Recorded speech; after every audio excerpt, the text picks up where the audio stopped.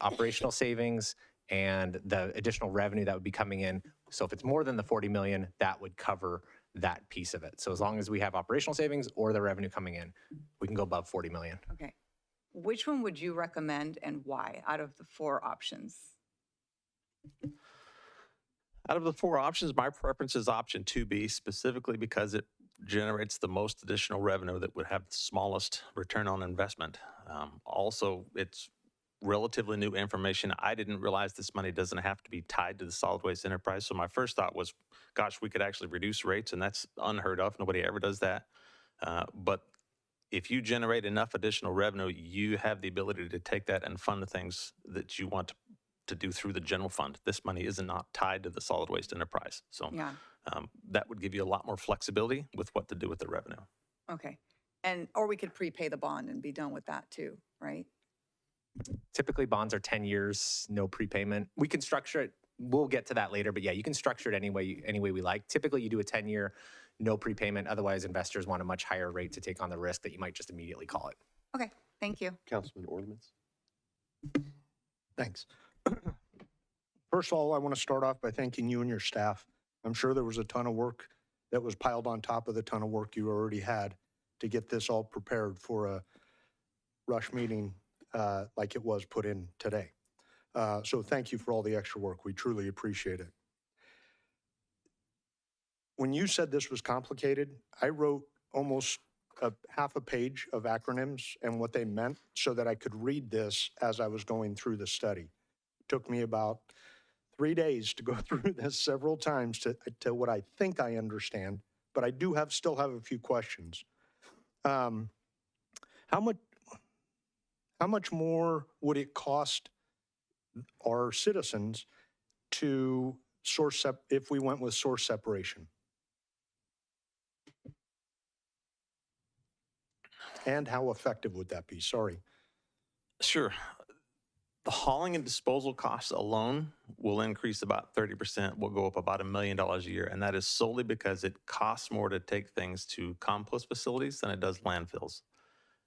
What we have not delved into is how many additional trucks will we have to buy? How many additional drivers will we need? What's the additional fuel that we require? What's the wear and tear on the roads and the streets? And how much money needs to go to PMP? All of that hasn't been factored into it yet. But just strictly from the operational budget, it'll cost us about another $1 million a year just to get rid of the material if we source separate it. The problem with source separation and why we don't like it is it places the burden for compliance on the residents, and this isn't their area of expertise by any means. So if I have to tell somebody, okay, you can't put your pizza box in that garbage can anymore, it has to go in the organic box, but you can still put your grass and your leaves in the yard waste, but you can't put sticks in there anymore. You've got to put, so the level of education alone will require additional employees. Even with all that education, other agencies find that the costs go up significantly because of the levels of contamination that you ultimately have. People just cannot process everything to the level that we would need to ensure that we don't pay for contamination fees at the landfills and the compost facilities. So significant effort, cost of at least $1 million a year. Thank you. And you kind of mentioned this a little bit in your presentation, but just so it's clear to everybody else, you talk about tipping. You're not talking about somebody getting a tip at the table. What does that mean? Correct. Tipping fees are a term that generated from the landfill use, and it refers to the fee that trucks get charged when they back up their trailers and they tip the trailer, dump everything out. That's the tipping fee. It's just a disposal fee, but it's called a tipping fee in the industry. So we're looking at that as becoming an income for us as people will be dumping the high-strength waste with us. Correct. We would accept tanker loads of slurried organic material, and it's not tipped anymore at that point. It's pumped out of a truck, but they still call them tipping fees. But yeah, that refers to the fee that we would charge people for the privilege of letting them get rid of their organic material at our facility. Okay. Just a couple more questions, sorry. Oh, you know what? I'm done. The last question I had was the exact same question Councilmember Mendoza ended with, was which would you recommend and why? And you've already answered. Thank you. Councilmember Pearson. Yes, so thank you for the presentation. And And I just want to clarify some things that came up during our review of the agenda and things that I heard tonight, just for our residents who may watch this back or be watching right now. Councilmember Mendoza asked a lot of the questions that I think I had as well. Thank you very much. But just to clarify, because I know we said the 4 million in the rate study, the 40 million, for the other $50 million, just to verify, you're anticipating 27 million, 30% investment tax credit from the IRS and the Cal Recycle grant potential, correct? So we got denied the Cal Recycle grant. We have heard that there's additional round of funding going to be available through them. So we've already reached out to other agencies that did get funding, and we've got copies of their submissions so that hopefully we'll be better prepared to get awarded that funding. But of the 40 million that's in the rate study now, if we got 30% of a $90 million project, that's another 27. So that's 67 million that we have coverage for. So we would only need to have debt service coverage for an additional 23 million that would come via bond revenue. That 23 million would cost us roughly 900,000 a year for debt service coverage, which we would make up for that just in the million a year that we're going to save by taking less material to compost and landfill. And how many years did you think it would be the on a return on our investment about? The very most simple ROI calculation is 12 years, and that's 7.6 million annual revenue divided into 90 million. And while we can't quote you, one thing that stood out to me is there's a potential cost savings for our residents if we go with your suggested amount. We can't guarantee that, but. Well, I can guarantee that the operational costs will go down. We will save $1 million a year in trucking and disposal fees. Whether or not that is needed to cover additional debt service for the higher capital cost, most likely. But can we take some of that additional generated revenue and offset the rates? Absolutely, that's an option. Okay, thank you. No further questions. Vice Mayor? Thank you. Thanks, Casey. This was about as clear as it could possibly be. And honestly, I find this like pretty exciting because I feel like this is Brentwood being very innovative in the area of reducing greenhouse gases, et cetera. And so it's kind of a nice thing to see something very proactively working for cleaner air, et cetera, et cetera. So thank you for the presentation. One of my questions is about impacts on residents that are not generally across the city, but the ones that are closer to the site. Noise, traffic, air pollution, odors, that kind of thing. So like short-term during construction and long-term. Can you talk about that, please? Sure. There's always going to be short-term impacts during construction, but once the facility is completed and is processing waste, all the equipment is inside the solid waste transfer station building. So there shouldn't be little to no noise impact where that transfer facility is located. There are no direct residents within maybe, it's close to half a mile, something like that. Sunset Park is the closest one. So if you had people at the ball fields doing things during normal business hours, they would potentially hear a little bit of noise. But from an odor perspective, the project will be managed. Everything that is sealed that generates gas, because those gases have to be captured, anything that generates odors will be run through an odor capture or treatment, like a commonly called a biofilter. It's designed to take care of those odors. So it would be very similar to the wastewater treatment plant, which is very, very minimal odors because we do a good job of capturing those with mechanical processes and biological process to minimize those odors. Thank you. You mentioned the regional organics outlet, and I would like for the public to have clarification on whether that means we are partnering with adjacent cities or municipalities, and how that would impact this project. We have no plans to do that currently. That is certainly an option. If we were to build this facility and find it to be wildly successful, there is nothing to prevent us from working with other agencies and accepting their waste or accepting more high-strength waste and building additional digesters and generating additional revenue. That's certainly an option, but it's not considered at this time. This project would only serve the residents of Brentwood. Okay, thank you. Looking at long-term operations, there was some confusion on my part about whether the city is responsible for maintenance, liability, compliance, or et cetera, or energy, it would be. The feasibility study looked at it from a couple of ways. It contemplated whether or not Energy would actually build, own, and operate the facility, and we would contract with them to process the material. Ultimately, what we've decided on is that the city will own it. Energy will design it, help us commission it, and get it up and running, and then we'll own it and operate it. Okay, so if there's any kind of a compliance issue down the road, that would be something that would be on our shoulders to take care of. That's correct. No matter what we do, the compliance would be on ours. We would have a really hard time offloading that liability. Okay.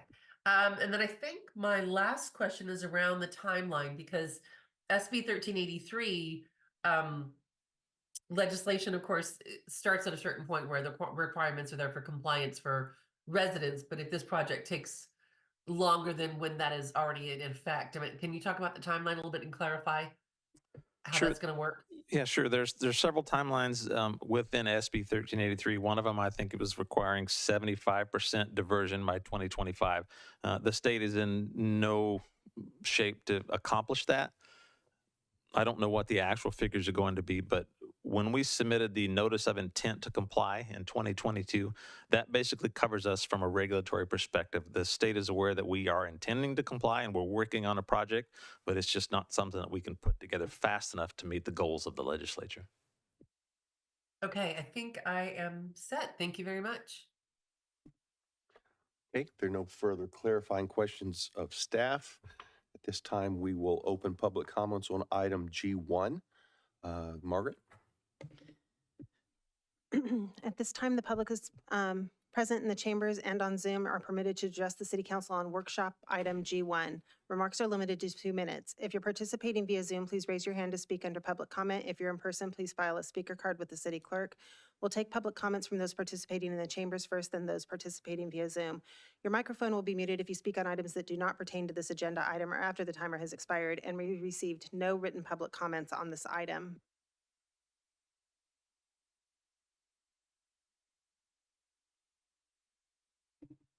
We have no public comments in the chambers. I do have one hand raised in Zoom.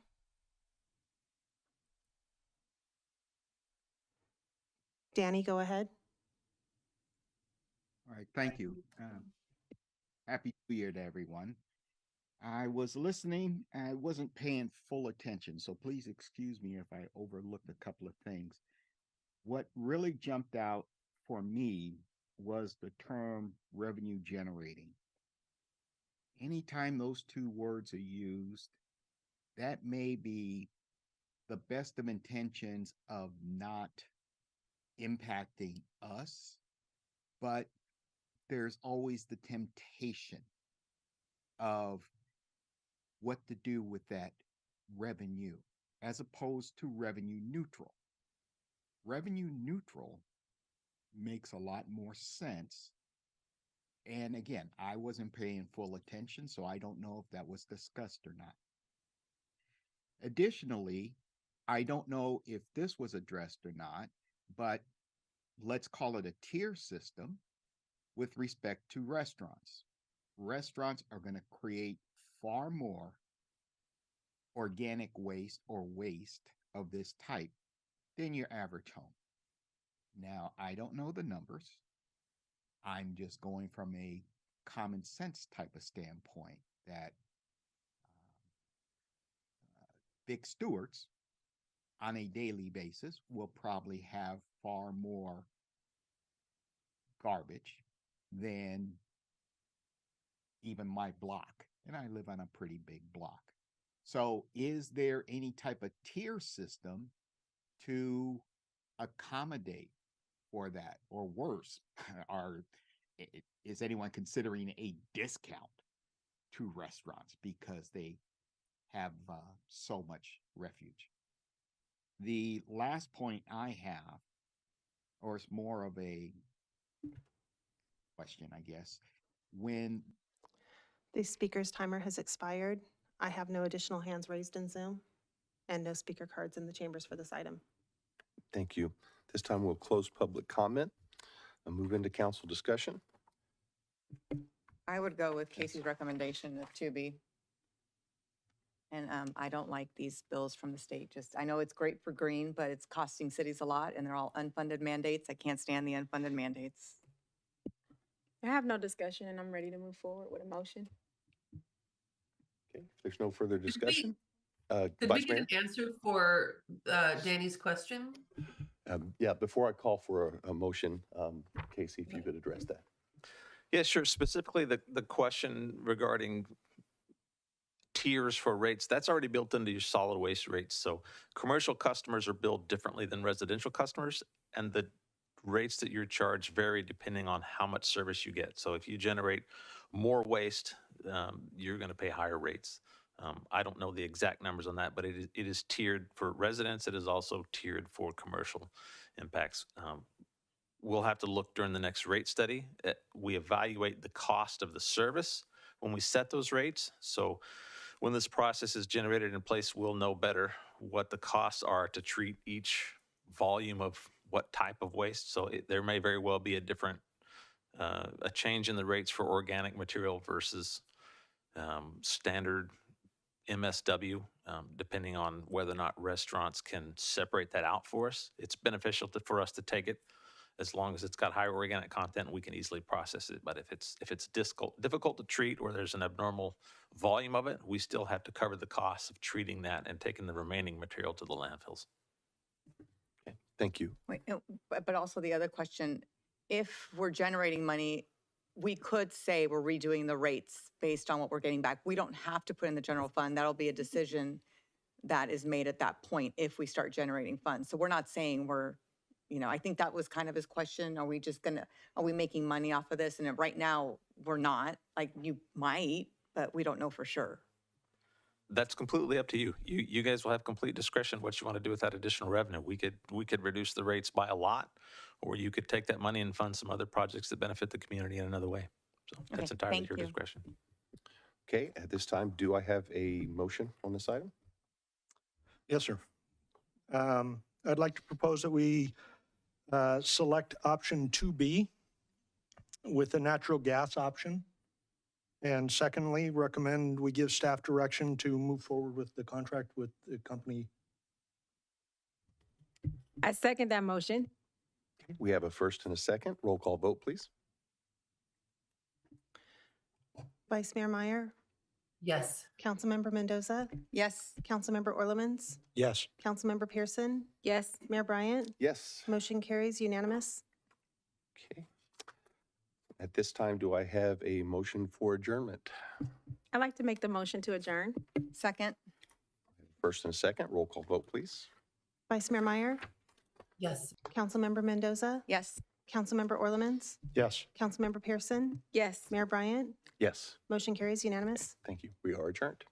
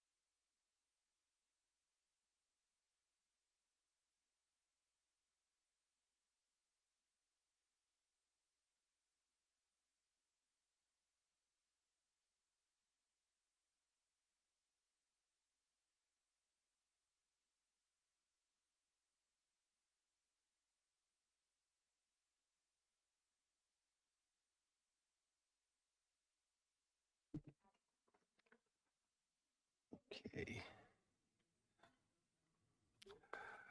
Good evening. Welcome to the council meeting of January 9th, 2024, beginning at 7 o'clock. This time we will be calling this meeting to order.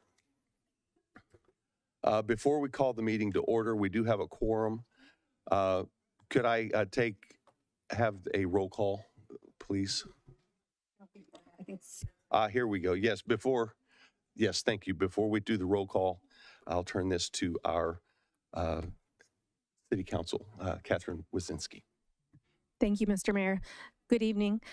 This evening, Vice Mayor Meyer wishes to participate remotely via teleconference. She makes her request under the Brown Act, specifically Government Code Section 54953 F2A2, which is the emergency circumstances provision that was included in the law by AB 2449. Under this provision, the council must vote on whether the vice mayor may participate remotely.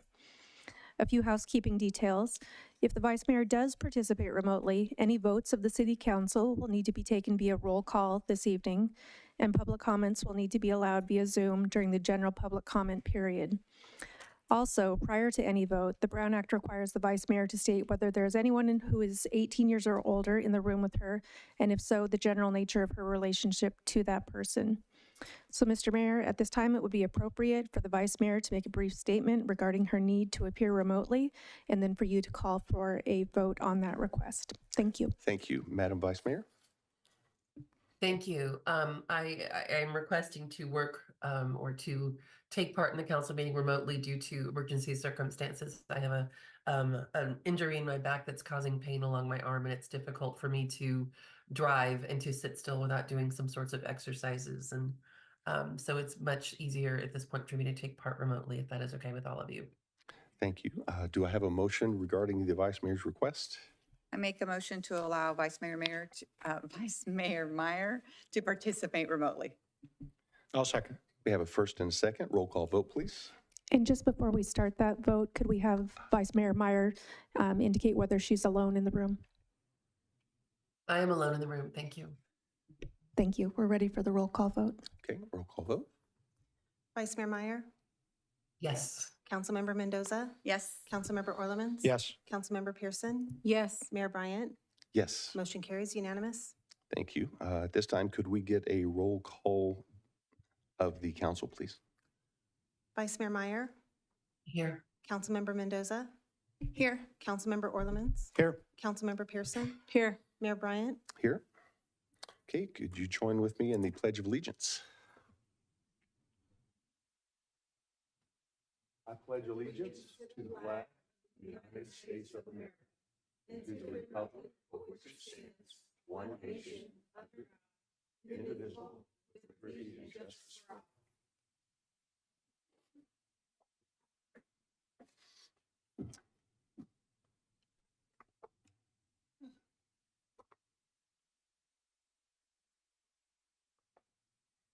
Okay, at this time, we will open public comments.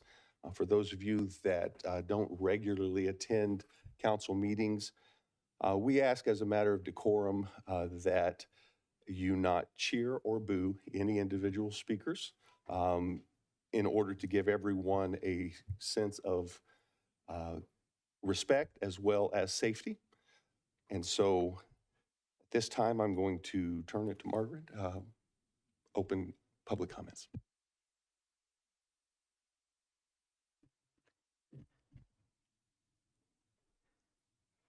As Vice Mayor Meyer is participating remotely under the provisions of the Government Code, we'll take general public comment via Zoom. If you're in person, please file a speaker card with the city clerk. Those participating via Zoom, please raise your hand if you wish to speak. At this time, the public present in the chambers and on Zoom are permitted to address the city council on items that are not on the agenda, items listed under presentations, informational reports, or items that are listed on the consent calendar, requests for future agenda items, new requests. Comments for the meeting's detailed future agenda items or business items or public hearings should be made when those items are called. Please limit your remarks to 2 minutes. The microphone will be muted when the timer expires. And I'll call up the next 3 speakers at a time. Real quick, I'm sorry, Mayor. We reduced to 2 minutes from 5 minutes? What was the rationale for that? The anticipation of significant public comment participation. Is there any way we could do, I just feel like from 5 to 2, is there any way we could do 3? Well, I think we should just announce why. It just felt like I didn't know we were going down to 2 minutes.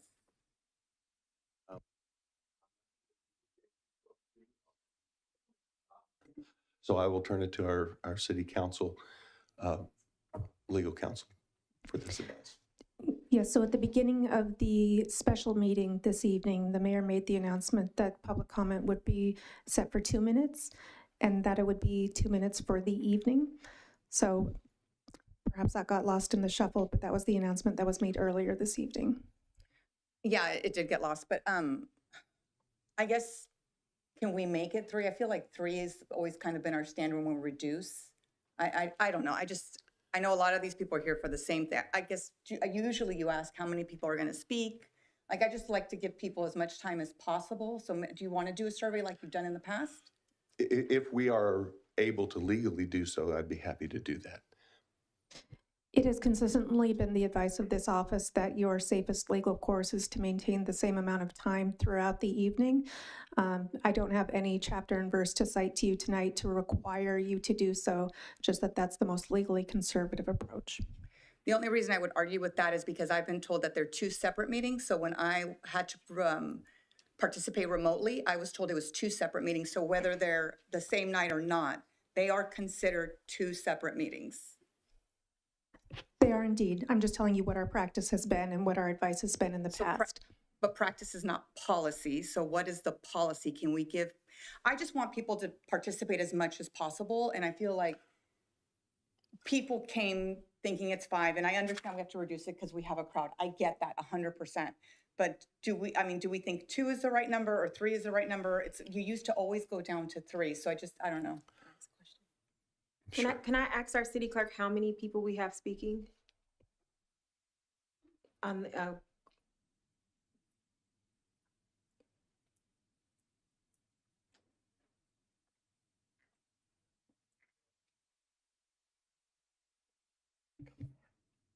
+1.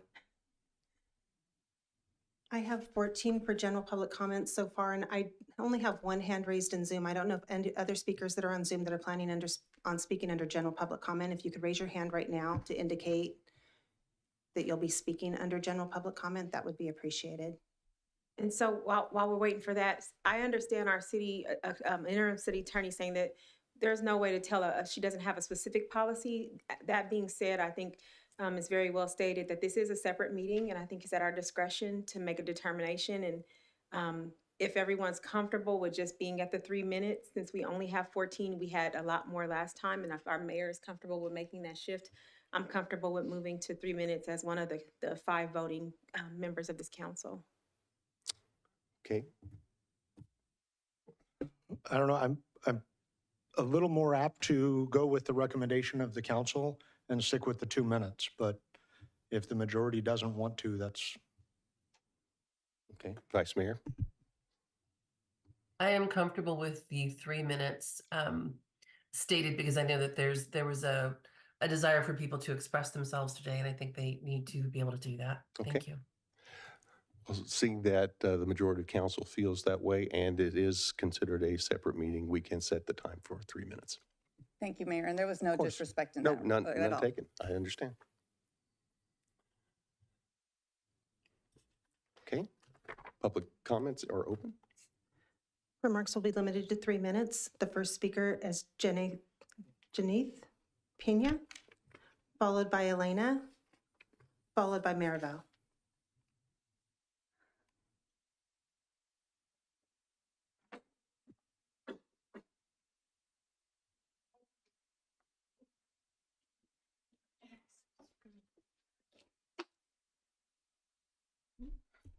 Hola a todos, mi nombre es Janet Peña y soy parte de Hijas del Campo.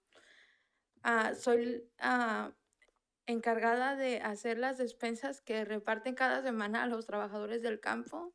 Vengo aquí para agradecerles a la librería por el año pasado nos dejaron hacer nuestras despensas en el community room. Quiero agradecerles a todo el equipo de la librería por ayudarnos siempre. Gracias. Do you need me to translate? Yeah. So you can, this is Janet Peña. She's the food program manager for Hijas del Campo. And she is here tonight because she wanted to thank the city of Brentwood's library for opening up their doors for our weekly despensa program. They allowed us the space for over a year. So that way we can pack our food and have families come and pick up the food directly from there. So we're really grateful to them.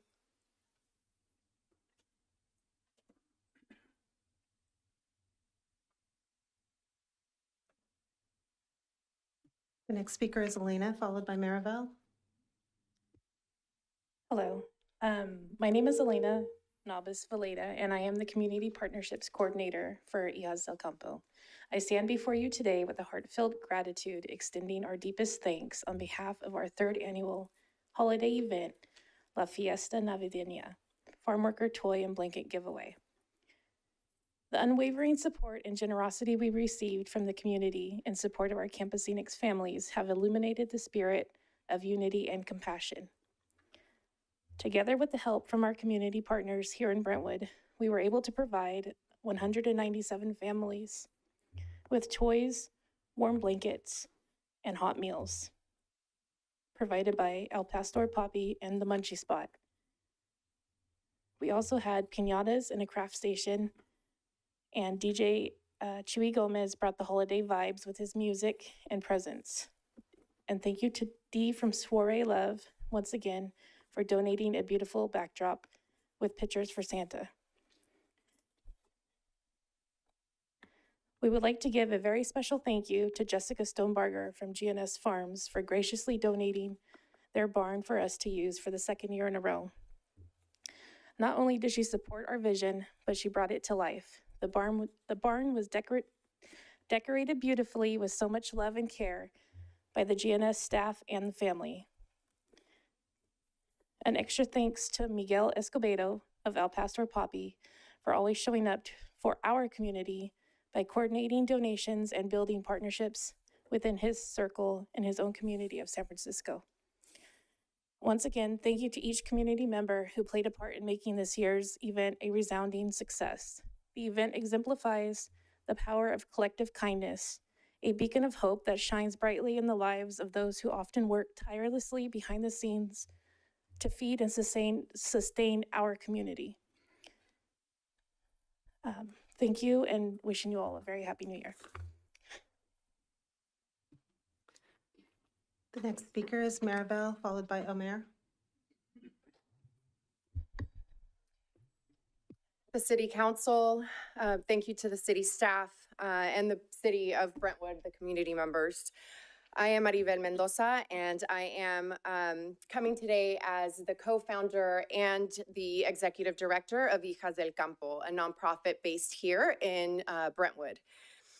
I am here tonight because of the incredible community that Far East Contra Costa is composed of, and to give thanks specifically to our incredible partners who year after year and season after season show up and show out for our campesino farm workers to have our Hijas del Campo annual Fiesta Navideña. Thank you to Amy Tilley of the Downtown Brentwood Coalition. Amy is someone who does not gatekeep resources. On the contrary, she is someone who will always connect community leaders, organizations, businesses, and those who are just starting together because it makes our communities stronger. Thanks to Amy and the Downtown Brentwood Coalition, we were able to partner and meet the teams of Zephyr Grill and Bar, Drenched Boutique, Curiosities Vintage Store, and others. Thank you to our long-term partners, the amazing Brentwood Lions Club, the staff of the city of Brentwood, Chrome Coffee, Wanna Waffle, Begin Again for Kids, the Urban Edge Farm, Diablo's Cherry Farm, the Brentwood Library, the Oakley Library, La Mixteca Market and Carniceria, Vista Oaks Charter School, Sip and Scoop, the Munchie Spot, Monument Crisis Center, the Little and Brave, and Beckes. I'd like to also thank our Bay Area community who came together for our local campesinos. So Chuy Gomez, Al Pastor Papi, Cochinita Maya Cuisine, The Free 99 Podcast, Sephora, Dome Constructions, Tandem Books, Toys for Tots, Contra Costa Health Services, Velvet House, B-Star Agency, Radio Show Hecho en California, Baby to Baby, La Clínica de la Raza, O'Melveny and Myers. I also want to give a shout out to Dee. I know I'm on a time crunch.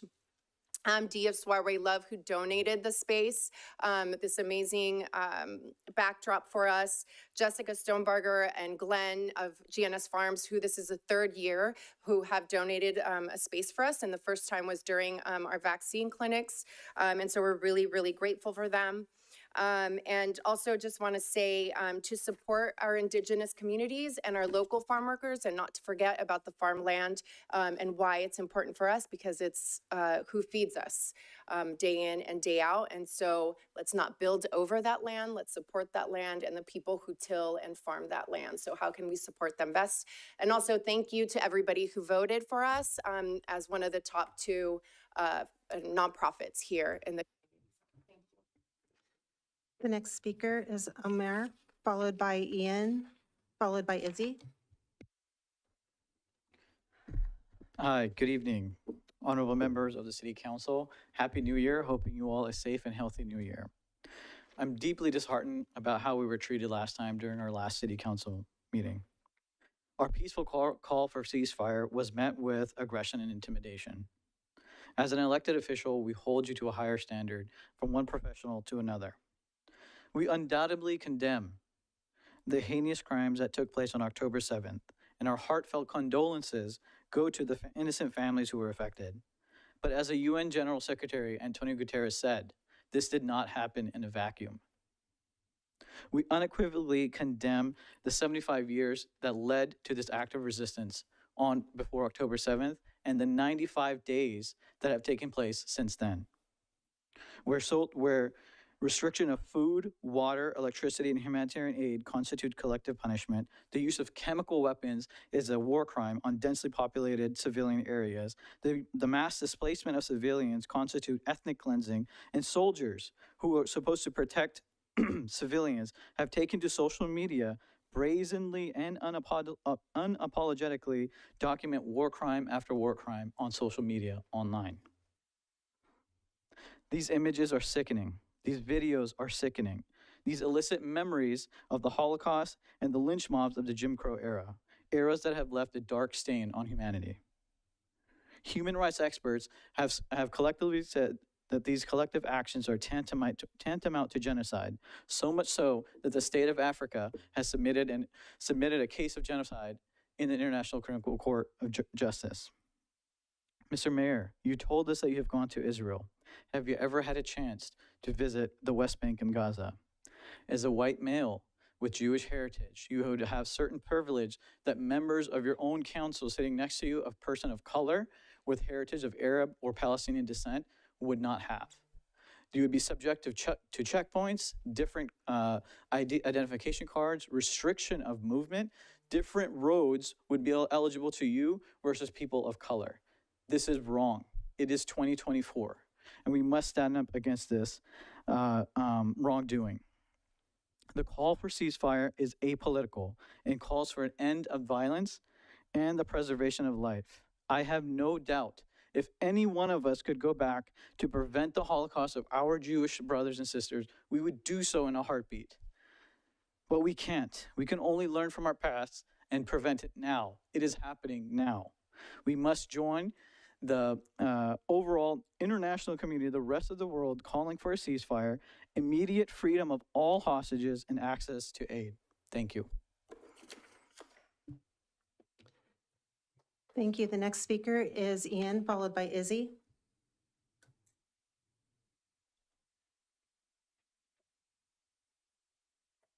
Good evening, Council. I am speaking on behalf of the Chinese Culture Club at Heritage High School.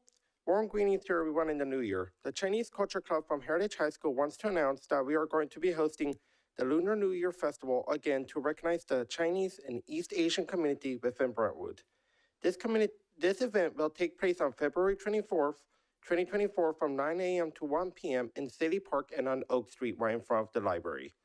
There will be traditional Chinese lion dancers performing and small businesses vending to support our community.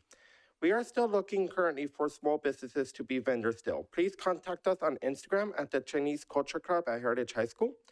We would really appreciate it if the word could go around so we could create a lovely, warm festival. Thank you so much, and they want to express their thank you to Amanda Cheney of the Brentwood Parks and Rec Department for all of their support. This is the second annual event, and I personally will invite the whole council and everyone in the city to go to their event. Thank you. Ian, can you say the date again? Was that the 21st or the 24th? Sorry, the 24th. Thank you. The next speaker is Izzy, followed by Samaya. I come to you as a lifelong resident of Brentwood and a proud Jewish individual to join, as I said before, hundreds of thousands across the globe for calling for a permanent ceasefire in Palestine. Last time you asked, what can you as the council do as a small council in a small city to have impact in the greater nation? You can have a great impact. Even joining with other councils and saying you want a ceasefire, it means something. Palestinians are here in Brentwood. You could stand with them. You can't let them stand alone. I am the descendant of Holocaust survivors. I cannot sit here and let another Holocaust happen to Palestine, which has been happening for 75 years. Yes, the Holocaust happened to Jewish people, but suffering does not mean they get to create another Holocaust upon Palestine. Suffering just means more suffering. It does not mean that, it does not take back what happened. It does not do anything to have Israel exist. Anne Frank died of typhus. And right now, typhus and cholera are spreading through lack of clean drinking water and are especially dangerous to children in Palestine right now because there's a lack of drinking water and food because things are being bombed because they're not getting resources in. I ask you to come together and ask for a ceasefire for Palestine, please. Thank you. The next speaker is Samaya, followed by Dina.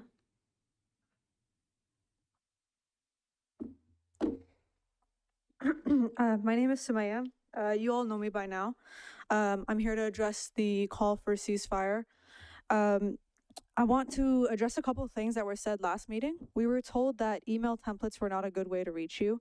I'd like to point out that I sent personalized emails from me to all of you, and only 2 of you answered. The mayor, Councilman Pearson, and Councilman Orlemans have yet to respond to anything. We were also told that our language was demanding, and I'd like to counter that the immense loss of human suffering has caused us to be more urgent with our requests. We're at like 30,000 now? However, we were very respectful and we're just concerned citizens. The one council member who did respond, Councilmember Mendoza, refused to discuss anything with us when she was one of the first to give us support. Then she changed her mind. Lastly, at the last meeting, 95% of people that were there came in support to the resolution that we wrote. And you guys took that 5% that were objected to it and said it was the majority, and that's just objectively false. I want to say that we will continue to spread the word on the ongoing genocide of the Palestinians. Follow Brentwood for Palestine, and from the river to the sea, Palestine will be free. Please understand, this isn't, as Omer said earlier, this isn't a political issue. Kids are dying. Children are dying. I'm 2 months pregnant right now. I have a child in my belly. And the videos I see, kids crying for their mothers. They can't sleep the next night because they know their mother isn't with them. I'm not even Palestinian. I'm Arab. I'm just Iraqi. Find it in your hearts to just use Google. Eye on Palestine. Literally just Google what they're doing to them. Do you know what white phosphorus does to humans? To their skin? The gas continues to stay in your skin. And the more it's exposed to oxygen, the deeper it digs into your skin. The pictures I've seen, they're literal just holes dug into these bodies from that white phosphorus gas, which is, correct, illegal to use on civilians. It's illegal. The war crimes they're just okay with posting online is illegal. You're a lawyer. You know it's illegal. You can look into the law. I'm not even a lawyer, and I know this. You said your you used to be a police officer. Law, it's illegal. You said you're a pastor. This is a an affront to humanity. That's all I have to say. The next speaker is Dina, followed by Carrie.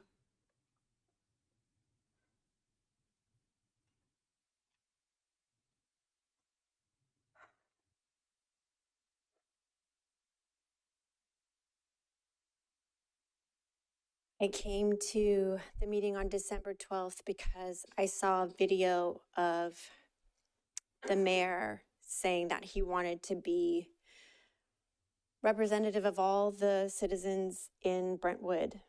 And I felt so much hope and I was so excited. Another council person talked about her daughter's best friend who was Palestinian, who was being harassed at school. And I was so proud. And I showed up here expecting that we would all come together as human beings in the name of humanity. And I was so disappointed and heartbroken. I've been heartbroken since I left that day. The mayor's response to us all coming together, some of the Jewish people in the room who were saying that they were afraid to wear their Star of David. I went out and several of us went out to support them and say, you should absolutely wear that star with pride and not have fear. And we came together and it was so wonderful. And when the mayor said, I've been to Gaza, I was like, oh gosh, he understands, he knows. And then the words that followed it, I'm still shocked and still baffled. The mayor, you said the word I counted 37 times, but the word Palestinian and Palestine was not said once, not by the mayor or anyone else in the council. I am not Muslim. I am a Palestinian. I am an American. I'm a social worker. I do not want my tax dollars to go towards the killing of innocent people. The atrocities of what happened on October 7th are horrible and should never happen to anyone, not in Israel, not in Palestine, nowhere in the world.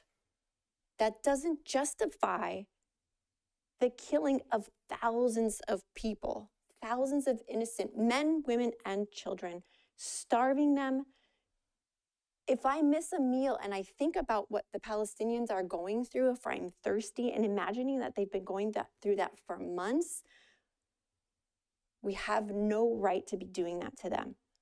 I would like an apology from the mayor for wasting our time that we were lectured for using our one precious minute to talk about the lives of these innocent people.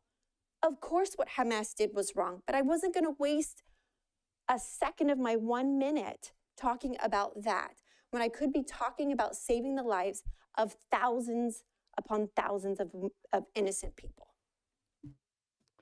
The next speaker is Carrie, followed by Farid.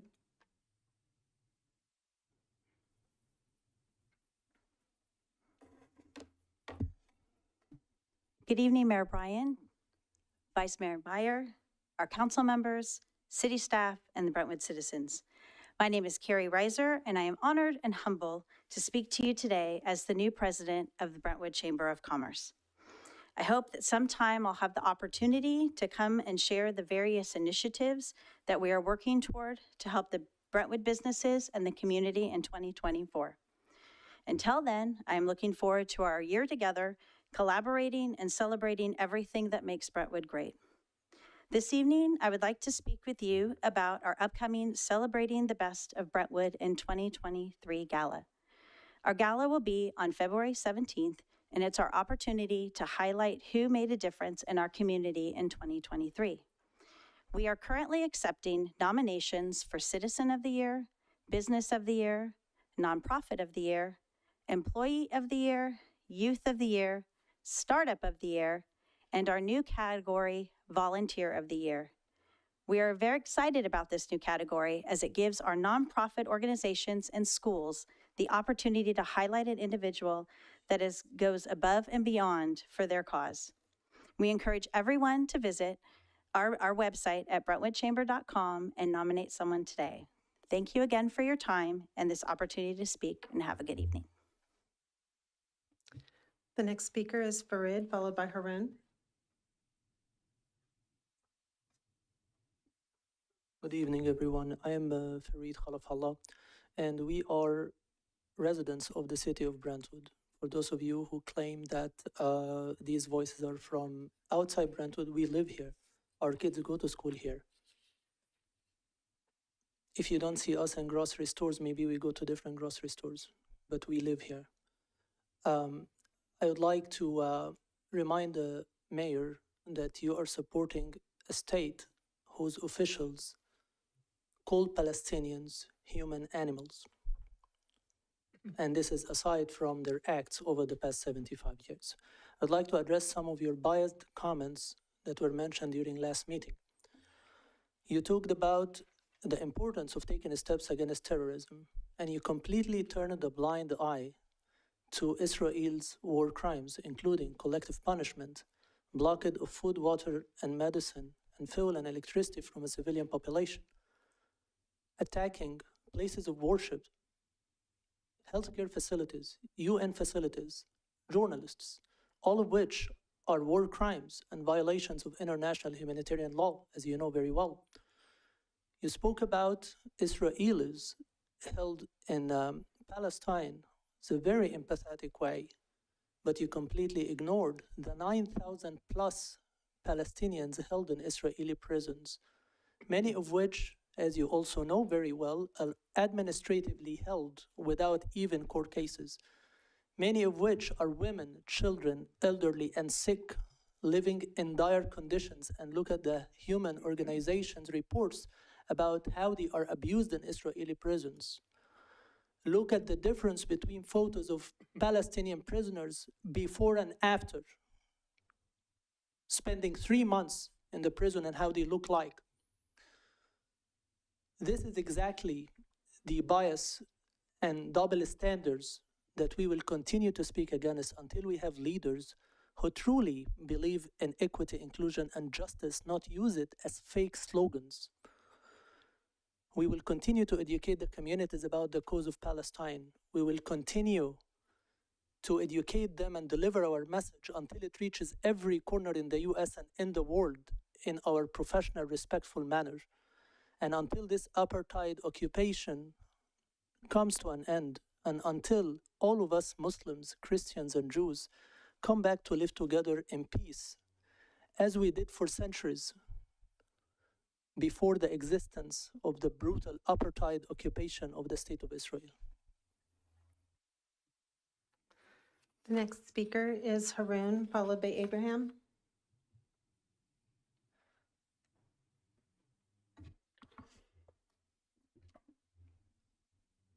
Hello. So I don't want to be here. Like, I don't want to be up here. I don't want to talk about this. I don't want to have to talk about this. This is not fun for me or anyone here, to be honest. I think the people that come up to speak here about this issue feel that there's a moral obligation to do as much as you possibly can with the limited resources that you have, right? Like,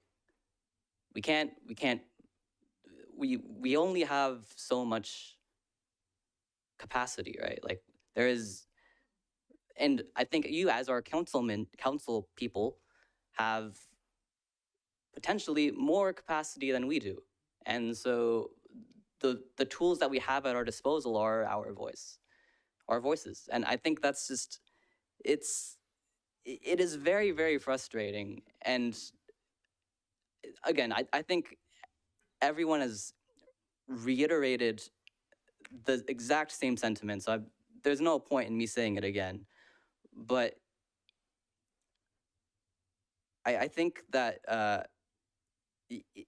it's so painful. I was just looking at an article just now, just to really see, because it's like it's losing traction, right? Like news cycles ebb and flow, and it's lost its time in the news, right? It's been a couple months, and so it's just, but it's at 22,000 now. Like imagine, that's crazy. Like 22,000 people. Like I don't even know 22,000 people. Like imagine, like I think that's like that. Imagine like that's like the size of a small city. Imagine like a small city just being wiped off the face of the earth. Like that's. Anyway, that's. I know this might be just shouting into the void, and kind of just fall. It might just fall on deaf ears, but I think I just wanted to come and reiterate the points that people have already made. All right, thank you. The next speaker is Abraham, followed by Hannah. Hi. Actually, I wasn't prepared to say this when I got here, but when we started our meeting, it was so interesting that we started with the U.S. pledge under God. I don't have to read it all. You already good in saying it in full. I don't know, honestly, I don't know which God we are talking about and what justice that we are mentioning. I don't know which God that accepts this type of war crimes happening in Gaza. I don't know. I don't know. I will be so interesting to teach me about this God. And Mr. Mayor, you say that you visited Israel. Just to let you know, I am Palestinian or generations. I can go back in history for I don't know how many grandfathers. I own a land, a house in Palestine, and I'm not allowed to live in it. If my son, after my death, doesn't go and follow up after that house, it will be taken by a settler. This is the justice we are talking about. I don't know what it takes to ignite the human being sense in everyone watching these videos. I don't know. I don't know what else we have to show. I don't know. It's just mind-boggling. I don't know what else can be happen to explain this to you. All what is asked for, ceasefire. Is it too much to ask for stop killing? I don't know. It's just you guys explain it. And you live with it. Someday you will be asked about it. Thank you. The next speaker is Hannah, followed by Dan. Hello, board. I thank you for your attention. My name is Henna, and I'm a Brentwood resident, and I graduated from Liberty High School. Last month, 9 members of my extended family in Gaza, including the chubbiest 3-month-old baby girl named Farah, and the silliest 2-year-old boy you would have ever met, named Abdullah, were murdered. They were in their home, a residential complex, when Israel, without warning, rained hell on the residential complex and left the entire building in shambles. In sharing this with you all, I do not ask for your sympathy. I do not ask for your condolences or empty words. We need action. Today, San Francisco passed a ceasefire resolution because overwhelming majority of all constituents recognize the power of local movements and initiatives. We need you to similarly represent us and pass a Brentwood resolution for a ceasefire, so we can just say, at least just say, that we reject and call for an end to killing of innocent civilians and an end to the killing of Brentwood families who live abroad.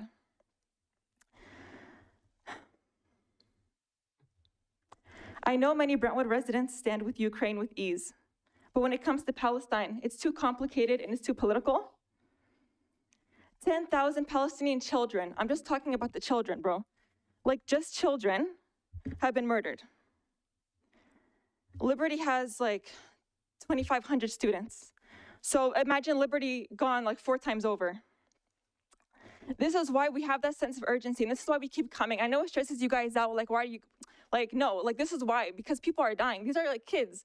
You got like family members, like it requires a sense of urgency. And I'm like so concerned that like, this is not a common sense thing to pass a resolution. If it's the least that you can do, why are you not doing it? We each have a part to play. And our part here in Brentwood, all of us here, is to just pass the simple ceasefire resolution. Talk to Palestinians. We're telling you what's happening. We're telling you all the war crimes. Just listen. Let's work on this together. Let's have a conversation and we can work on this.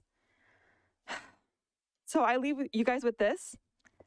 How many more Farahs and Abdullahs need to be massacred before you are compelled to pass this?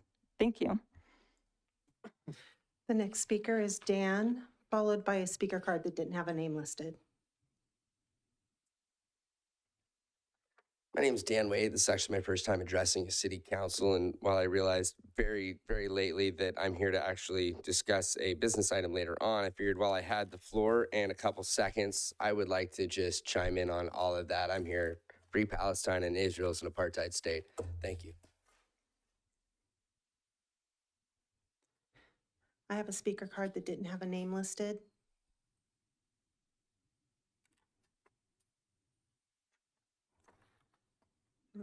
The next speaker card I have is for Ahmad.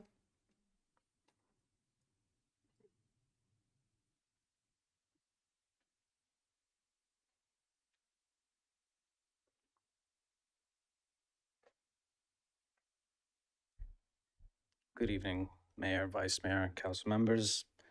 Like many others have said here, I've been here numerous times, also from this area. My kids go to school in this area, live in this area, do business in this area. And I also wanted to address some of the comments that were made last time we were here. And unfortunately, like others have mentioned, it felt like, we were being lectured and talked down upon. A statement that really, left a lot of questions was when the mayor had made mention of obtaining footage from Hamas phones. I think the question that we had, and I believe the broader community has, is how exactly are you able to obtain such footage from Hamas phones?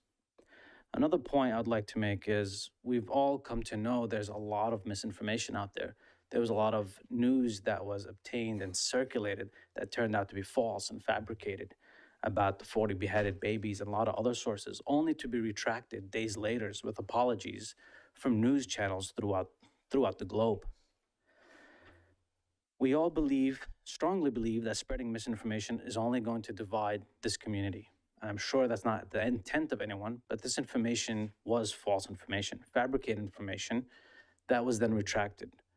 So I believe these are important questions that I am surfacing, others here are surfacing, and have come here numerous times to discuss this incredibly important topic. I, of course, am of also Palestinian descent, and so this topic is near and dear, and to a lot of others here in the community.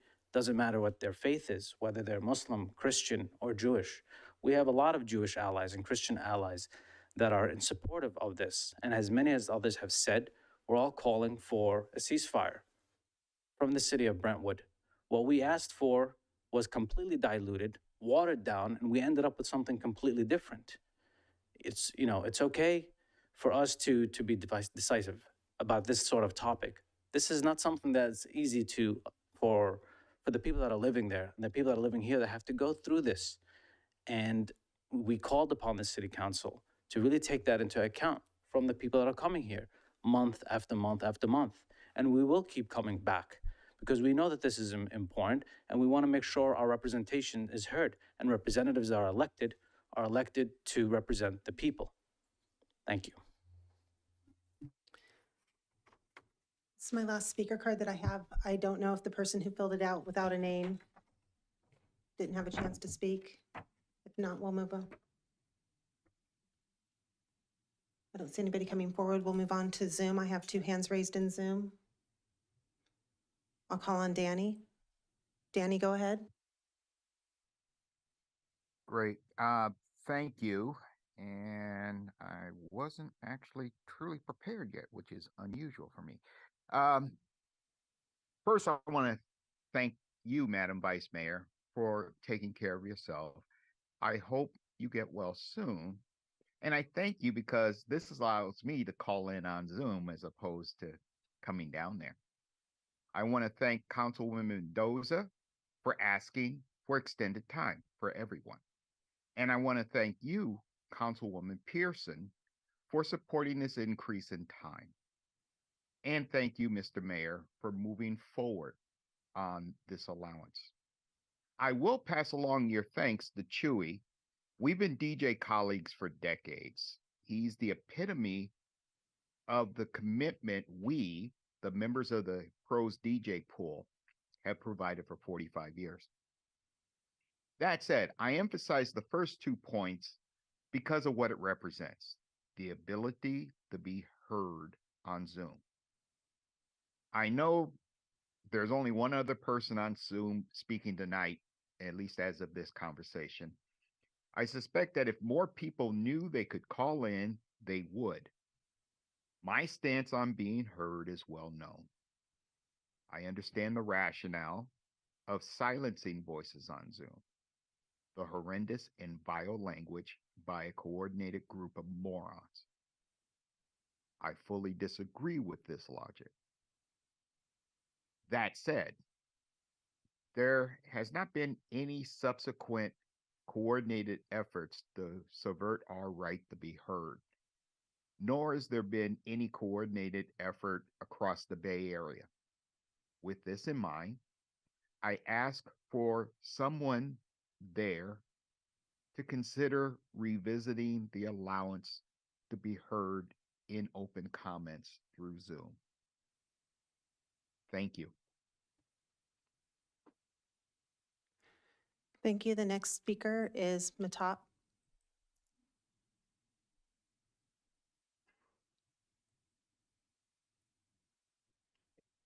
Hello, my name is Matop Ranjber. I'm sure you guys remember me from the last meeting and the last few meetings. I'm here to talk about, again, the ceasefire resolution that we've been trying to present forward to like the Brentwood City Council, and unfortunately have been met with either, it's fallen on either deaf ears, or we've been lectured and our issue, like our problems haven't been met. Like you guys haven't been addressing any of our issues, especially the problems that we have with your current resolution that speaks nothing about what we want. And I'd also like to pose a question. When we were asking for the ceasefire resolution to like consider it or anything, because, forget the fact that thousands of babies are dying. We're at 30,000 now, 13,000 being children. Let's forget about that. But we were told that it's not a Brentwood issue. Okay, fine, it's not the Brentwood issue. But my question is, if asking for a ceasefire to stop the bombs in Gaza is not a Brentwood issue, why is it that the mayor is able to sit down in a meeting about about the hostages that were taken by Hamas, Israeli hostages? Why is it that he gets to sit on this and make it a Brentwood issue, but when we're asking for bombs to stop falling on children, it's not a Brentwood issue? It's kind of hypocritical of like the whole stance, you know what I mean? So what I ask is honestly, if you can answer that question, is why you're able to sit on these meetings, but you're not able to sit in on meetings where we're asking you to help us stop, or just call for a ceasefire. We're not even asking you to go up on the ground, like boots on the ground, and stop the war. We're not asking you to do that. We're asking you to show solidarity, just like you did with the Jewish community, which is great. We should be doing that. We should be showing solidarity with all of our communities, which is what we want. But you're being one-sided. You're choosing one side over the other, and it's very clear. Thank you.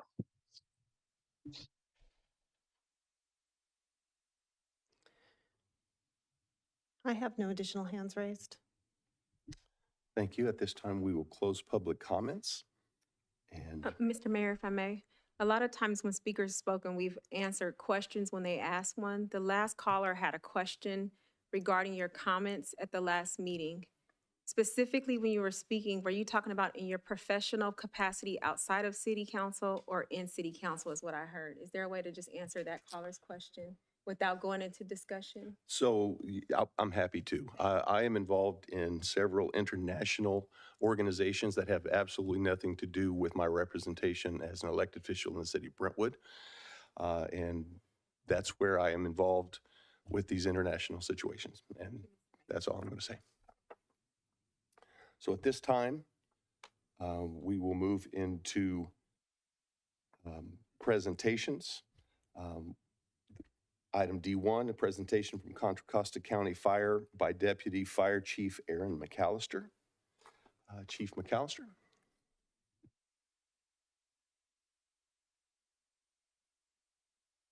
Thanks for having us tonight and allowing us some time to give you an update on what we have planned for the 2 fire stations that are coming to Brentwood. I'd like to acknowledge that I'm joined here tonight by 2 colleagues from ConFire. First of all, Lauren Ono is a Public Information Officer for Contra Costa Fire. Also with me is Brian Oftedal, who sits on our Advisory Fire Commission, represents East County on the Fire Commission. Next slide, please.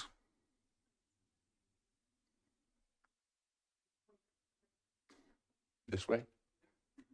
It's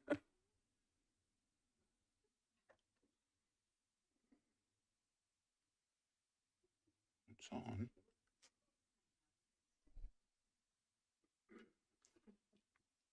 Sorry. No.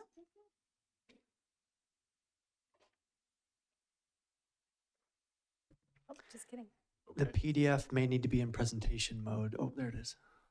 We'll just need to stand up. I'm trying. Everyone close your eyes. Okay. Thank you very much. Awesome. Okay. All right. I'm Aaron McAllister. I've been with ConFire for 8 years. What's important about this slide is that this is my 6th fire station construction project, 5 and 6 here in Brentwood, that I've been involved in since coming to ConFire. Most fire service leaders are fortunate if they have the opportunity to be involved in 1 or 2, and I feel fortunate to be involved in 6. You know, some of the things we do through fire station construction is really improving firefighter health and safety through building construction, improving response times through building construction. We want stations that flow naturally to the apparatus bay. We want to protect firefighters from carcinogens that are both in our gear, on the apparatus. We have diesel particulate that is discharged from fire apparatus. So through building construction, we've been able to design fire stations that have a clean side, a dirty side.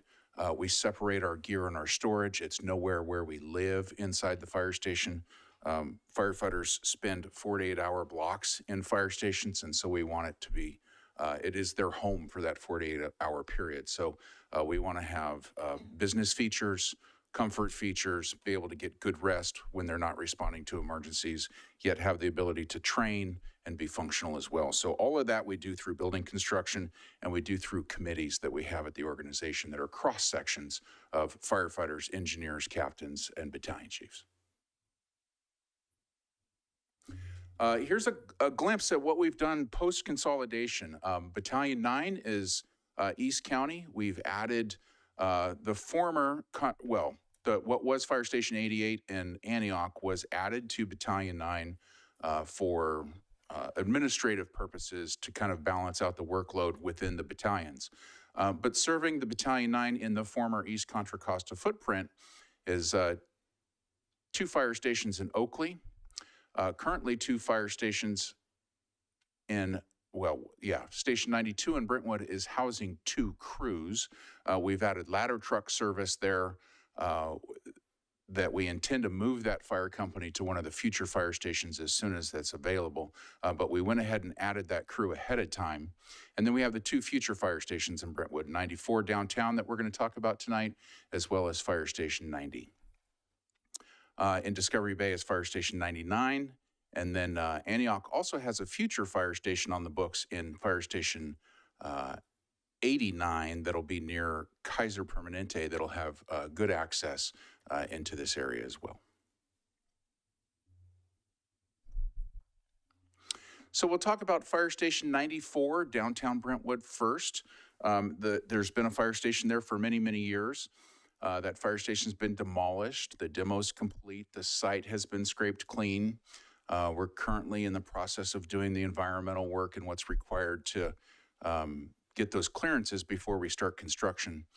There's been some controversy around this fire station. I want to take it head on. It's next door to the Veterans Hall. The land that the fire station formerly occupied at one time was property of the county. Then it was transferred to East Contra Costa.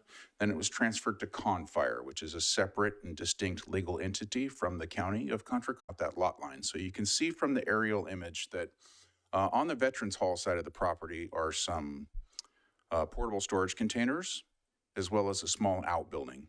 And our plans do involve moving the portable storage containers that are on a gravel, unimproved area there. But they don't involve moving or changing any of the other permanent structures that are on that site.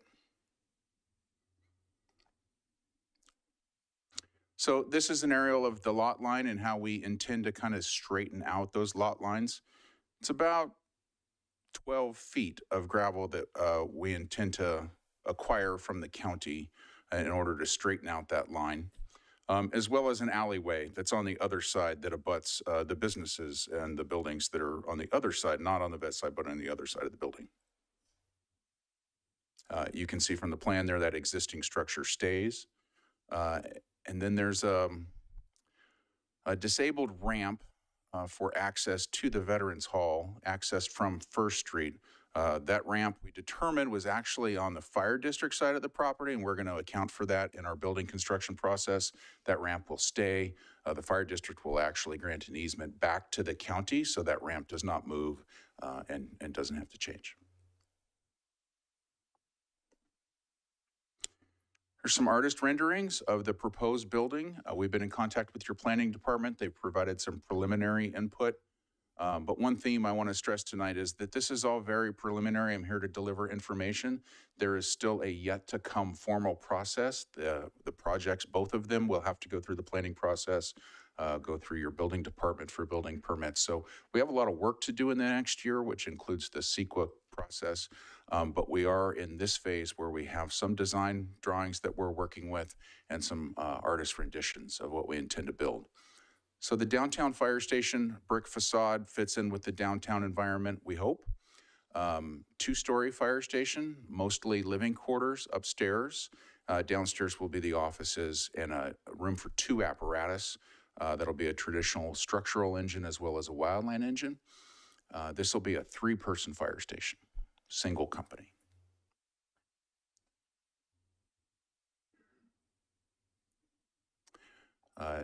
Same station, view from the other side.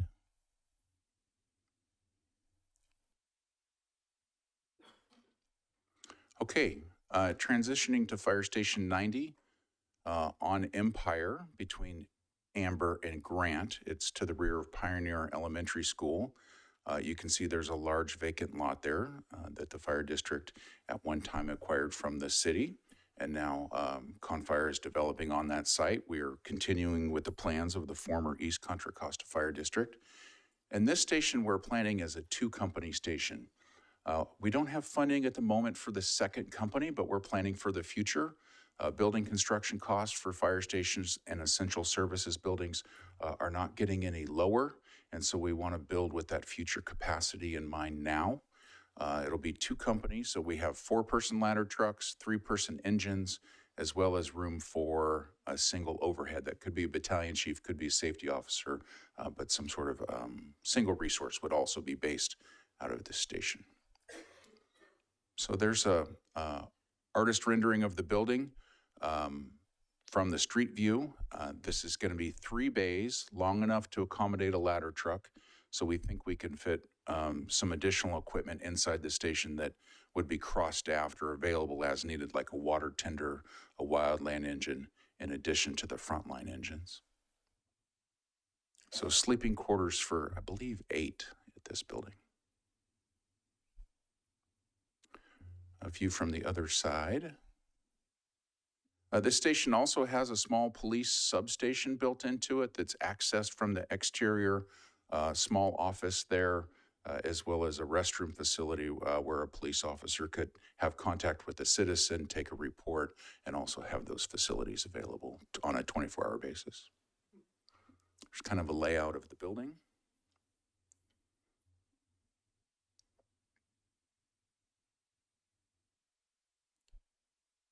Oh, let me back up to that other image. So yeah, you can see that we have some space for future growth. So behind the station, there's space there for future growth. We do want to secure the site in terms of fencing and landscaping. And then to the south, there is some additional space for future growth. That could be apparatus storage, could be maintenance, could be a training component. We don't necessarily have a locked-in plan for future growth, but I just want to mention that the site is larger than what the current facility design will occupy. And with that, I'm happy to answer any questions. Thank you. Any questions for Chief McAllister? I just want to say thank you for coming out and presenting and see what happens down the road. Thank you. I have a couple, nothing major. It has more to do with the city streets in regards to the construction. Yeah. The parking spots out in front of the Veterans Hall. Yep. Wouldn't be impacted by any of the apparatus coming in or out or anything like that, right?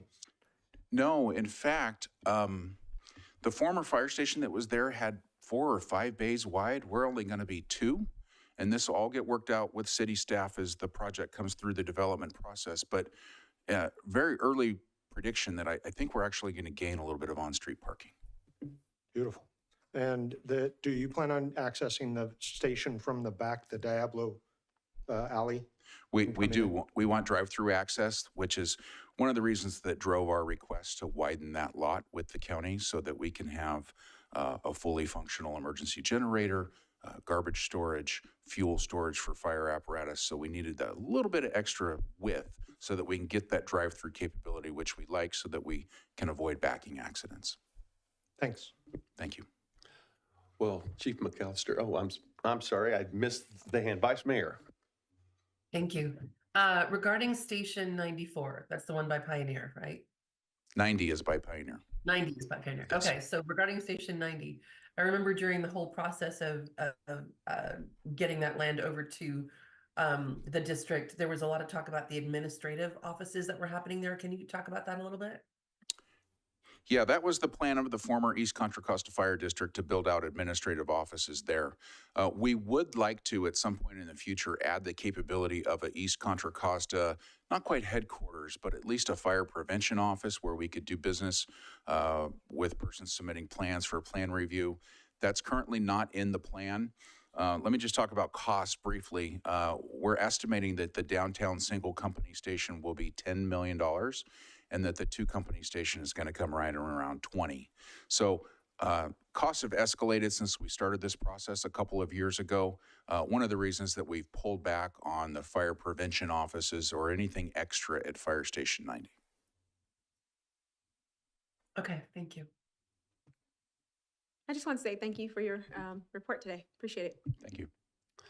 Yes, thank you, Chief McAllister. Our community has had a deficit for fire protection since the inception of it, and since Prop 13, the difficulties with that.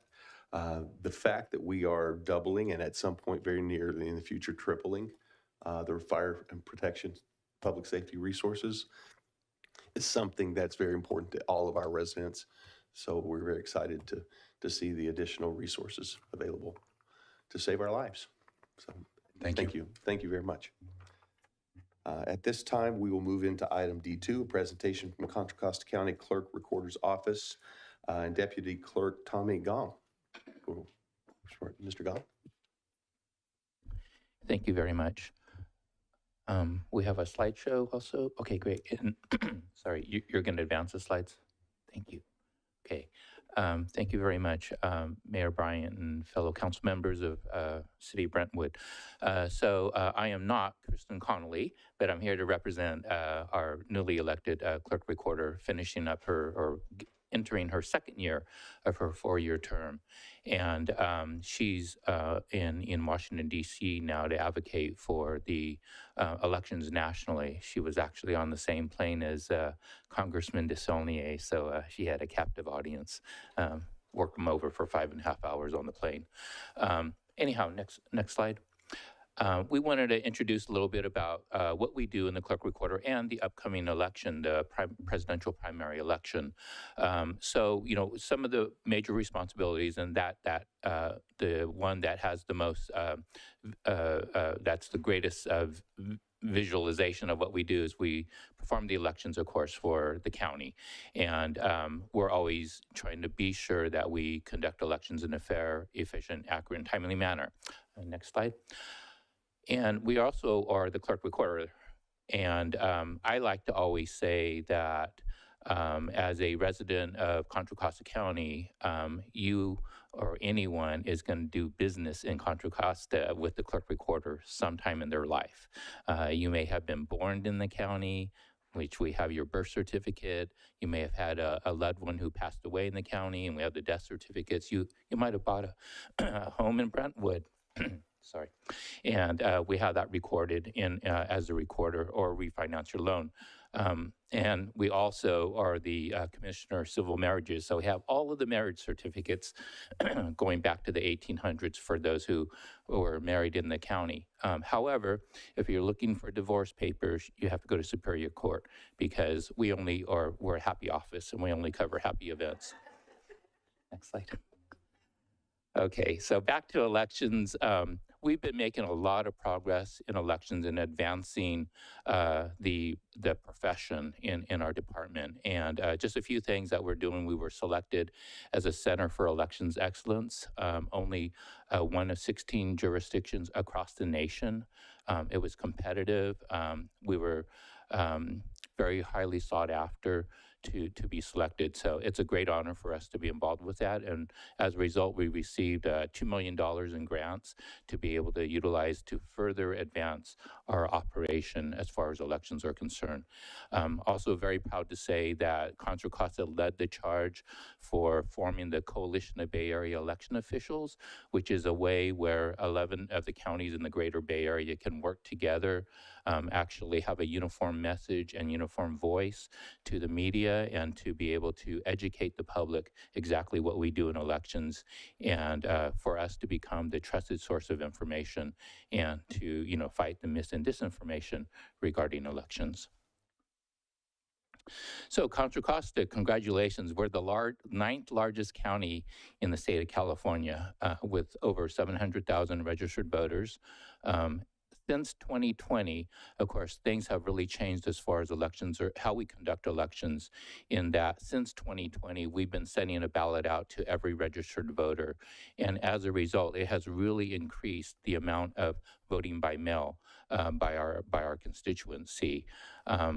Before, it might have been about 70% of the voters voted by mail, but now we're up to 90 or 95% of those are voting or by mail. It has really changed the operation in terms of the volume of ballots that we receive now, hundreds of thousands of ballots that are processed and counted before the election. And we're really kind of conducting 2 elections at the same time, a vote by mail election while we're still preparing for the in-person voting on election day. Since 2020, we moved to a central count model, which means that all of the ballots, even those that are cast on election day at a polling place, are brought to our elections office at the end of election night, and they're all counted securely in our elections office. So it's one of the ways, some of those measures that we took to increase the security of our voting equipment. We have about 30 employees who can help us conduct elections. Of course, we ramp up with temporary help and with poll workers on election day, and so that really increases multiple fold when we're approaching election day. But by comparison, Santa Clara County, which has about 400,000 more registered voters, they have 3 times as many staff. And so we really tout ourselves, very proud of ourselves to be able to perform the work that we do, but it's something that we recognize. So March 5th, we have our presidential primary election. It's 56 days away. We count every day as we get closer to election day. And it's the first election in which we're going to be sending everyone a ballot in the mail, of course. But this is the first time that it will be a partisan election, meaning party ballots will be sent to the voters. Whereas all of the elections since 2020 were like of a generic nature. So all the voters received all of the contests on the ballot. This one, you're going to have a Democratic ballot, a Republican ballot, a nonpartisan ballot, and all of the other parties that are conducting their presidential primary. That makes it a unique challenge for us because we want to be sure that the voter is receiving the ballot that they intended to receive, which is very much based on the party that they're affiliated with. And I'll get more into this in detail. Okay, so by the numbers, Brentwood has just under 42,000 registered voters, which is 6% of the county. We have 48 precincts that serve our city voters, and then there's our party breakdown of those registered voters and those that are affiliated with the particular parties. Right now, we have 32 volunteers from Brentwood who have committed to assist us during the presidential primary. And in November 22, interesting that our highest turnout in-person polling place was at the McLaren Chapel with 485 voters. So again, even though we might be having 90 to 95% of our voters voting by mail, that particular polling place had a high turnout in person. So getting back to the nuances with the presidential primary, and this is where I want to try to explain again how it works during a presidential partisan primary, that you're going to be receiving the ballot that of the party that you're affiliated with. And there's one exception. I should back up here. Probably in the early 2000s, most of the elections were that you had to be affiliated with a Democrat or Republican Party to vote that ballot. And then some years later, they made it a completely open primary where all of the candidates were on the ballot. And then it went back to, so that became an open primary, declared unconstitutional. And now we have what we call instead of an open or closed primary, we have a slightly ajar, as Clerk Recorder Stephen Ware used to call it back in the day. And what that means is that no party preference voters would have a chance to vote on a party ballot for the parties who allow their no party preference voters to cross over. So the parties that are allowing it right now are the American Independent, the Democratic Party, and the Libertarian Party. And so voters, no party preference voters, were sent this postcard that's on display here to give voters the chance to select the party ballot, or that they just want to receive a nonpartisan ballot that does not contain a presidential contest, so that we can send them the proper ballot. So we're expecting these cards back. They are coming back to us with their preference, and then we create our voter file for our ballot printer to print the ballot that the voter requested. So it's a one other thing I should say, though, of interest is that the Republican Party is not allowing a crossover. So you have to be registered with the Republican Party in order to participate in the Republican presidential contest. So that's one has always been the case for presidential primaries, that to vote on the Republican presidential, you have to be affiliated with the party, which there are abilities for voters to re-register. Let's say that they're affiliated with a certain party or no party preference, they can re-register with our office and affiliate themselves with the Republican Party in order to receive that ballot, or to be able to vote that ballot when they're at a polling place on election day. Next slide. Okay, so what's up? So this kind of shows you a rundown of the specific events that are going to take place as we lead into Election Day. So on about 40 days before the election, January 25th, that our voter information guides will be sent to all of the voters. 29 days before the election, or February 5th, the ballots will be mailed to all the voters. The last day to register is 15 days before the election. And early voting sites open the Friday before the election. So we have some additional days by which voters can vote in person if that be the case. And I was just given the information that the Brentwood Community Center on 35 Oak Street will be one of the early voting sites that's available Friday, Saturday, Monday, and of course on Election Day. And then Election Day hits us, and then we conduct the canvass and complete the election. So how can citizens support the elections?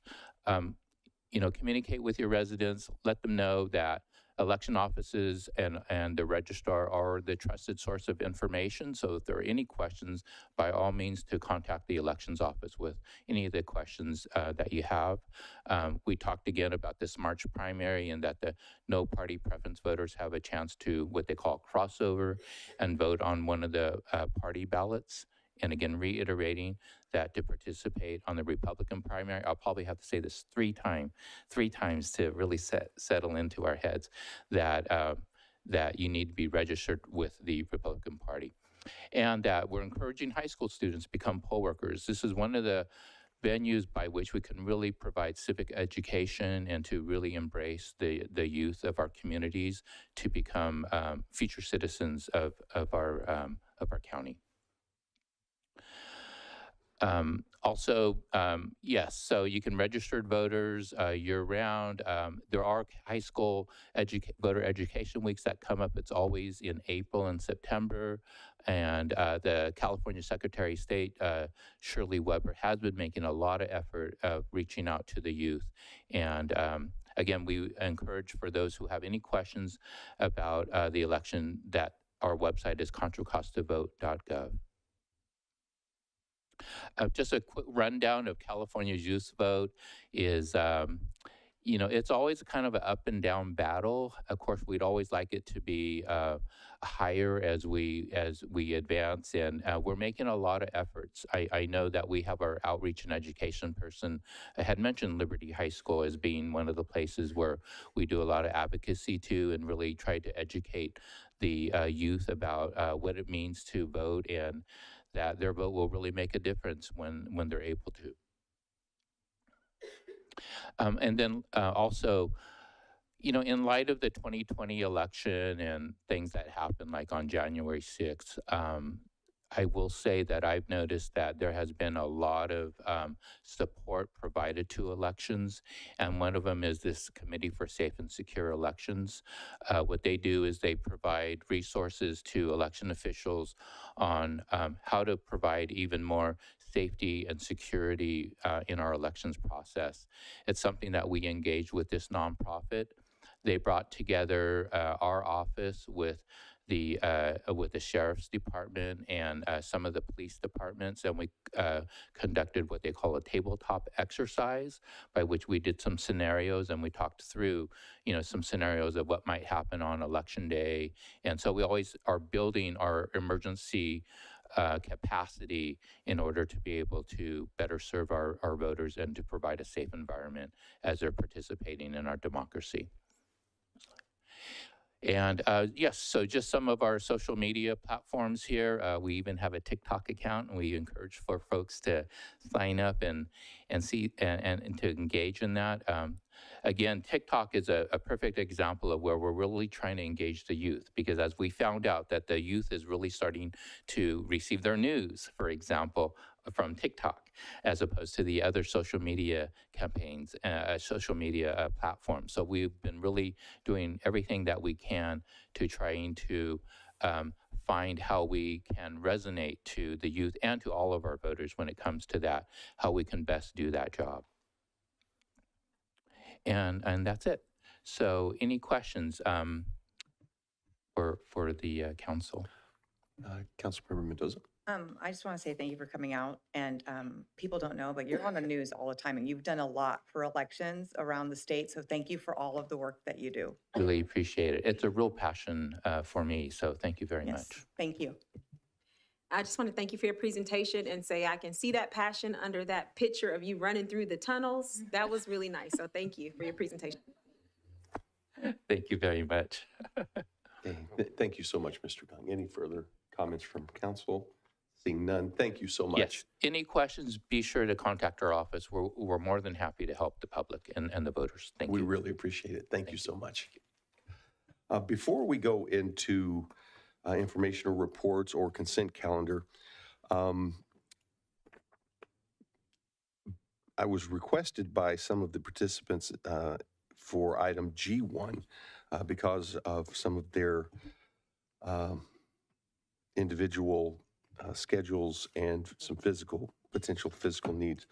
Do we have the expectation of pulling anything from the consent calendar to have conversations with? Okay, so if it's okay, if we could move the informational reports to the end of the meeting instead of currently, and move into the consent calendar. And do I have a motion on the consent calendar? Motion to adopt consent calendar. I'm sorry, I missed the, not being there, I kind of missed the conversation. I did want to pull one item, but I'm also wondering if we can take a 5-minute break. Okay, so if it's okay, we could take a 5-minute break if we're, Vice Mayor, how long, I know this is very subjective, do you expect it to be a long discussion on the item that you were going to pull? Very short. Okay, all right. It's then just a request to add a one proclamation to our list. Okay, then I guess at this time, What item was that, Vice Mayor? What letter? That was F8. F8. Okay, so I make a motion to adopt consent calendar less item 5.8, which we will discuss. F8. okay, we have a first.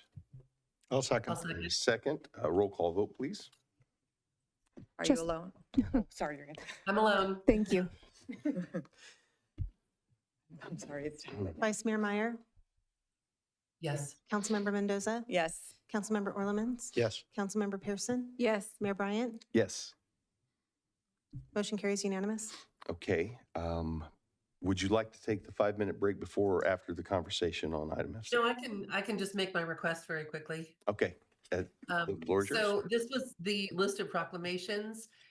Since we are this year going to for the very first time have an annual Community Day of Service, which we'll get more information about as it comes in April around National Volunteer Week. I would like to add National Volunteer Week celebrated annually during the 3rd week of April onto our list to tie in with this annual project so that it can be something we relate, we thank volunteers, we recognize.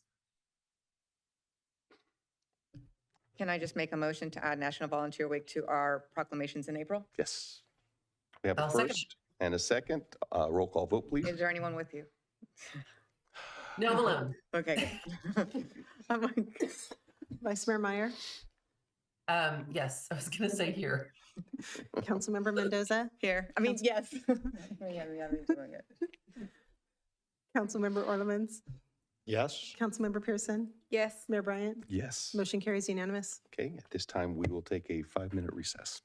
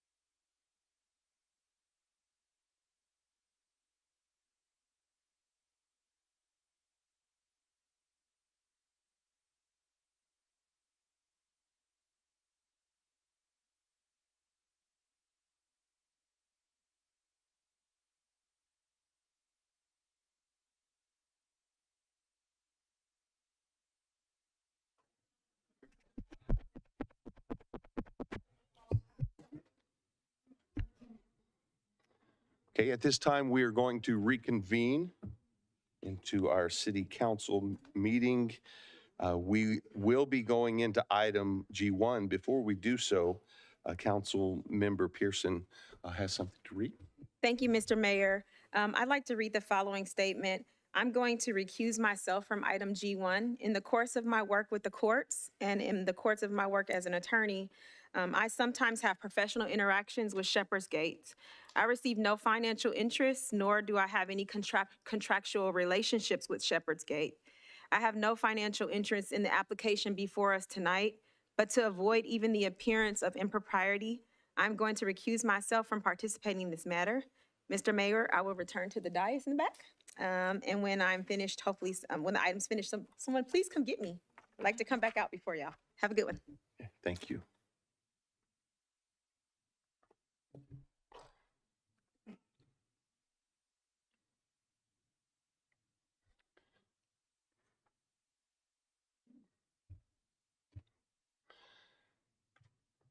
So at this time, we will move into item G1. The next item is related to Shepherd's Gate Cottage Addition request. Miguel Contreras will present, but first, I'll turn it over to Councilmember Pearson, who I first did already. Wow, I'm so much better than I thought. Okay, at this time, if we could get the staff report. Thank you. Sure thing. Good evening, Mr. Mayor, members of our council members, and members of the public. Miguel Contreras. I'm here to present Shepherd's Gate expansion, which is rezone 23-01, conditional use permit 23-01, and design review 23-01. The subject site is located at 605 Sycamore Avenue, which is within the PD 45 zoning district and within the single-family residential, very low general plan land use designation.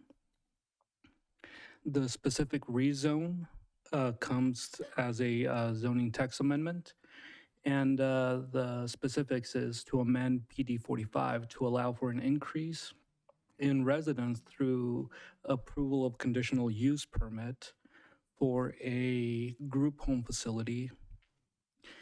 Currently, the group home facility is permitted by right to house 18 women and children. And due to inclusionary laws such as Fair Employment and Housing Act, the proposed amendment would remove the terms women and children and would also allow the city to approve a conditional use permit to increase the number of residents Shepherd's Gate can have on a site. The conditional use permit specifically asks for an increase of 15 residents, which would mean that Shepherd's Gate could accommodate up to 33 residents. These additional residents are proposed to be housed in three cottages, which are part of the design review as part of this application. Each cottage would house a family of 4 that would include a parent and up to 3 children. And this would free up some space within the existing facility. It would free up a bedroom, and this bedroom could house a family of 3 or 3 individuals. The facility is within the residential low density land use designation, which has a density range of 1.1 to 5 dwelling units per acre. And these additional cottages would be within that density range. Design review. So the new building would consist of 3 units. These are what we are referring to as cottages. It would also include a large pantry room, 700 square feet, and a laundry room. A new parking area, which includes 3 new parking spaces, and a trash enclosure. Design review. The architecture for the new cottages would be the same design and materials of the existing facility. This would include tile roof, stucco wall finish, gable roof forms, wood porch posts with the trim, and shaped corbels at the gables, board and batten gable details, and a good neighbor fence in the frontage. Consistency. So the project is consistent with a residential low-density general plan land use designation. If the rezone request gets approved, then the conditional use permit and design review applications would also be consistent with the PD 45 zoning district. Attached single-family homes, such as the cottages, are allowed in the PD 45 zoning district through approval of a conditional use permit. CEQA. So the project would be exempt from further CEQA review under Class 1 categorical exemption for existing facilities, and will be further exempt under Class 3 categorical exemption for small residential structures of no more than 6 units. During the November 7th Planning Commission hearing, the Planning Commission voted to recommend approval with added modifications to the proposed zoning text language. These modifications are for section 17.495.004, which adds additional language that requires a conditional use permit to subsection J. And the Planning Commission also voted to modify language 17.495.005, replacing the proposed term individuals to their recommended term of persons. The Planning Commission also recommended the approval of the conditional use permit request with the added condition number 11, which requires Shepherd's Gate or any entity to give notice to the city for any substantial changes or the transfer of ownership of the property. This is a mechanism for the city to ensure continuous compatibility with the surrounding area and the neighborhood, and to mitigate unforeseen changes. This condition's important in the sense, like I said, it allows the city to retain control of what would come after Shepherd's Gate in the event if that were to happen. Currently, Shepherd's Gate's been a good neighbor to the surrounding PD 45 and just that portion of Brentwood. Since their inception in 2006, there hasn't been any calls for service from Brentwood PD. And Shepherd's Gate's mission statement, they're geared towards housing women and children. And if they were at some point to try to deviate from that, then they would notify the city, and we would be able to review their conditional use permit due to the fact that the conditional use permit is tied to their project description, and their project description clearly states that their mode of operation is to house women and children only. So that's why this condition of approval was added by the Planning Commission. Recommendation. So staff here recommends that City Council adopt an ordinance approving rezone 23-001, a resolution approving conditional use permit number 23-001, subject to certain conditions, a resolution approving design review number 23-001, also subject to certain conditions, and these actions would affirm the Planning Commission's November 7th recommendation. And that would conclude staff's presentation. If there's any questions for me. Are there any questions, clarifying questions of staff at this time? No, I just want to confirm, they're not changing from women and children. I think from what I heard in your planning, your mission is still women and children. It's just that legally we had to change it to individuals, correct? But their business mission is staying the same? Because I know there was questions around that, so just clarifying that off the bat. So I'll defer to the planner to answer that question about what their project description provides and what they have and haven't requested. Correct. So their project description is, it's really entwined with their mission statement to helping women and children. They have a vetting process that is geared towards only those two groups that they'll be housing. Thank you. I just want to get that one out of the way because I know that was a big deal last time. So, okay, thank you. Thank you. Vice Mayor? Thank you. And in looking at the report, it says that Shepherd's Gate receives 75 to 100 intake calls every month. Obviously, some of those calls are going to go elsewhere, getting connected to other resources, but it feels, of course, like at this point, even though we're adding additional space, that there still isn't enough space to serve the need. And I bring it up because we, in the part that says, in the event the permittee desires to substantially change a project description or transfer title of the property to another individual or entity, permittee shall provide 30 days prior written notice to the Director of Community Development. Notice will be given, but it doesn't necessarily say that it would go through a process of approval.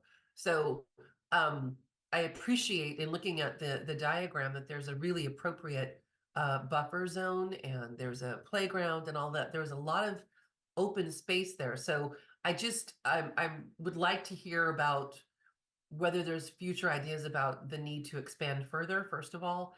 And second, would there have to be an approval process to make those changes or just the notification to make those changes? Thank you. I would defer that question to the applicant.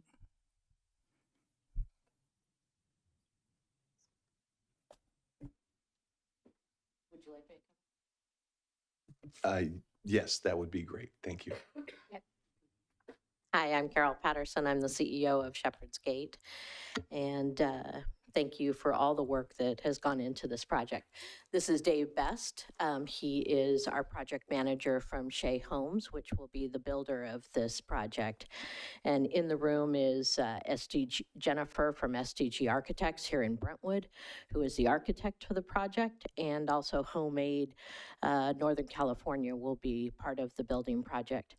And staff and donors and volunteers and neighbors are here to support us and answer any questions from their point of view as well.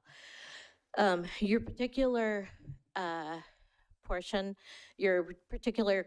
Vice Mayor, we are not, we have no plans for future development after this. This was our third project on the campus. Our first project was a learning and career center. Second project was a playground for our children, especially those that are visiting from a CPS case, that they have a safe place to play. And this is our last addition, which is the 3 cottages, in order to allow our women to stay extra and practice everything that they learned in the program. And also to save money in order to go towards housing so they can remain in our community with all the resources and foundation that they have put around them. Does that answer your question? There's no other, even though there is plenty of plots of land for this, we purposely put this addition on the right-hand side by the walkway and the vineyard, because the orchard, because we didn't want to disturb our neighbors. And so that's why we would not go into any further plots of the land, because we're very considerate of our neighbors. And we have several of them are donors, and they believe in this program. I think that's great. Thank you. And I appreciate hearing that the police have said there's been no activities there that they've had concerns about either. I think those are all really great things. I guess my only continued question would be, if at some point it sells, and maybe this is more for staff, would there be an approval process if the new owners wanted to substantially change anything or expand or whatever? Correct, Mayor, or Vice Mayor, sorry. Yeah, there certainly would be a approval process. Part of the rezone language would require that. And approval of this conditional use permit would require that as well, since a condition of approval is that they have to adhere to their project description. Their project description states that it's only an increase of 15 additional residents. So anything beyond 15, they would need to come back to the city for further approvals. Great, thank you. And thank you for answering the additional questions as well. applicant. I can't remember your first name. I'm sorry. Oh, Carol Patterson. Carol. I thought it might be Carol. Thank you, Carol, for that. I appreciate your time. And if I could make a couple more clarifying comments, Vice Mayor Meyer, several of the conditions under the conditional use permit state that if there's ever any nuisance or issues that come up in the neighborhood, that the city has the right to review the conditional use permit and make adjustments if necessary. So you have that protection as well. And then there was one other issue that came up, and Miguel and I spoke about it earlier. The design review set of conditions has condition number 7, which requires that roof drainages, downspouts shall be contained behind the walls, which I didn't notice. I apologize when we did the planning commission, but we'd like to have that condition struck because that's not a typical construction detail for a residential type of building like we're constructing here. So we would like to have condition number 7 struck in the final approval. And I can answer any questions if that's not clear. Can we have staff speak to the impact of removing that condition? That typical or that specific condition is typically found on commercial buildings. It's when they make it so you don't see a downspout on the side of the building. And that's, like I said, typical of commercials. But on residential buildings, it's not typical. Residential buildings all tend to have a downspout. So that's what the applicant's seeking, to be able to have relief from that and be able to just have their downspouts like any other residential building. Do multifamily, like duets and those type of buildings have it like he's asking for? Okay, so it's not, it's, okay. Yeah. Thank you. Okay, are there any further clarifying questions? At this time, seeing none, I will open public comments. Call on Margaret. Before we get to the public comments, we'll call on the applicant first. If they wanted to present, they'd have 10 minutes.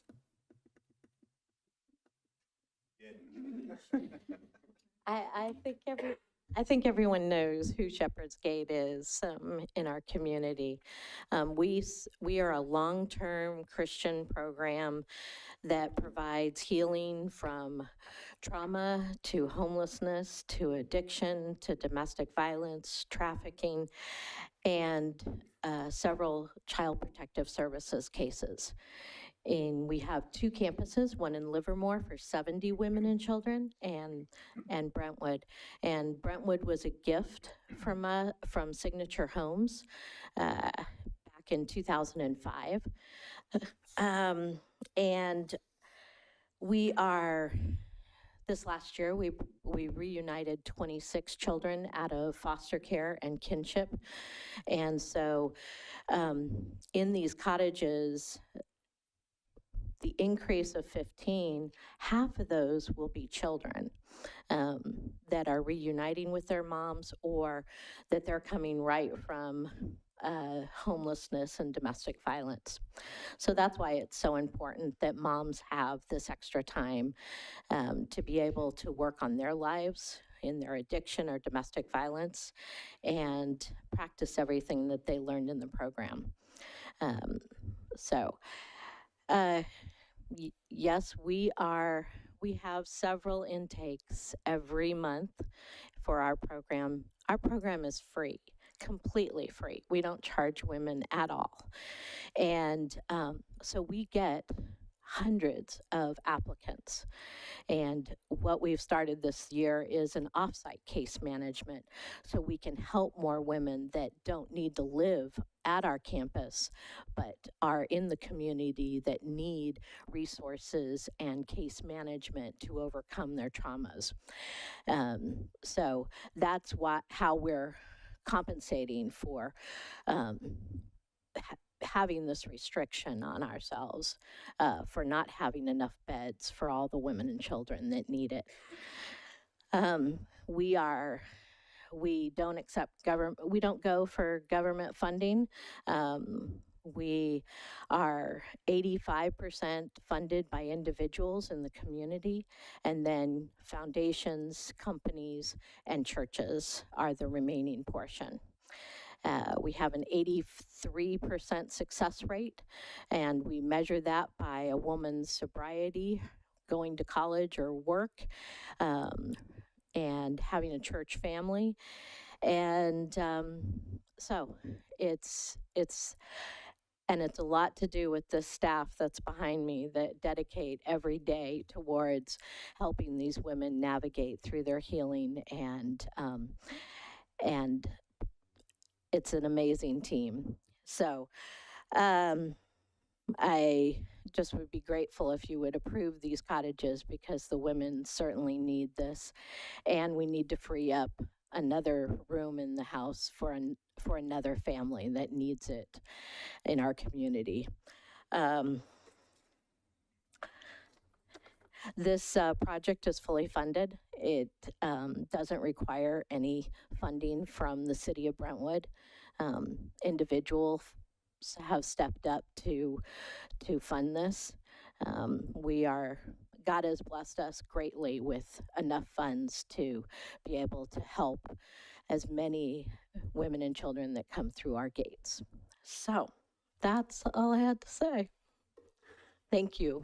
Thank you for spending the time and approving this. And we have donors and volunteers in the room that are so dedicated to our cause. And I'm grateful. And I'm grateful to Shea Holmes for stepping up and being this team builder. Thank you. At this time, the public present in the chambers and on Zoom are permitted to address the city council on this item. Public comments are limited to 3 minutes. If you're participating via Zoom, please raise your hand to speak under public comment. If you're in person, please file a speaker card.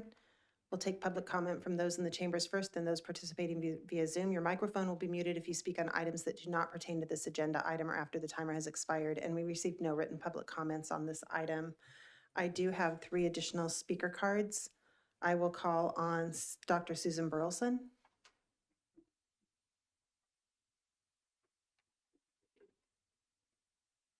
Thank you.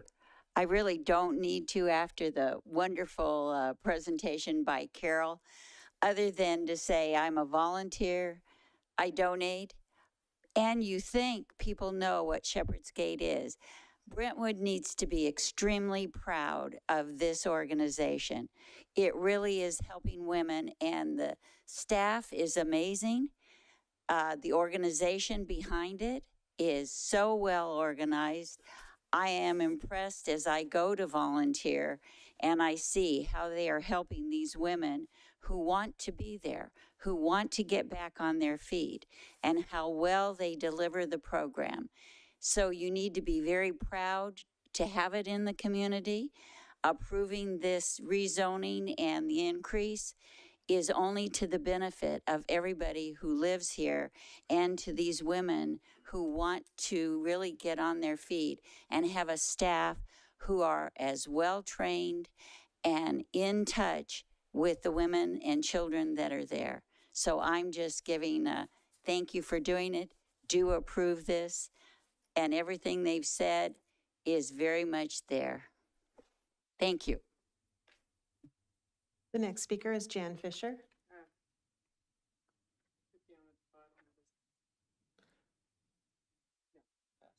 Okay. David Best.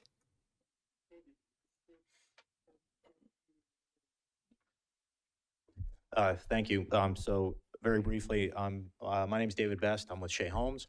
Like Carol intimated earlier, that we are going to be the builder captain for this project, which is also sponsored by Homemade Northern California.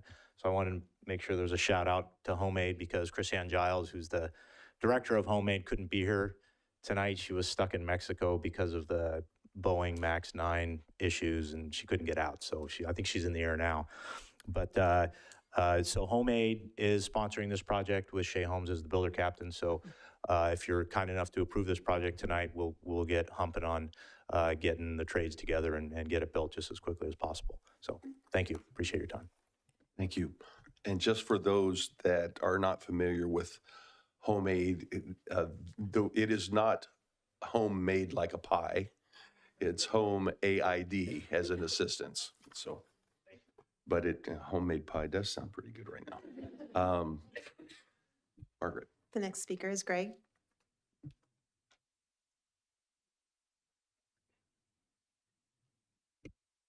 Good evening, Mayor and City Council. Greg Robinson. I live on Spruce Street, which happens to every morning when I wake up and I look out my window into the beautiful retention basin behind my home, I get to look at Shepherd Gate.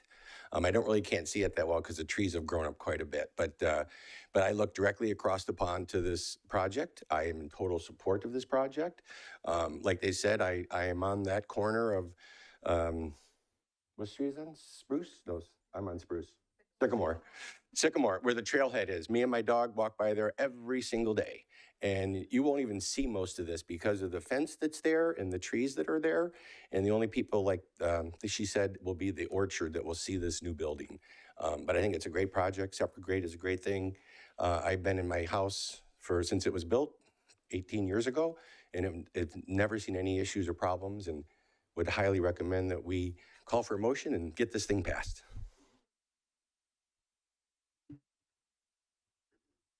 I have no additional speaker cards in the chambers. I do have 2 hands raised in Zoom. I'll call on Cinziana.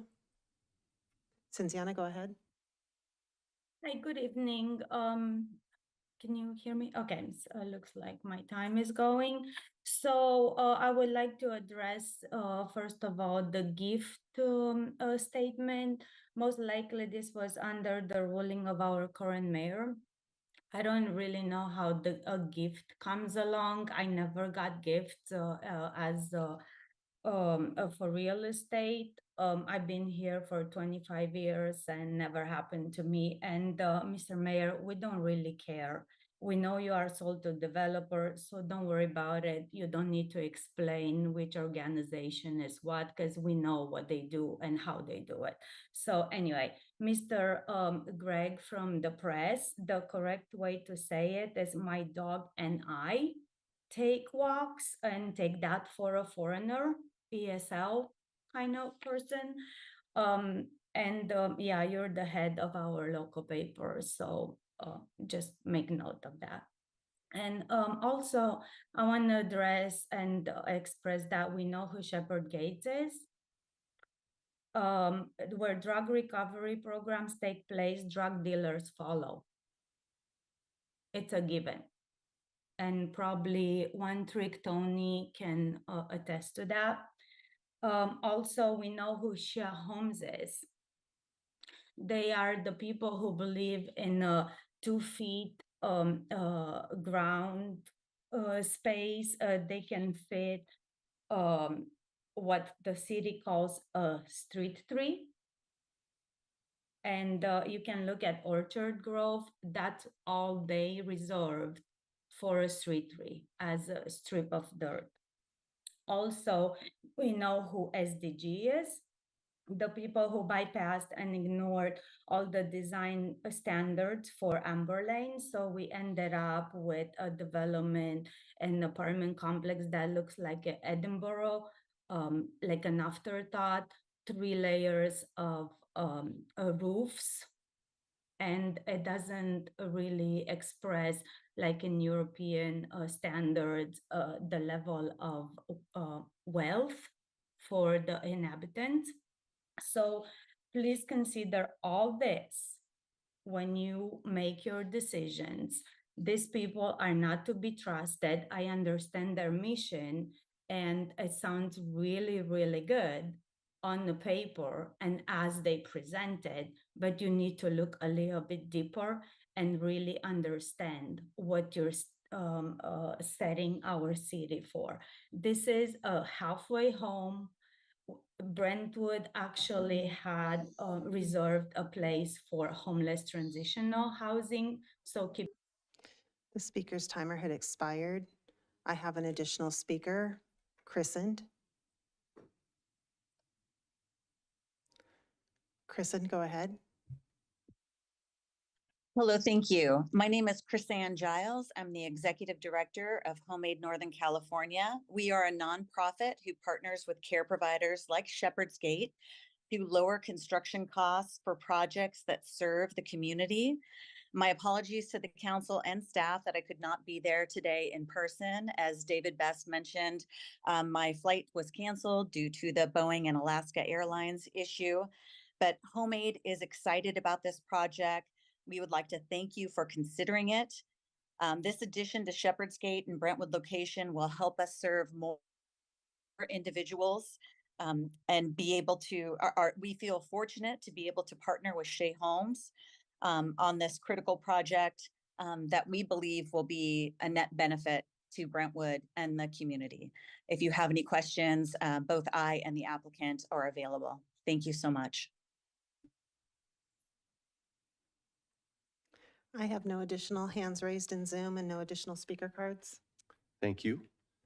If there are no further speakers, I need to receive a motion to close public hearing. So moved. Second. I have a first and a second. Roll call vote, please. Vice Mayor Meyer, can you just confirm? Thank you. Vice Mayor Meyer, Yes. Councilmember Mendoza, Yes. Councilmember Orlemans. Yes. Councilmember Pearson. Oh, sorry. Mayor Bryant, Yes. motion carries 4-1. Okay, is there any discussion, council discussion on this item? No, I'm ready to make a motion whenever anyone's ready, unless you have. I just want to ask if your motion intends to include the request from.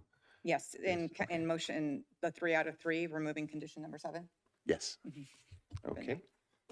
We'll need 3 motions on this item. Mayor, just a real quick comment before we start. Of course. Okay. And I know I'm kind of to your back, so you don't always see the microphone come on. If it would be at all possible, maybe changing the wording in the very first part of the zoning text amendment, that it would propose that the language be consistent throughout the zoning text and remove the women and children and refer to everyone as persons all the way through the zoning text. I think, Katie, do you?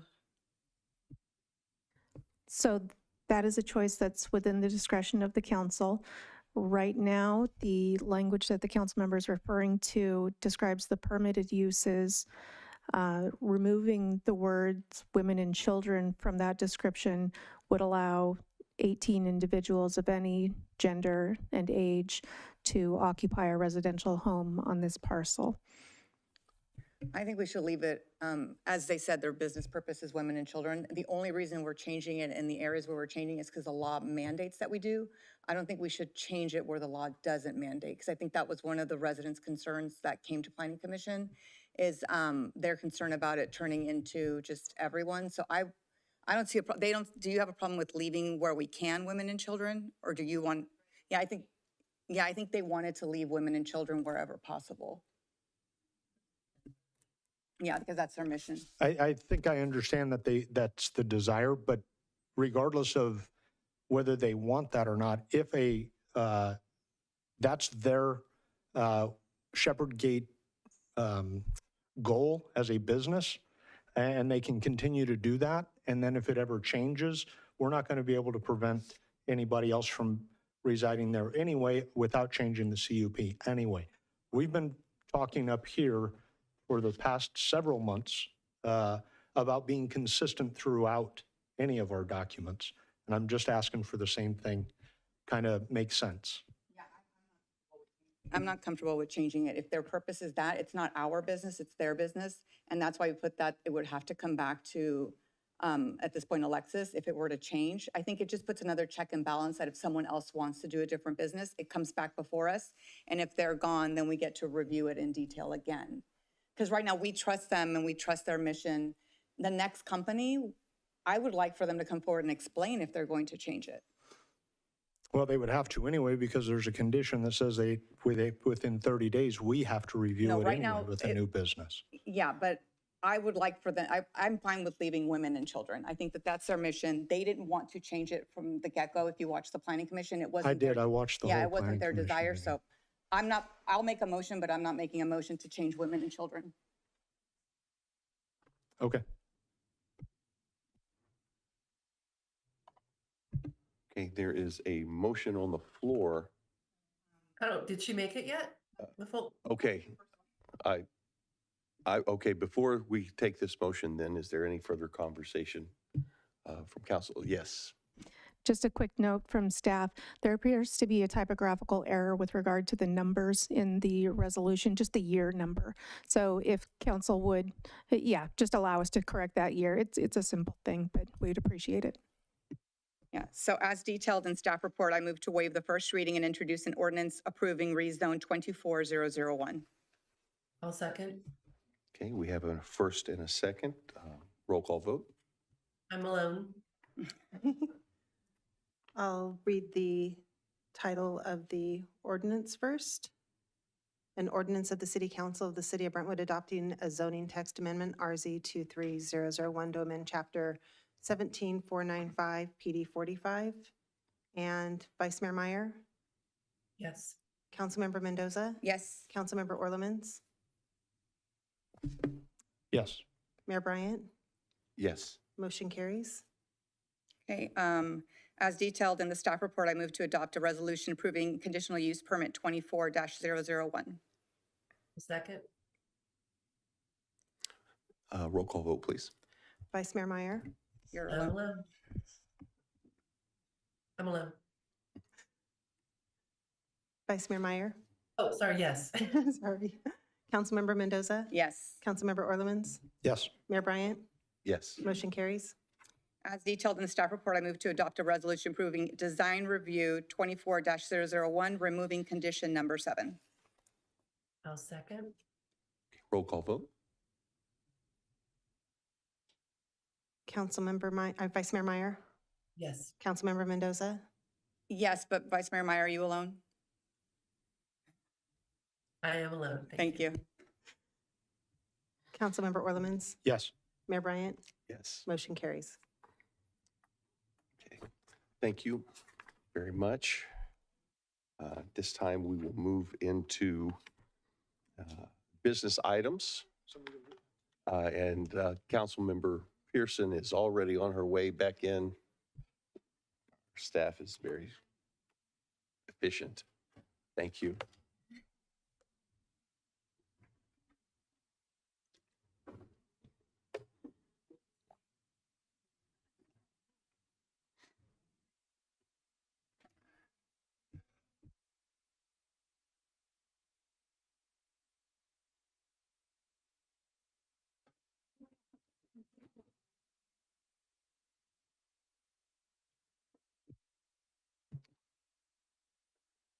Okay, moving into item H1. Our next item is related to the MOU with the Downtown Brentwood Coalition. And Abraham is doing customer service right now. So we will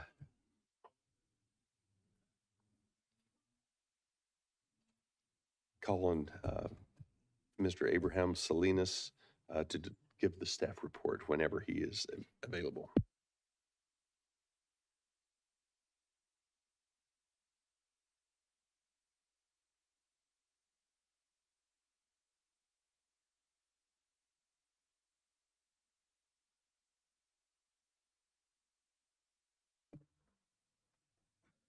Good evening, Honorable Mayor and members of the City Council. Thank you for having me tonight. I'll be providing an update along with the Downtown Brentwood Coalition on the Memorandum of Understanding between the city and the Downtown Brentwood Coalition. This 3-year agreement was executed in 2021 and provides $70,000 in annual funding to the DBC.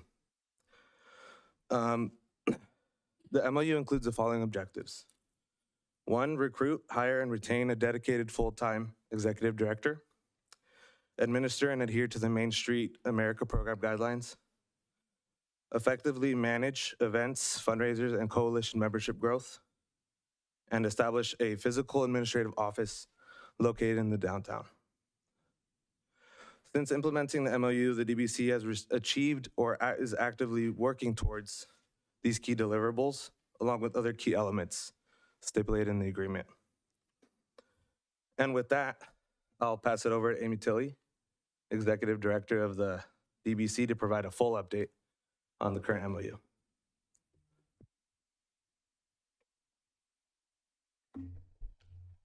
Hi, will I be able to click through the screens up here? Do you think?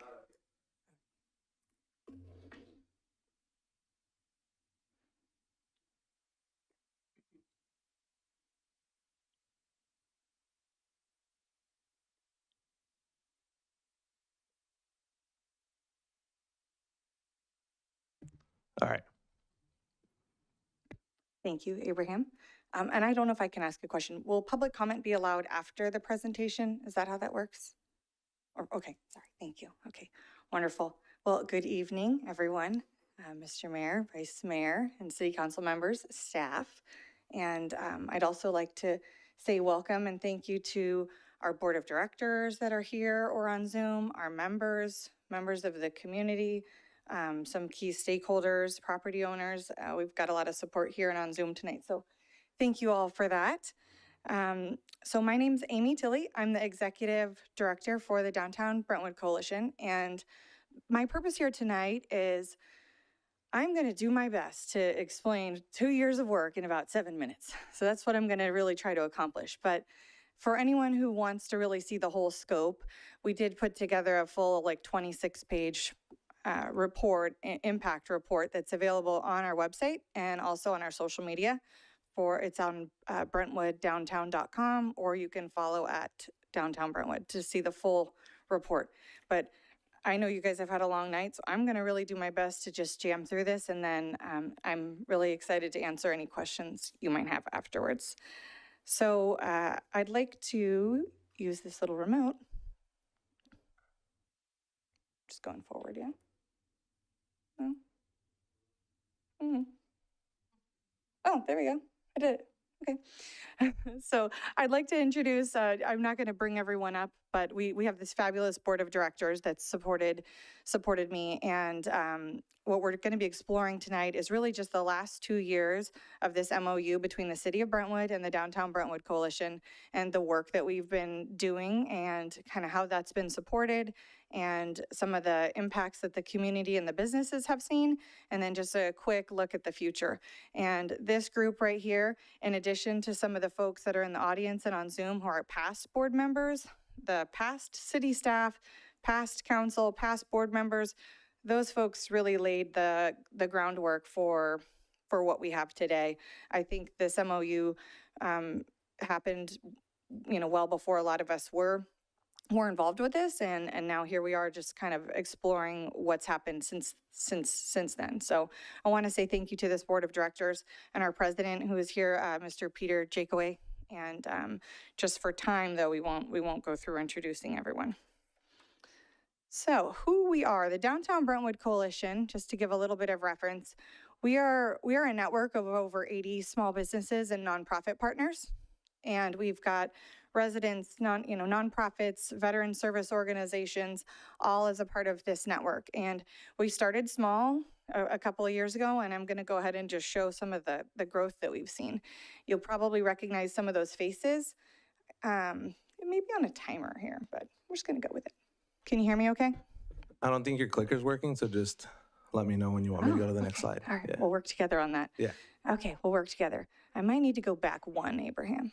Okay, no, we can go forward. Yep. Cool, I'm just gonna skip this. So what we do, our program is built around, it's a Main Street America program, and there's 4 kind of core pillars, or a 4-point approach that Main Street has a tried and true method, which is focusing on economic vitality, organization, promotion, and design.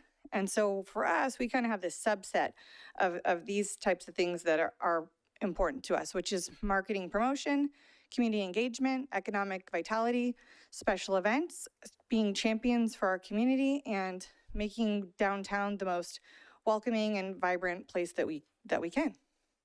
Go ahead. So I'm going to really just kind of gloss over the year 1 priorities. And when I say year 1, what I mean by that is this was essentially 2022. This is the very first year that boots are on the ground, we're doing this work. So, and some of you may see yourself in this photo here. What we realized pretty quickly was that we kind of had to start from scratch. We were coming out of the pandemic, businesses were still recovering, nonprofits had very little volunteerism happening. Still everyone learned how to just order everything on the internet and stopped going, to shop small and all of that. So we had a lot of work to do in year 1. And so really the first thing I did was I kind of asked the board, who isn't a member? Who doesn't want to be a part of this? Who where are the problems? Where are the things that we could be doing better? Where could we be spending more time and more focus? Basically, finding out all the challenges that we faced first. So just really hitting them head on was like my first few weeks on the job, was getting out there and interviewing every member and non-member to kind of understand what we need to do. And through all of that, a bunch of surveys, research, interviewing, meetings, call them focus groups, we put together this strategic plan, and that kind of was carried forward for the first year and set us up for year 2. We also went ahead with a complete rebrand of the organization, which was, you may remember, we had a kind of older branding and an older kind of motto, and it was wonderful. The previous board and group did a fabulous job the last 15 years putting on these events and creating the framework we have today. But we knew we were in a completely different world now. The economy was different, our mission was different, our vision was different. So we did recreate our vision statement, our mission statement, and with that, we went ahead and rebranded as well. And my final kind of year 1 priority was reconnecting, which circles back to what I kind of mentioned with the team building, was getting the community to come back, get reacquainted with coming downtown again, get businesses reacquainted with one another, and really just the community as a whole, like just really kind of putting our arms around them and getting everyone together. And it did work, right? It did set the stage for us to move into year 2, where we were looking for really community transformation and revitalization to happen. So year 2 priorities, which was 2023, we focused on collaboration, promotion, economic vitality, placemaking, and community building. And I think the members will agree, the collaboration part of this was probably the most fun. When you go from having, 30 members to almost 80 members, there's a lot more things you can do together. So there's a lot more ways you can pair a nonprofit with a sponsor or with a business who's doing a special initiative. Our events, we were able to really bring forward a wider variety of small businesses into the events and incorporate them. So whether it's Harvest Time or it's Working Wonders or it's any of our little, our small retailers, we were able to really highlight them. And the promotion piece was huge and is going to continue to be big for us. So my kind of motto for us is like, we are not the star of the show. The members are the star of the show. Like we're here to really uplift them and put them up here on this pedestal and speak about what they're doing. And so we showed that through our social media. You may follow us on Instagram or Facebook, and we saw a major increase there. We had maybe a couple thousand followers to over 10,000. We're seeing our website go from getting maybe 16,000 visitors to closer to 70,000 visitors. So we're seeing really big increases in how loud we can be in terms of promoting all these folks. And what happened there was it was kind of a magic combo, which turned into seeing an actual boost, an economic boost for these businesses and for downtown as a whole. So it was kind of this magic formula that all kind of came together. We have willing participants, enthusiastic participants. They want to be there. They're excited. We all love Brentwood. We raise families here, and they just genuinely wanted to be a part of it. And you can't fake that or make it up. That's kind of how it happened. And that goes back to placemaking. When we're excited to be down there, we're walking down the street and we're genuinely like happy to see visitors coming in, I think there's some like a domino effect that happens there. And I think we're still seeing that. And what I would say is that we're really still just getting warmed up, in my opinion. I think we've done the strategic planning, we've figured out what's broken, figured out what we need to fix, we've figured out how to kind of mobilize everybody and work on pretty major initiatives together. And we'll go ahead and go to the next one. I'll share a couple of those things next. I won't go into this too deep, but if you are familiar with the MOU and the objectives that it lays out, gaining the Main Street accreditation was a priority on there. And Downtown Brentwood Coalition had been had been previously a California Main Street and Main Street program, just as an affiliate program. And so what we were looking for and what the MOU objective was looking for was a full accreditation, which means you've met a really rigorous set of standards. It's not just a piece of paper. It shows you've got to show real growth, real time action. So we did have a team from Main Street come out in January or February of last year. They did the assessment. It was like a couple days. We showed them around everywhere. I think even actually some folks from council and city staff were there and met with them, which was really nice. And they were very impressed. And we have received word from them that we have met and exceeded all of those benchmarks, and that we will be getting that accreditation, like probably getting an announcement soon, like maybe in the next month. So I'll let you know on that one. Go ahead, Abraham. Community events is something downtown obviously is known for, not just our own. A lot of great nonprofits host events down there as well, which I know will get talked about a little later. But we have right now about 8 or 10 events that we're doing a year. We really increased a bit, and not all of them are big, massive festivals like Oktoberfest.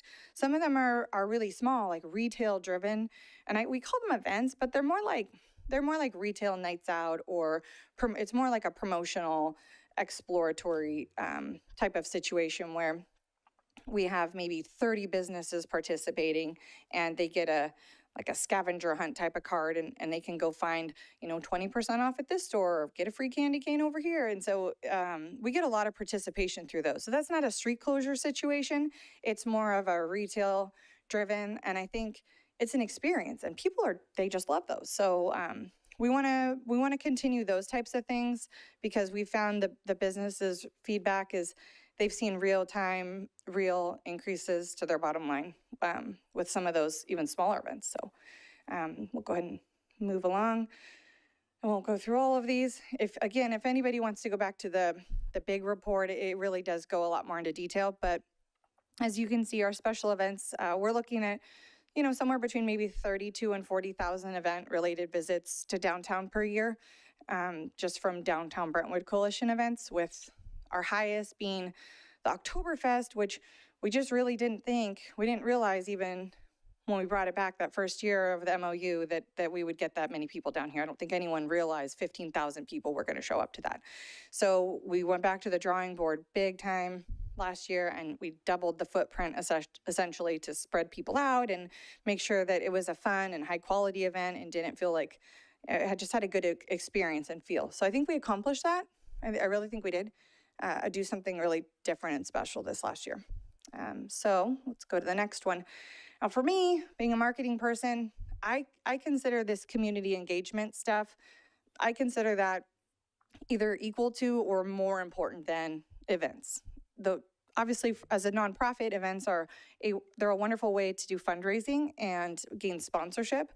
And these community engagement initiatives, even though, again, it's not getting 15,000 people down here on one day, I think there's an impact that goes on for a longer time. I think we're doing these newsletters, we're doing collaborative beautification projects where we clean up trash in downtown every Monday with Working Wonders through the Downtown Shines project.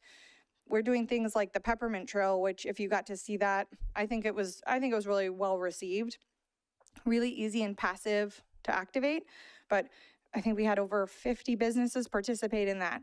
And I made them this big giant peppermint, and they were like floor decals, and they put them inside their shops. And then we created a website that kind of highlighted all of their promotions. So the public could go to this webpage, they could see where they could follow this trail, and then they could just go have this fun holiday experience. And it ranged from things like decorate an ornament or do a craft to a sale. So again, that's not an event, but these are all new things. These are all new parts of our work that we can do now because of this MOU that just simply couldn't happen before. And I really feel strongly that, like, these mobile passes, we're super appreciative. We did write for and receive economic development grants for, I would say, well, two of these types of initiatives, which was the We Love Local Downtown Challenge, and then also a portion for the 4th of July drone show. And then we also did write for an economic development grant and was awarded for Oktoberfest. But I'll skip into that in a minute. Okay, there's a lot of data on this slide. I'm not gonna get into all of it because I know I'm already way over what I said I would do. Sorry. But I will highlight what I feel are probably the most important here. So I put together a few kind of metrics, and I would say if someone said, well, which ones are you like the most proud of? I think certainly the membership, the members that we can support, right? In 2019, we've got around 36 members. Now we've got 80 and growing. I think that with maybe some additional capacity and support, we could support more than that. I think that they exist. It's just trying to figure out the balance, right now. We ended up we went pretty aggressively in the last 2 years. And I know a lot of people said, you got to slow down, But we really couldn't because that's not when you've got growth momentum, that's not when you slow down. That's kind of when you keep going. So sponsorship in 2019 is probably closer to the $5,000 mark. And then in 2023, we were able to find around $68,000 worth of sponsorship. These are the ways that we're really actively working really, really hard to really become self-funding, if that's possible. I would argue at this point it's probably not completely based on the work plan. So I think it's something where in the future we've just got to go back and look at how we can make this all work. We know we can find sponsorship. We know we can increase our membership. We definitely are seeing a rise in event expenditures. Everyone is. Just your basic events costing 2 or 3 times the amount that it used to. So that's something to consider. We also, I will point out the vacancy rate, which is one we're proud of. I put 0, and I'm saying like the downtown core, like that really tight downtown core. Obviously, right outside that, you may have a few things, but those who have lived here long enough to know that downtown wasn't always full, and now it's essentially full. I would point to the fact that we've seen this incredible community engagement through our volunteer hours. Over 3,700 volunteer hours came into downtown. That's 3,700 hours. People right here in this community came in and were doing things to make downtown better. Like they had buy-in. They believe in it. They want to do it. They want this place to be better. And I think that number is pretty incredible, just that volunteer number. And again, just the funding number, I know you guys are aware of that. That's one of our areas. So we've got grants and membership, sponsorship, and then we've got the event income, which is, we speak a little bit more about that in the full report.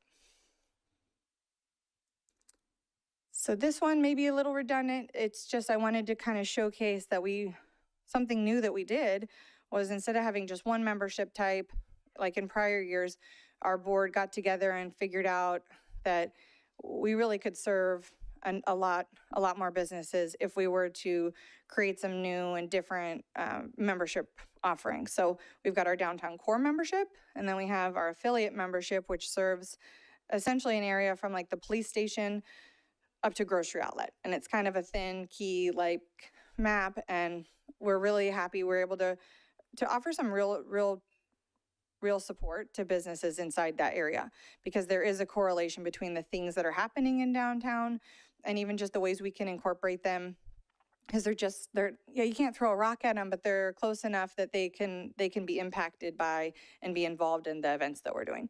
And we also started the nonprofit partnership type, and that one to me has been really fun because I enjoy working with nonprofits a lot, and I really like to see the fun things we've kind of come up with together and the ways that we can uplift the work that they're doing, because it's really valuable to the community and just be a kind of a loudspeaker for the work they're doing. Okay. So I'm gonna kind of wrap it up there. My conclusion essentially is this MOU exists, and we looked at it as a checklist of things we needed to check off the list and make sure that we accomplished all those things and we're good stewards of the funds that we raised, and that we reinvested all of that right back into the programs we were doing. And that's exactly what we did. And we achieved and exceeded in most ways, I would say, what the objectives were of the MOU.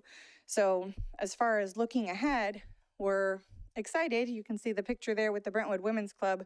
That's our next kind of big initiative, is the Brentwood Women's Club building will be the Downtown Brentwood Coalition's very first office, real permanent or true office space in downtown.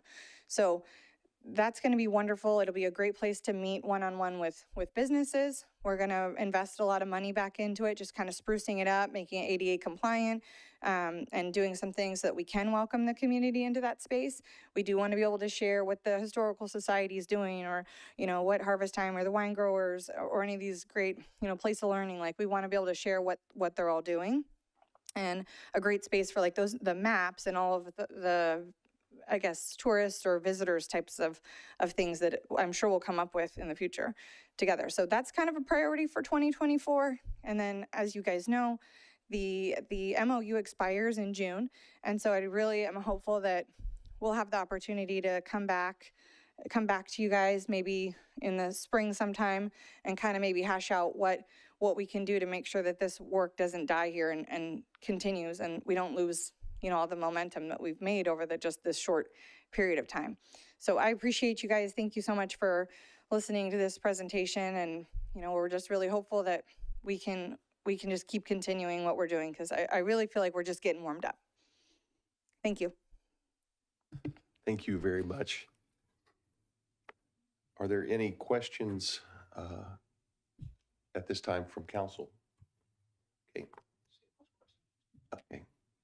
Thank you. Yeah, I do. Vice Mayor. Thank you. Amy, thank you for that presentation. That was really informative. How frequently do you meet with our economic development team? So we're pretty closely tied in. Abraham and I, we meet weekly on Thursdays. We kind of have a standing meeting where we're just checking in and have an ongoing agenda of things that are happening.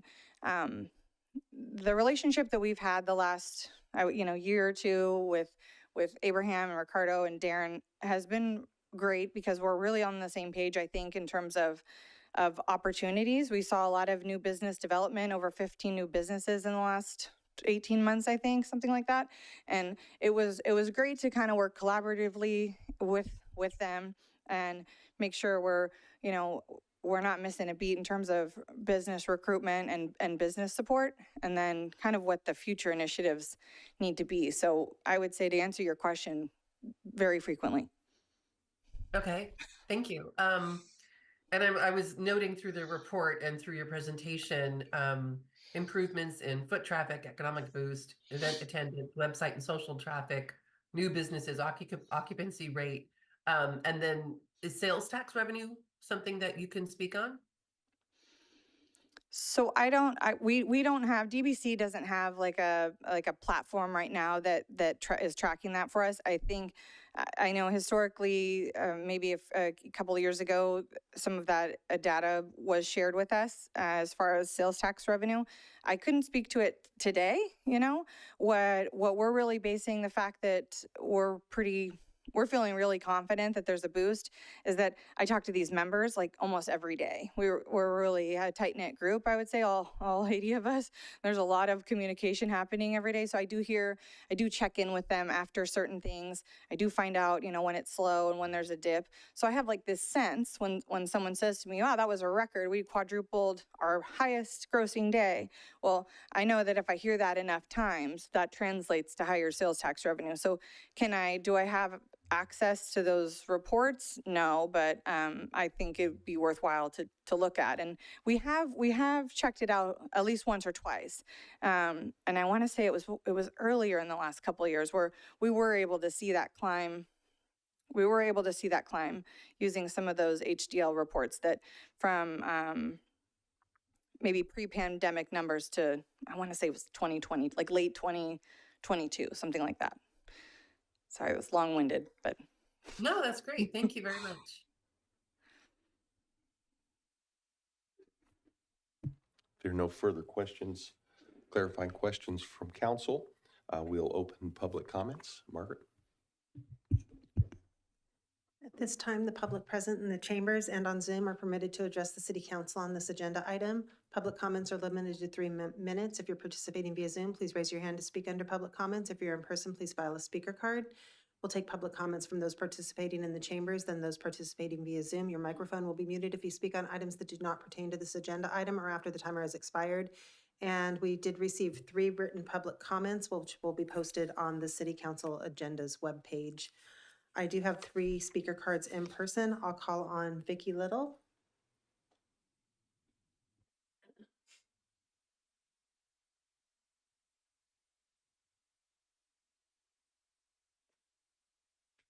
Hi, friends. How are you? I'm just going to speak from something that I wrote. Dear members of the City Council and the City of Brentwood community, I first wanted to personally speak on Amy Tilley, who is more than just an executive director. She's the heartbeat of our community, especially for small businesses like mine. Her role goes beyond titles and responsibilities. It's about the impact she has on us and Brentwood as a whole. I'm here today to share my support and recommendation for the Downtown Brentwood Coalition, and an organization that has been instrumental in the growth and success of my business. As a member of the Downtown Coalition, or community and coalition, I have experienced firsthand the incredible impact and positive outcomes resulting from the diligent efforts of the coalition. The Downtown Coalition, under the exceptional leadership of Amy, has demonstrated an unwavering commitment to elevating our downtown area.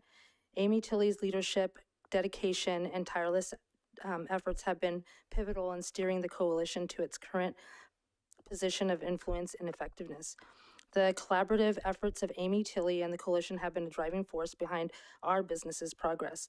Their commitment to hosting engaging and well-attended events has significantly revitalized our downtown area, drawing in thousands and thousands of visitors and infusing our community with vibrancy and energy. These events have served as catalysts for increased foot traffic and have contributed to the success and growth of businesses within the area, including mine. Amy's strategic vision and our team's marketing initiatives have immensely benefited our business. Their innovative approach to promoting local establishments has resulted in visibility, consistently driving traffic to our company even during our slower periods. Reflecting on the profound impact that the coalition has had on our success, I firmly believe that similar coalitions in every area of our city would be invaluable for fostering that growth and prosperity of small business communities, especially seeing what you've seen in the downtown area. Their support is not just beneficial, but indispensable, serving as a crucial piece of the puzzle for small business owners striving to thrive in today's economy, especially as hard as it's been. I endorse the outstanding work of Amy Tilley and the coalition. I would like to emphasize the crucial importance of the continued support from the City of Brentwood for the coalition. Their dedication to enhancing our community, supporting local businesses, and finding ways to encourage the growth is unparalleled. I encourage you to consider the contributions and impact that this coalition under Amy's leadership continues to make within our downtown area. Thank you so much. The next speaker is Vivian Treff, followed by Rebecca.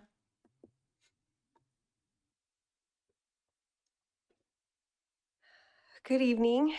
I'm Vivian Treff. I've lived in Brentwood for 12 years, and I've owned a business in town for 5.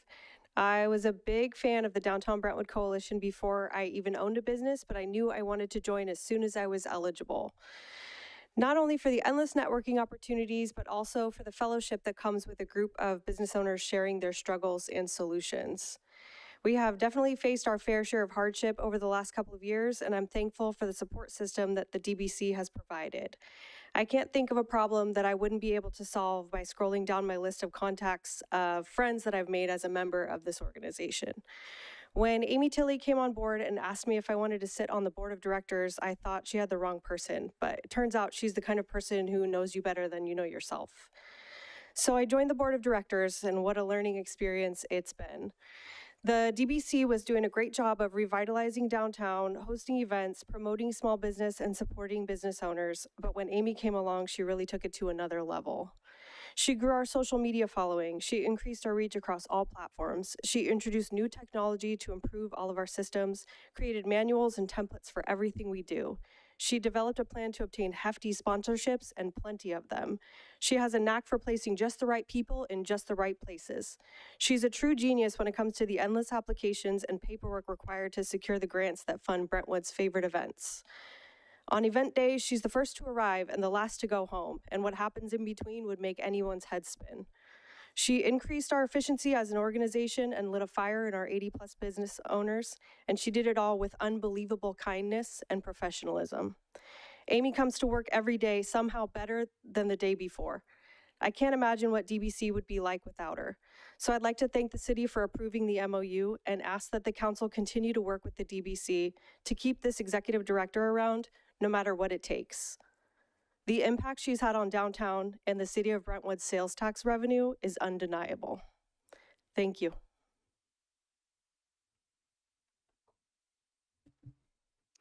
The next speaker is Rebecca. Good evening. So I'm just going to read from this. As Amy's older sister, I have the unique pleasure of knowing her since birth. That said, I'm a little biased in thinking that she's an amazing person. However, based on the presentations here today, and if you ask anyone in the community, that's a pretty popular opinion. Amy was born for this role, and I'm happy that the City of Brentwood and the Downtown Brentwood Coalition has entrusted her with this role. With that, she has sacrificed many an evening and weekend to faithfully support our local downtown businesses and community. I moved from our home in San Diego close to 4 years ago after the passing of our dad, and with the news that my job was relocating. I had a big choice to make and was nervous to leave the city we were born in and lived in most of our adult lives. However, my sister assured me that I would love it here and welcomed me with open arms to my new life in Brentwood. She was right. It didn't take long for me to fall in love with Brentwood. Much of the reasoning is as a result of volunteering and enjoying all of the downtown events that Amy has skillfully executed and to the Downtown Brentwood Coalition has hosted. I also have the unique perspective of seeing how hard Amy works behind the scenes of every event and to support all of the downtown businesses on a daily basis. It's truly difficult to understand all that goes into these fun and fulfilling events unless you've stayed up late at night stuffing gift bags in her living room or woken up at 5 a.m. in the morning on the night of the event and stayed to the wee hours of the evening cleaning up downtown Brentwood and making sure that there's no trash or debris. And that's my sister, every event. Like she mentioned, she's there from the beginning and she's there until the last piece of trash is cleaned up to make sure that our downtown Brentwood is beautiful.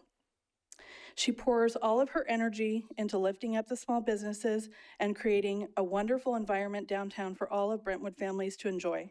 Our community is blessed to have Amy supporting the continued development of our downtown businesses. I'm here to urge the council and the city employees to extend resources to Downtown Brentwood Coalition and to Amy so that they can continue to build on the successes and momentum that they have built. Thank you and have a good evening. The next speaker is Dan.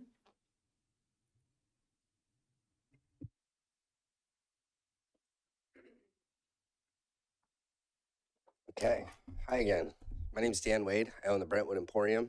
I also have managed large-scale events for almost a decade now. We have on routine about 10 to 15,000 people a day that show up, unique visitors to our music events. I would like to say that the coalition doesn't really put on very good events. I find them highly inadequate. I find them only serving the core group of coalition members and not really the entire downtown area as a whole. They focus predominantly on Oak and First Street while leaving other outlying areas of downtown neglected and forgotten. Let's see. When it comes to serving alcohol in the streets, they miss opportunities. They don't make as much money as they can. I look at their fundraising numbers and I mean, I fundraise hundreds of thousands of dollars for my events and stuff. And so you do $68,000 in a year and you're a city. And I don't know, I find that inadequate. And I find that what they do doesn't serve me or my business or my corner and my street of downtown. And it's not just me on my street that feels that way. It's the other businesses that feel as though the coalition has turned their backs onto our corner of Brentwood. And so when it comes to events in the future, I would like that to be taken into consideration, that though they are the largest voice in the downtown area, they are not the best fit for putting on these events when we want to talk about economic impact to the businesses and to Brentwood as a whole. But that's all I got to say. Thank you. I have no additional speaker cards in person. I do have 3 hands raised in Zoom. I'll call on Nina. Nina, go ahead. Hello, thank you so much. I just wanted to quickly say that I wholeheartedly support the Downtown Brentwood Coalition and commend Amy Tilley for her unwavering dedication to fostering a thriving business environment in Brentwood. As a business owner in Brentwood for over 20 years, in this community, I've personally witnessed the incredible support and positive impacts her efforts have made on our local businesses. I am also not in the downtown core of businesses, but I personally have felt the support, and my business has been positively impacted by the work of Downtown Brentwood Coalition. Their commitment to driving growth, fostering connections, and enhancing the vibrancy of our downtown area is invaluable. I stand behind the Downtown Brentwood Coalition and their mission to continue making Brentwood a prosperous place for business and the community, and I hope the City Council will stand behind them as well. Thank you.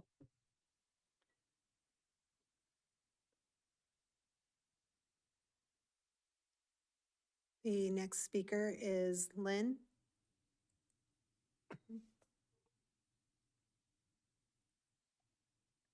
Lynn, go ahead. Sorry, can you hear me now? Yes, go ahead. Sorry, good evening. My name is Lynn Tay. My husband Randy and I are the owners of Zephyr Grill and Bar. We have been members of the Downtown Brentwood Coalition since we opened our doors in 2016. And in 2003, I joined the DBC board. I am grateful to the city of Brentwood for the MOU that allowed the Downtown Brentwood Coalition to hire Amy Tilley as the executive director. The DBC has been run by a group of dedicated downtown business owners who volunteered countless hours for 15 years, helping to grow downtown Brentwood to what it is today. As the DBC expanded, along with downtown Brentwood, the role of executive director became critical to the future of the DBC and the entire downtown area. I fully support Amy's executive director position, as she has become an invaluable asset to not only my business, but to all businesses in the downtown area. Her dedication to making downtown Brentwood thrive is more than we could have hoped for when hiring for this position. The impact the executive director has had on the downtown has been pivotal in drawing more and more people to the area. Due in large part to the marketing and events implemented by Amy Tilley, the visibility of downtown has increased immeasurably and has assisted in our businesses seeing a double-digit increase in sales this past year. To showcase the positive effects of DBC events on our business, I would like to highlight the recent Santa Crawl held on December 14th. This event boosted our sales by a significant amount, totaling $4,600 more than the same day last year. One of the perks of purchasing a VIP ticket was the ability to make VIP dinner reservations at multiple downtown restaurants. This helped us retain customers who may have otherwise passed us by in favor of the next stop on the crawl. This is an event we look forward to participating in again next year. I'm sure we are not the only business experiencing an increase in revenue. I am curious how this growth is affecting the amount of sales tax the city is receiving from downtown. It would be helpful to see the information corresponding with the current MOU. I would imagine there has been a significant increase in sales tax revenue in 2022 and 2023. I hope that this information is made available before the MOU comes up for consideration later in the year. Lastly, I encourage the city of Brentwood to approve another MOU so that the DBC and Amy Tilley can continue to work diligently to ensure that our downtown businesses will continue to grow, thrive, and shine. Thank you for your time. The next speaker is Randy. Randy, go ahead. Hello, can you hear me? Yes, go ahead. Thank you. Thank you to the council and for everyone there who is giving your time. This is my first council meeting and it is fairly late, so I appreciate you all, just so you know that. I want to just echo every single person that has chimed in or is there in person to support Amy. She has been invaluable to my business. I have lived in Brentwood for 21 years and raised my kids here. And I opened my business 10 days before I was shut down with COVID.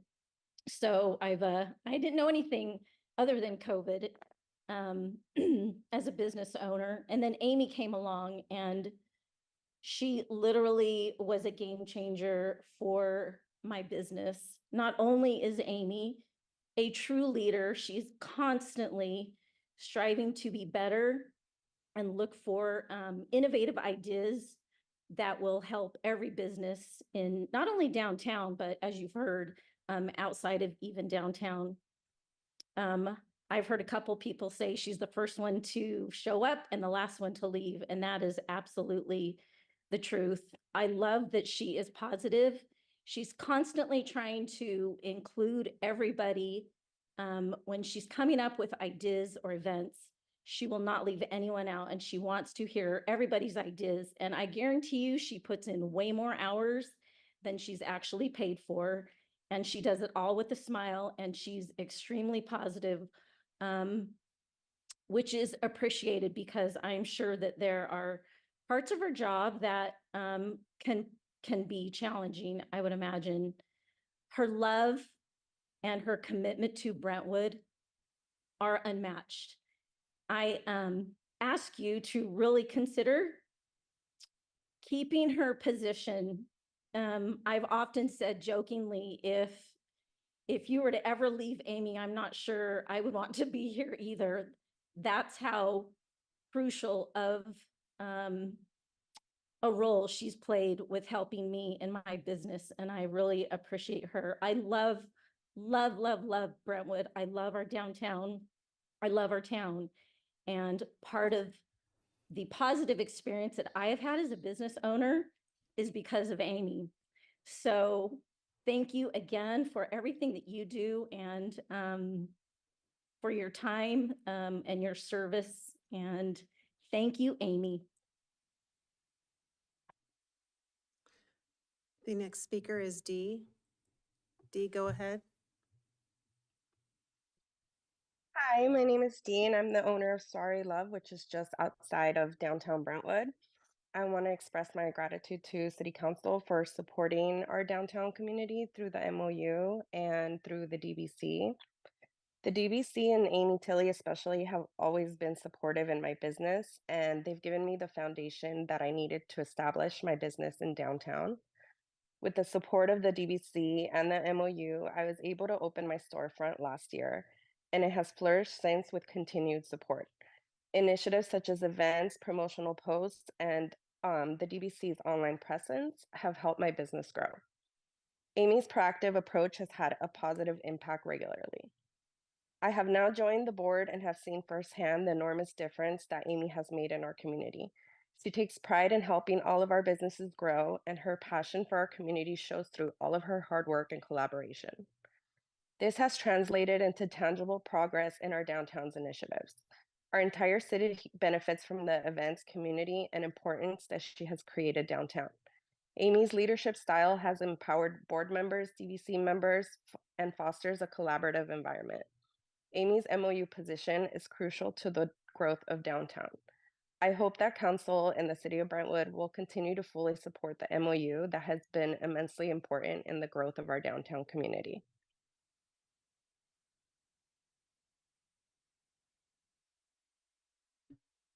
The next speaker is Naraya.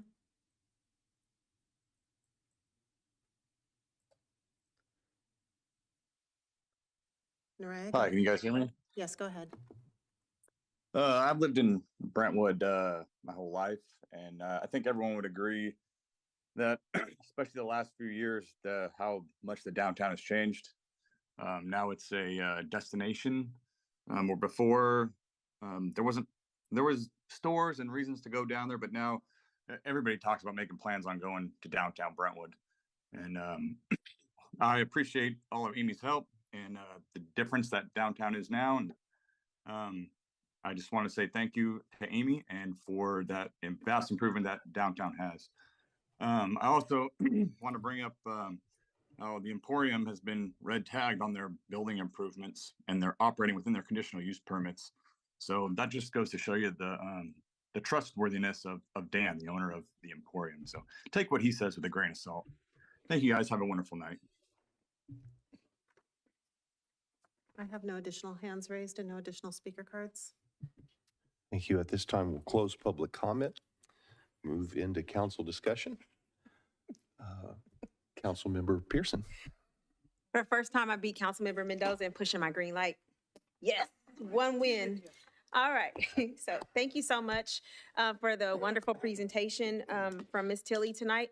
I appreciate that. It's always nice to find out what is the result of when we make a decision up here, what comes back. So it's nice. And you were saying, oh, I'm going to take your time. This was your moment. So we appreciate you.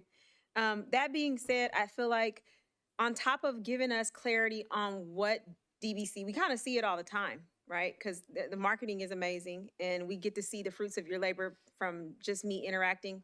I have to tell you, I feel like I'm a big believer in giving someone their roses. So while you're here, Amy, I want to tell you a little story. I was on a call with someone in my office and I heard someone else saying, there's this amazing woman, Amy Tilley, with this organization. And I'm so appreciative of the DVC because I'm not from that city, but she just walked me through how to do things to better things for the residents of the city of Brentwood. And I felt proud. I was sitting in Antioch and I heard someone talking about our city and how helpful you were to someone who wasn't familiar with our special permit process. So just haven't been able to tell you that face to face. I thought I'd tell it publicly. How lucky we are to have this relationship with you. The other thing that I do want to say is that my experience of all the DBC events I've gone to meetings before I was a council member. I saw my picture and when I saw my husband snacking on something in the picture on there. But from what I see, the feeling that has come and emanated from the board members and from Amy, who does this with some style and grace. To me, if I can name one person you emulate while I'm giving you your roses, it's Michelle Obama. You are always so graceful and always so kind that you maintain the hometown feeling that caused this little woman from the city of Oakland to sell her house and move to Brentwood so that my kids can have that downtown feeling. And it's emulated also in the members of DBC. So I'm so grateful for all the businesses that came tonight who talked and spoke about it. I've literally the more that your businesses grow, the more we get back because you guys give back. So I just want to say I appreciate all of the businesses. And I tried to walk when I first became a council member to go to different businesses and like, hey, hi, how you doing? And go just meet the business owners. And I'm just so appreciative of you guys. I'm always grateful to patronize each and every one of you when I can see fit. I probably overindulge in boondoggies for hot dogs and tater tots. That being said, just thank you. I appreciate you. Vice Mayor. Sorry, I want to say Habib was before me. I think pretty sure. I don't know. I can go. Fine to go? Okay, I'll go. If the downtown area of Brentwood is the heart of Brentwood, then Amy is the heart of downtown. I have lived here long enough to have seen what the downtown used to be. And when we first moved here, it was great. We were super excited to have a downtown area because I think that's just like the pulse of any good welcoming city is to have a downtown that brings people in and helps them to stay and find joy and family and all these wonderful things. It's definitely changed. If you walk downtown now, and I think Vicki Little was talking about energy, and she's totally right. There's a different energy in downtown now than there was some years ago.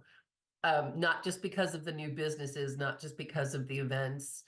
It's just a different place than it used to be. And I feel like when people walk through downtown, there is more of a sense of community than what I've seen in the past.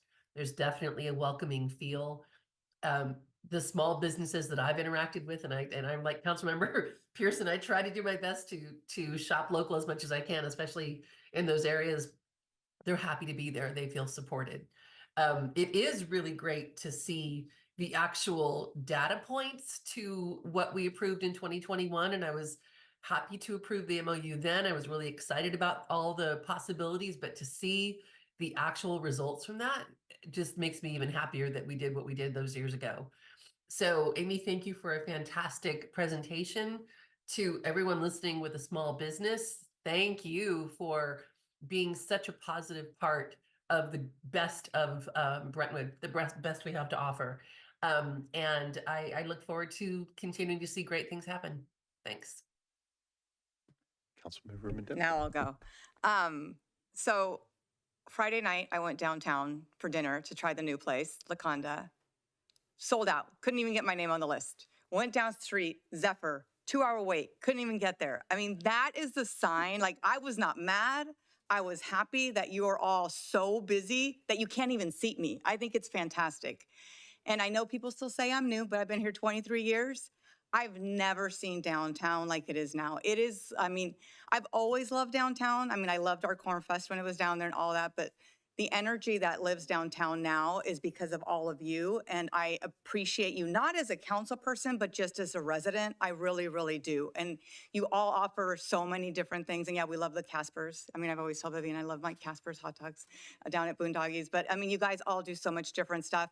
One of the things that touches my heart every single time, because I love seeing your post, is your Working Wonders posts. You do so much more than just businesses. And I think people seem to forget that. I love your Working Wonders post and what you do for nonprofits. My sister came today and she said it right. Amy does not gatekeep. I can't remember who said she creates forms and everything. I've never seen someone that is so open to sharing the resources she has. And she's like, here, go for it, use it, take it, steal it, right? And I think that's fantastic. So, and the other thing that I thought about is people say she's the first one to arrive and the last one to leave. Not only is she the first one to arrive and the last one to leave, but when I was downtown the next morning after Cornfest last year, she was there cleaning with Becky Bloomfield first thing in the morning the next morning, just making sure everything was okay. So I appreciate everything you do as a resident. I am proud that we have supported you as a council, and I'm glad that all of you support her. And I know everything's not perfect, and there's always room for improvement, so let's figure out if we can do anything on that end. But let's try to lift each other up. We're not all going to agree all the time, but let's figure it out. And hopefully, someone said we could hopefully do this in other parts of town. It'd be great to clone you and take you to other areas. So let's figure out what else we can do too. And so thank you very much for making Brentwood such an amazing place to live, because you are a big part of it. Thank you. Councilman Orleans. Wow. All tough acts to follow and all very, very true. A couple little stories about Amy. Being able to make a brand new council member feel welcome in his own district is awesome. You brought me into the downtown or to the coalition meetings. You invited me. You've introduced me around, and I can't be more appreciative. I've been in the city of Brentwood for well over 20 years. I have never seen the downtown as vibrant as it is these days. It's a blast to go downtown, and we can attribute a lot of that to you. I thank you for everything you do. I can remember specifically an afternoon when I got a phone call from Amy, probably the only time it's ever happened, but it was something was happening in the downtown and she knew it would affect me personally. She called me just so I could get down there and figure out how I could help out or become a part of that event. I truly appreciate everything you do. Please keep doing what you're doing and keep Brentwood as strong as it is. Thank you very much. I also have had the pleasure of being here and seeing old downtown Brentwood, and like Councilmember Mendoza said, the Corn Fest and everything that was downtown. That was great, but what downtown Brentwood has become is not only a destination, but it really is the identity that we want people that are bringing businesses and families in. I want them downtown. I want them to feel and see, you are the proof that we are a family community and focused on each other.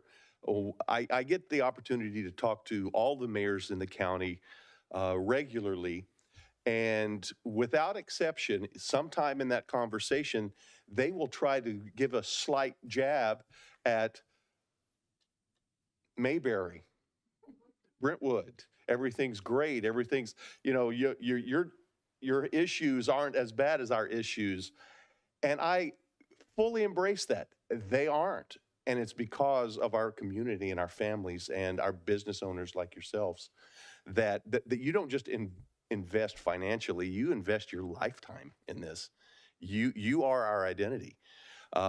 For Amy's sister, you know, I know it was probably really easy to get rid of those pesky ocean breezes and year-round moderate temperatures and, you know, the suffering that San Diego has down there and that kind of stuff, and move to Brentwood, where we have 4 seasons, and 2 of them are very hot, freezing, and wet, and those are usually the seasons.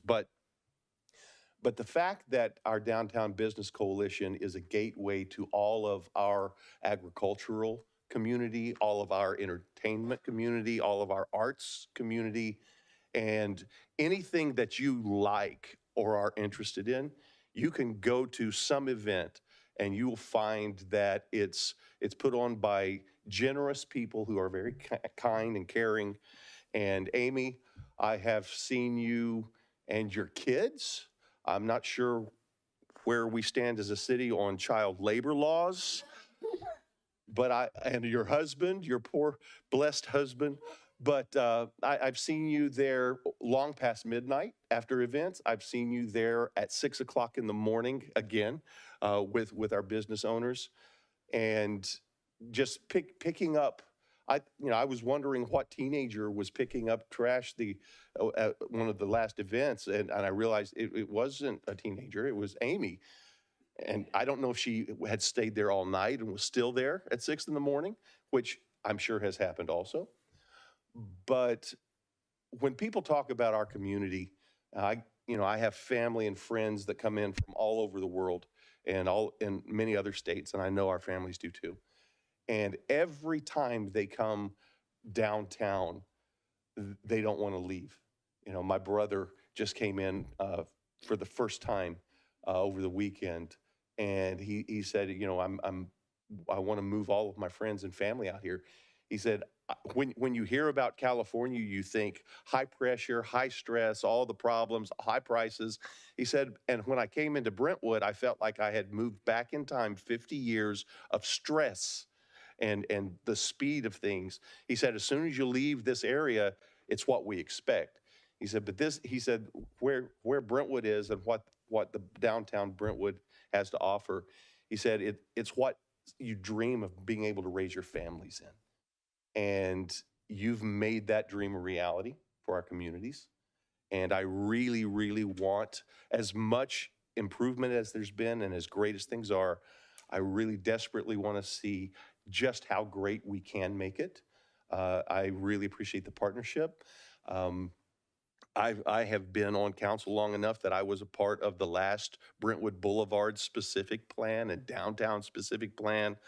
And to be able to bloom the energy down in these corridors and all over the city, that would be phenomenal. You know, it's great to have a city the size that we have and have the level of excellence in business owners and community and downtown that we have. It's just almost unheard of. So thank you very much for that. We greatly appreciate it.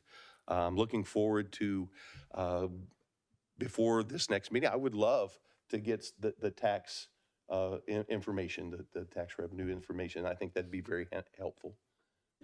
Yeah, we were actually in the process of cleaning it up, and we'll be sure to provide that more frequently to the DBC as well. Fantastic. Is there any further conversation? Okay. I just want to thank the downtown business. Question. Yes. When will And I think we don't have an exact date, but when is the MOU coming back to council? Sorry.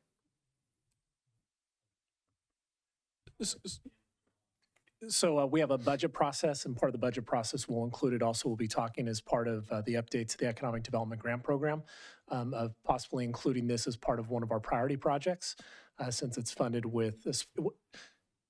It's specifically set up for that type of use. So we'll bring that to LUD. So before the end of this MOU, it'll be back before the City Council for approval. I'm just giving you a little bit more of the details. Well, I do want to thank all of you, and I feel like I would be remiss in not letting people know that in addition to all the great hot dogs and tater tots and Caspers, they also have Lockford sausages there at the beautiful hot dog place. But we've got some of the greatest charcuterie boards downtown, food, snacks, ribs, everything, boba stores now. You know, Chelsea, you know, if some of the finest ramen you can find on the West Coast. We have excellence everywhere, and it's all because of you. So thank you so much. We greatly appreciate it. Yeah, we're going to give you a hand clap. Yay.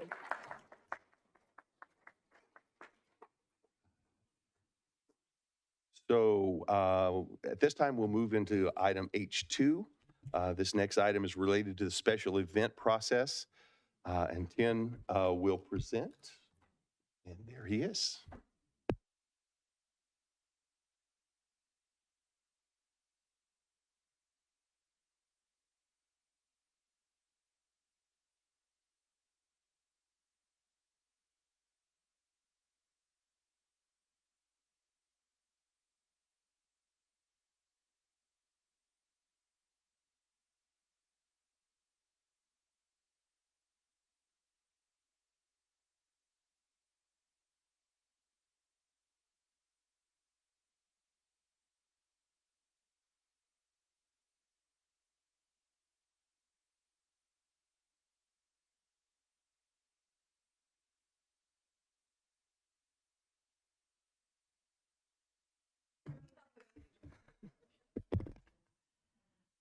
Thank you, Mayor. Good evening, Mayor. Good evening, City Council. Happy New Year. Tia Nguyen, Recreation Manager. As mentioned tonight, City staff's presenting and seeking council feedback about our external special event process. For our presentation, we have an outline in front of you to give you a preview of what we'll be talking about tonight. We intend to provide some background data statistics about why we're having this conversation about events in City Park and downtown Brentwood. We'll provide a summary and a high-level review of our process, followed by fees, factors to consider from the perspective of the city, but also event hosts to frame our conversation. We'll talk briefly about financial assistance opportunities the city provides to our external event applicants, especially those hosting community-wide events for our residents. We'll have our police department speak about their role and considerations in regards to safety of special events. And finally, we'll provide some recommendations for council's consideration tonight in continuing to improve the special event process based off of prior council direction and feedback we received from our community stakeholders. So for the next section of our presentation, I'll hand it off to Amanda Cheney, Recreation Supervisor. She leads our CERT team, our Special Events Review team, and oversees special event applications submitted through our Parks and Recreation Department. Thank you for the introduction, T.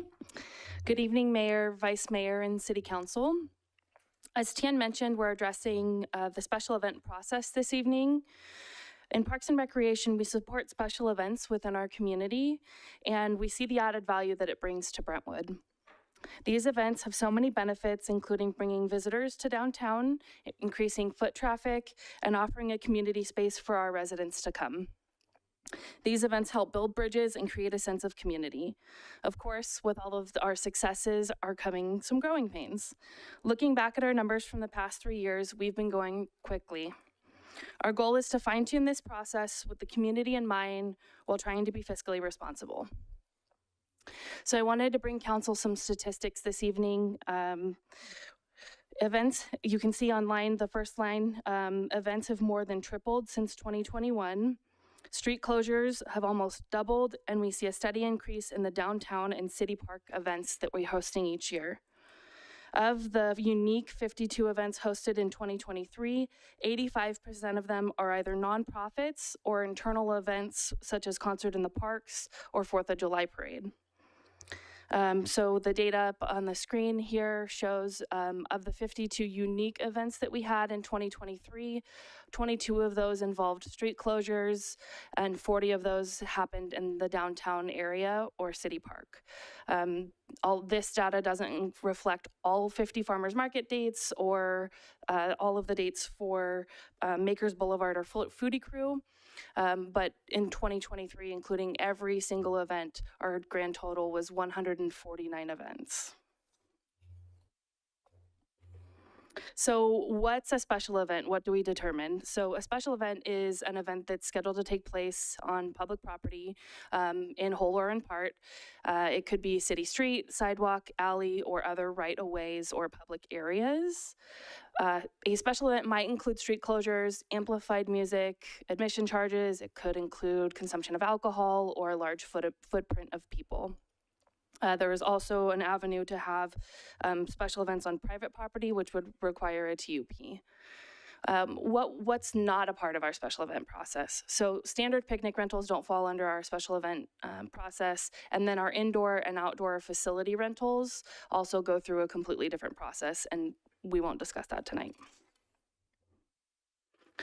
So this is just a brief overview of what our existing special event process is. The city receives applications from event hosts. They'll complete their application and submit the application fee to the department. All of the applications that we receive go to our special event review team meetings, where we vet the application, go through everything, and then collectively come up with what criteria is required for the event. We pass along those requirements to the event host by the conditional approval. It's a document that's customized per special event, and then it could include everything from insurance requirements to PD requirements, waste requirements, and it doesn't just include what our requirements are within the city. It could include external requirements such as a health permit or a fire department, fire permit, but depending on what type of event. So then the event host will host their event. Currently, the city does not staff special events. So the only time a staff person is at a special event is if it's a street closure and they're closing the street at the beginning and opening it at the end. So we don't currently have staff. And then after the event, we do a post-event recap. The CERT team will get together, discuss the event. If anybody had any questions or comments or concerns related from their area, we collect that data. We keep that so we can look back the year before, and then that information is passed along to the event host as well. So with all of these events, of course, there's associated costs. We just wanted to give you kind of a high overview of what some of the asks someone might be given if they're hosting an event with us in the city. So they could incur fees for rental fees if they're renting city park, insurance, I mentioned health permits, fire permits. If they have alcohol, there'll be an ABC license involved, or if PD or security is assigned to their event, there'll be associated costs as well. So likewise, what we might not always think of is the city's not hosting the event, but we still have expenses that we are incurring on our end. So some of these could include administrative work, which involves reviewing and processing the applications, the overtime costs for the street closures for public works, and then our post-event follow-up. So the city does offer a couple of financial relief opportunities for these event hosts. There is the Economic Development Grant. They're available for promoting business development, community services, and institutional advertisement for the city of Brentwood. This process is done through economic development, includes their application, selection process, and city council approval. Another avenue is the fee waiver or reduction process. Nonprofits and community groups are eligible to apply for a fee waiver for up to $5,000 per fiscal year for assistance with city services. So they could waive PD costs or rental costs for the park or a facility, things like that. And then anything beyond a $5,000 ask would have to come to City Council for your consideration and approval. So now I would like to turn over the presentation to Sergeant Michael Manow from the Brentwood Police Department.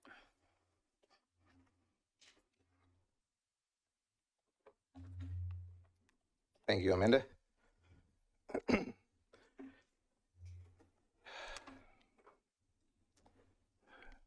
Good evening, Honorable Mayor and City Council members. My name is Sergeant Michael Manow. I'm with the Brentwood Police Department, and I am the Special Operations Sergeant for the PD. One of my responsibilities in this assignment is to serve on the Special Events Review Board, the review team with Amanda and other members of the city departments. With my experience, I bring the law enforcement perspective to these meetings to help determine if the PD presence will be needed at the event. Historically, the police department has passed along fees to event coordinators for events such as Corn Fest and the Art and Wine Festival. These two events no longer occur. However, other events such as Hometown Halloween, the Holiday Parade, Liberty High School Homecoming Parade, and other fun run events that happen throughout the year have also been handled in the same way. As stated earlier by the members, as stated earlier by Amanda, the number of special events held in the city has seen a significant increase since 2021. In addition, several of the events have increased in attendance since 2022.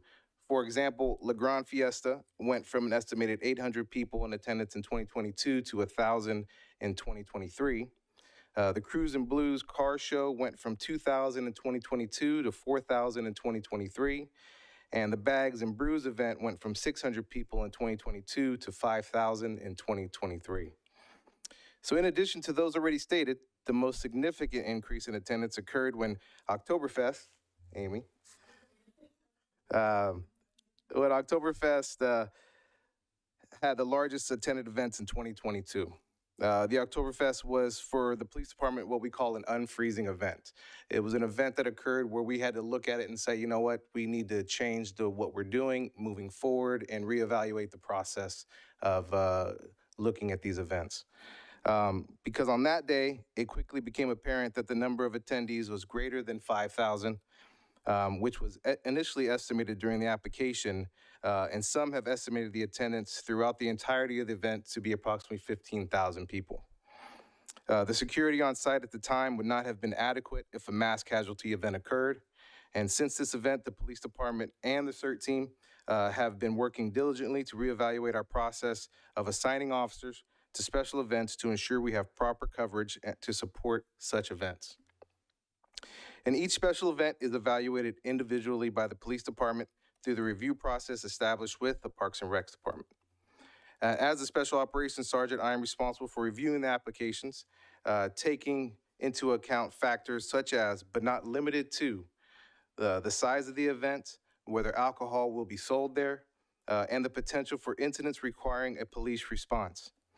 Additionally, we must consider the number of officers assigned to patrol during the event and be mindful of our obligation to the 65,000 residents that are also here in the city. If the event does not meet the criteria for a police presence, then event coordinators would still be encouraged to hire security for the event. To calculate the overall cost of an event, the police department relies on the cost allocation plan, which is set by the finance department. Once it's determined that the police department needs to staff the event, officers arrive an hour before and stay an hour after the event ends. But during some events, officers can have a staggered start time, which can help to reduce the cost for the event coordinator. The number of hours each officer works, their rank, and their assignments are taken into account to determine their hourly rates and benefits using the CAP, or the cost allocation plan, which is currently set at a C-step officer. The total cost is then sent to Parks and Recreation for inclusion in the application, and if the city does not sponsor the event, the police department costs are passed on to the event organizer. I understand that staffing police personnel to work a special event can be costly and a strain on our department's resources. However, the benefit of having trained officers to be a visible deterrent against crime or unruly activity can outweigh those costs. Officers have the ability to neutralize a threat in the event of an active shooter, and they can render first aid to victims or those in need of immediate first aid. Police presence also provides a feeling of safety and security at the event. Honorable Mayor, Vice Mayor, and City Council, I truly believe if we were not present at those events that meet the criteria, then we would be doing a disservice to our community. Thank you. And at this time, I want to send it over to T. Thank you, Sergeant. So we do have some recommendations for council's consideration tonight. Following City Council's June 27th, 2023 council meeting, staff did give an update to council about the special event process. Council provided direction and feedback to staff in regards to researching and improving the special event process, and especially for use of City Park in downtown.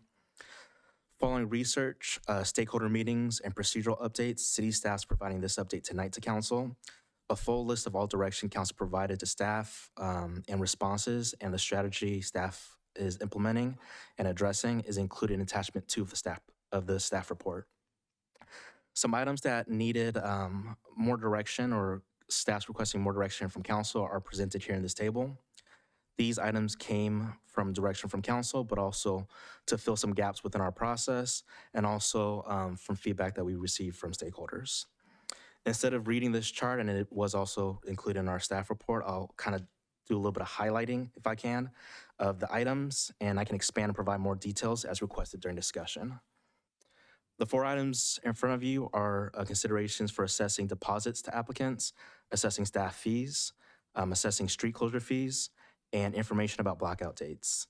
The chart provides more information about staff recommendations on each of these items, but I do want to highlight with council's directions tonight that these items, staff does intend to come back to council again at a future date.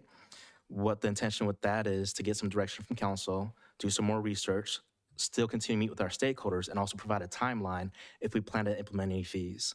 This is going to be important to staff so that those applicants have an opportunity to provide feedback, but also so that we can be transparent about when and how we're assessing those fees in the future.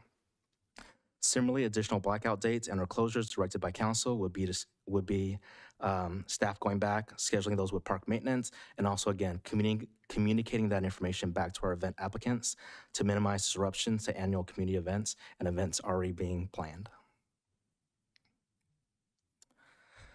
So this chart also included in our staff report are items that city staff is recommending to make no changes at this time.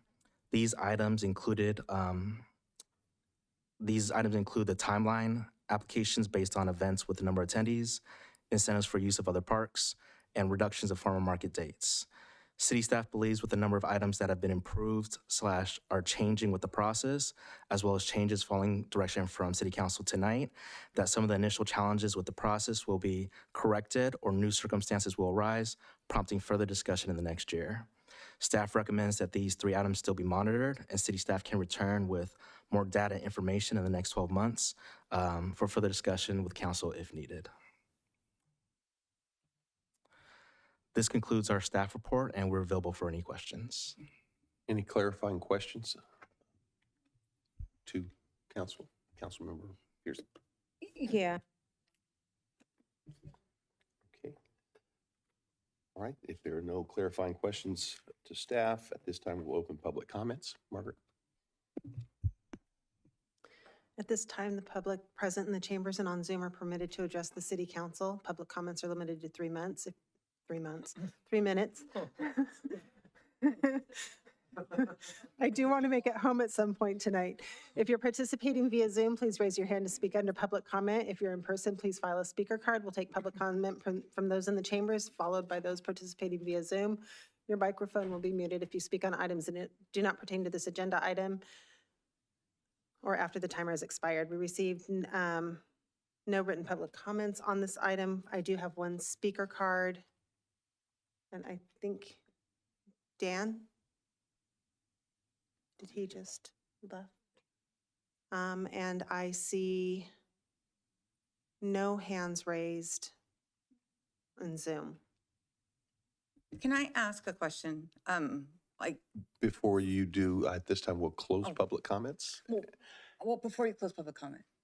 Okay. Because we have two of the groups that have the most events, and I was wondering if you guys had any feedback on what you read. Like, I don't know. I mean, you guys are the ones that have the most events. Sorry, I mean, they might be a little shy because it's about them.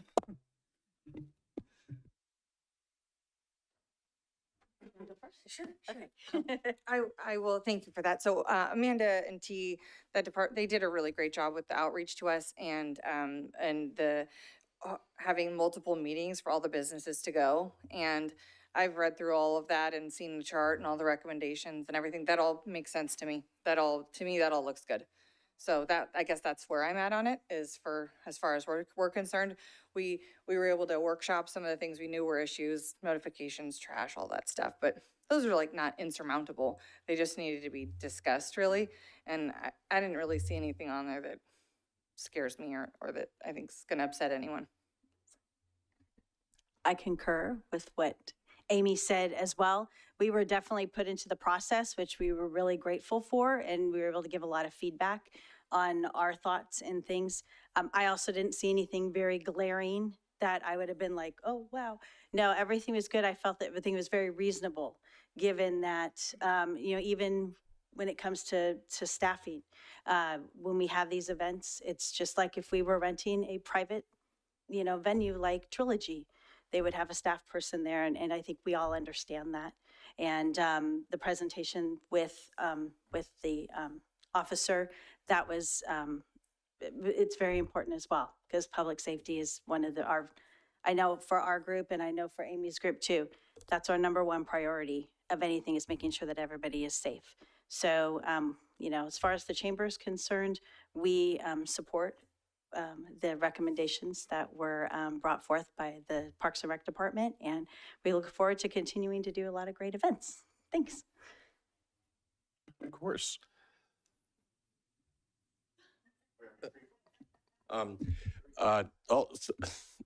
Also, part of the chamber, part of Rotary, part of a bunch of other groups, Poctoberfest. Agree with everything. The one thing that I know that came up on that was to maybe limit the number of events that we have downtown and encourage people to use other parks. I encourage that with one caveat. If you want to encourage people to use other parks in Brentwood as opposed to everything being downtown, you need to then, if a big event decides to book something at Veterans Park or another park, then we need to block off the downtown park as being not available, because everybody's first choice is to come downtown, of course, because it's the best place. But I put on an event at Veterans Park last year, the Poctoberfest, which was awesome, and we'd love to go back there. But we have a choice of making a decision: do we want to have it downtown or do we want to have it at Veterans Park? Well, we don't want to pick Veterans Park and then all of a sudden they book an event for downtown and now we're competing with each other. So that would be my only recommendation. If we do decide to limit the events downtown, then we have to limit the events downtown when another big event books another park for that same day. Does that make sense? My feedback. Okay, if there's no more public comment, you still have 2.5 months left on your time, Greg. I'll rescind. Okay, this time we'll close public comments, move into council discussion.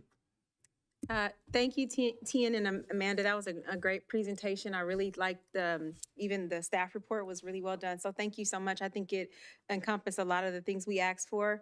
I did have questions and then I had some suggestions.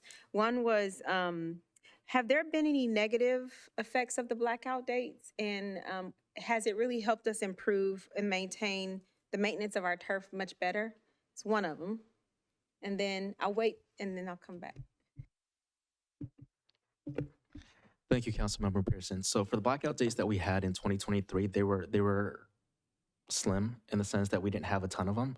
So I can't speak to that just because I'm not in parks maintenance, but from my perspective, I don't think it provided a as impactful as a difference as we kind of were hoping for.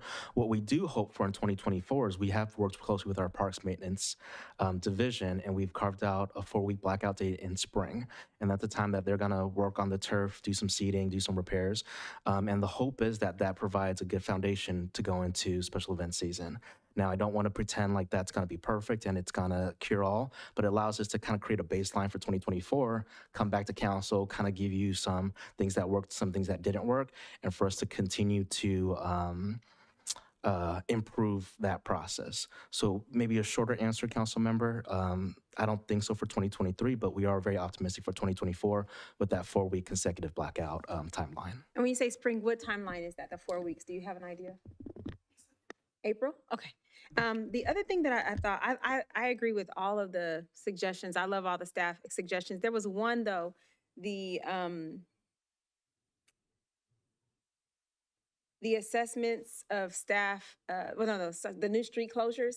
It looked like we have a special caveat for the farmers market, which makes sense. However, I'd like to see if we can possibly do some type of exemption process. One of the things that the feedback that I did get back was, some of your more established organizations, it's easy for them, but if I'm just coming to throw a special event and I'm a new organization, it may be a little bit harder for me, some of these fees. The other thing I was thinking, so that we don't give the appearance of bias or impropriety to just the farmer's market, having an exemption process maybe to be exempted from, it's not much, right? It's a small amount.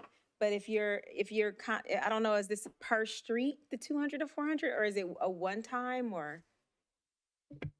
So thank you, Councilmember Pearson. To maybe make that question a little more complicated, that's what we wanted to mention in the staff report. We were talking about providing some examples of other cities and how they were doing their fees. We wanted to give you kind of a recommendation of we're hearing feedback from the community and stakeholders, $200, $400 for that. We're not totally set on is that going to be hourly, depending on how many staff that needs, or if it's per street. But we wanted to kind of give you an idea of what staff's kind of thinking right now.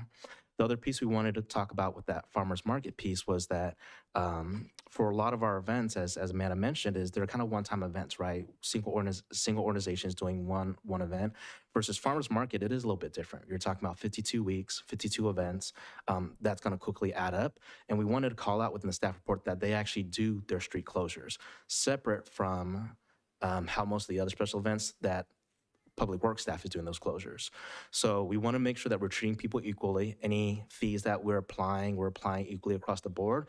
But to your point, there is a little bit of complication there with how we've created our process and how we've been in practice of that process. Because I think for me, I did ask, well, do they, someone said, oh, the farmer's market does their own closure. So if I was coming for a special permit and you tried to bill me, I would say, but I can do my own closure. I've been trained in this other city.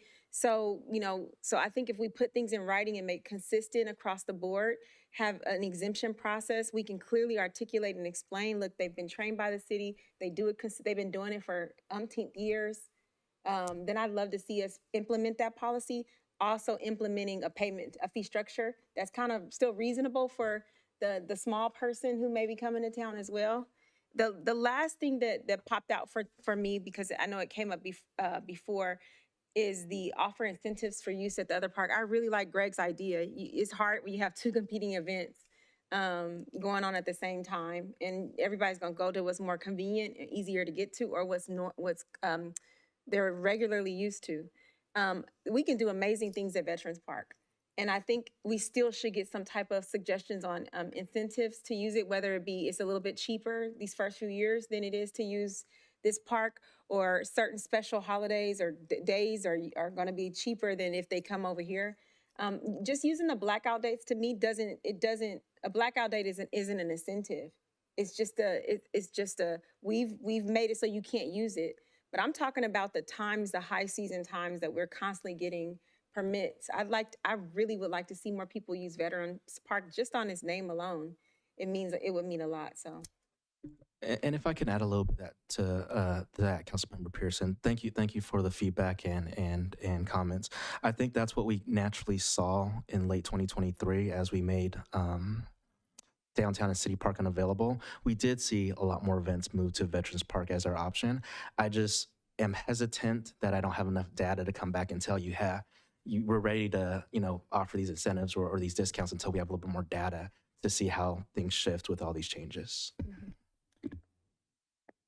So those are just my two things that I would want to see is just the exemption process. And I would like to find out some ideas on incentives that you all are considering whenever this comes back to us eventually.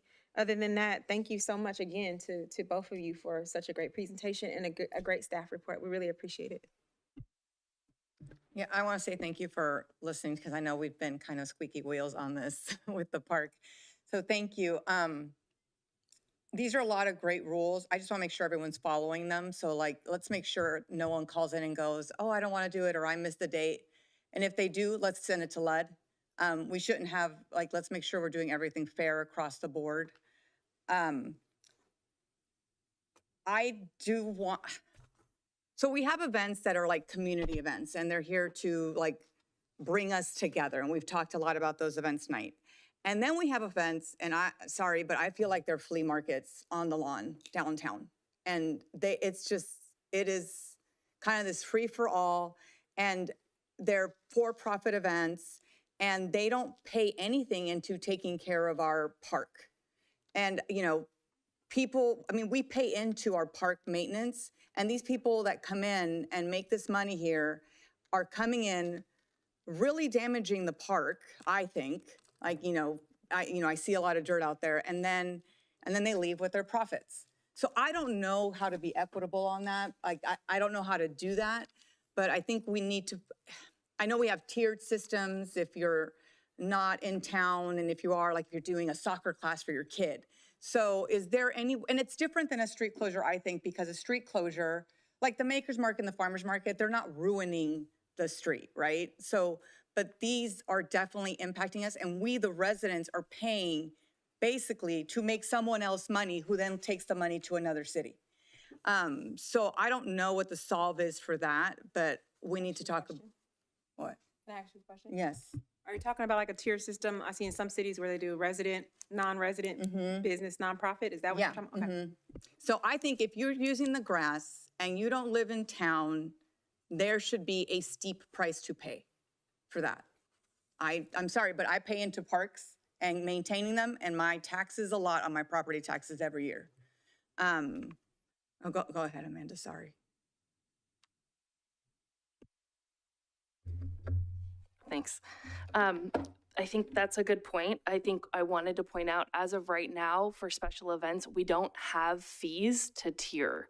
So if you rented a facility like the community center, if you're a nonprofit, you get a rate, commercial rates, non-resident, resident. So we do have those for other areas of the department. But for special events, we just don't have fees attached. So the only fee that you're really paying is the $54 application fee.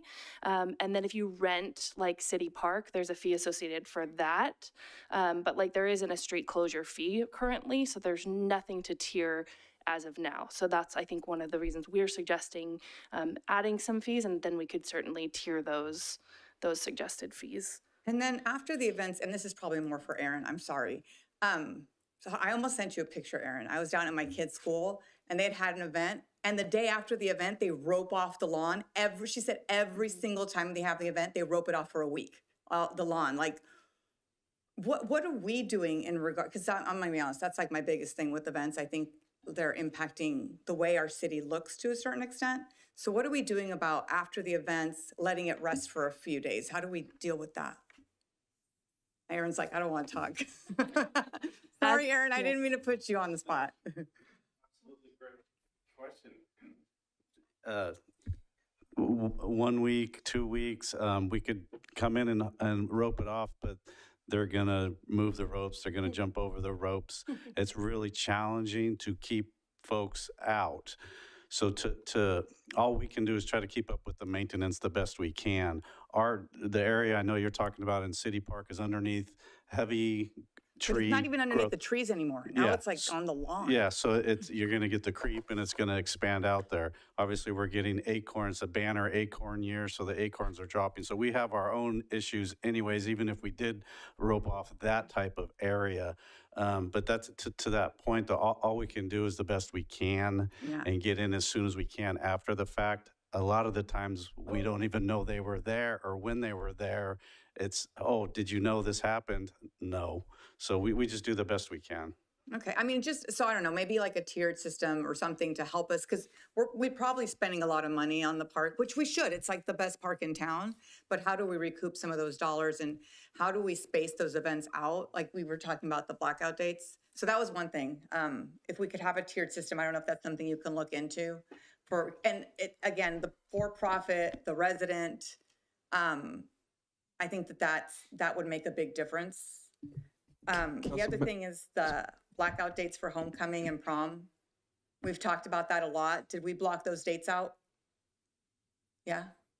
So yes, we work closely with the school districts. Unfortunately, sometimes they don't have all those dates for us 18 months in advance, but we stay in continued communication with them. So once we have them, we do our best to Can block we them just out. block off like the month, and then they can do a tentative and we wait for the date from the school? We can work with the school districts to see what dates kind of they have. I just don't want to put them on the spot that sometimes those change depending on the games. Yeah, I don't want to put them on the spot. I just think that we say we're here for the kids, and our kids get, I mean, we can go out and drink any night of the year. If you want to drink, you can drink any night of the year. Downtown, there's plenty of establishments. Our kids get just 2 nights a year to get dressed up and go out, and it's kind of a big deal. And I did hear a lot of negative stuff, you know, when they cross over with the beer fest, which the beer fest is great. Maybe we can do that at Veterans Park or something, but if we, that's been important to me. I don't know if that's important to the rest of the council. I do hear a lot about that from a lot of the moms in town, and it gets crazy online when it's that time of the year. So, Councilmember Mendoza, I would like to remind the city council that we had an event change the date as a result of it conflicting. And the school changed the date of homecoming after they changed it to not conflict. And so then it did conflict. So I will tell you, I think this will continue to be an issue because it was even, I think it's difficult to have an event change just 2 months in advance and then it got changed again by the school. So unless the council gives direction that you don't want events during the homecoming months, which is basically football season, that would be the only way to truly ensure that there wasn't a conflict with homecoming. And then sometimes the schools have different days. Sometimes it's after the football game and sometimes it's the following day, and that changes. So as T talked about, they work closely with the superintendent and the principals, but sometimes it changes last minute. yeah, okay. But anything we can do to help out there, I think would be great. So I agree with the garbage fee, because some events, it's just crazy down there. And if we're having to spend staff money, then we should definitely charge back. And there should be no excuse of why an organization doesn't pay the city back on that one. I think, you know, Amy and the chamber, wait, is Maker's Market here? Like, can I ask her how she feels about all the street? Because she's, I mean, I think you're probably, I mean, you're a big draw for people to come in from other cities. Do you have any feedback on the street closures? Okay. Yeah, sure. Yes, please. We have people. I'm like, the more online. feedback, the better.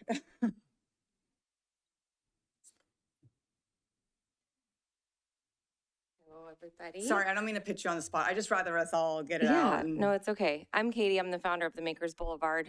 Thanks for allowing me to host this amazing event every single month for our community. And again, thanks to Amy too for all her support. But regarding street closures, for us, it's been a pretty seamless process. I mean, we've worked a lot with the Parks and Rec Department, and we haven't had any issues with it. So if we were to incur any additional costs for that, it might kind of affect the activities we're able to provide to our kids and our community, which we do currently right now, complimentary to anybody who attends.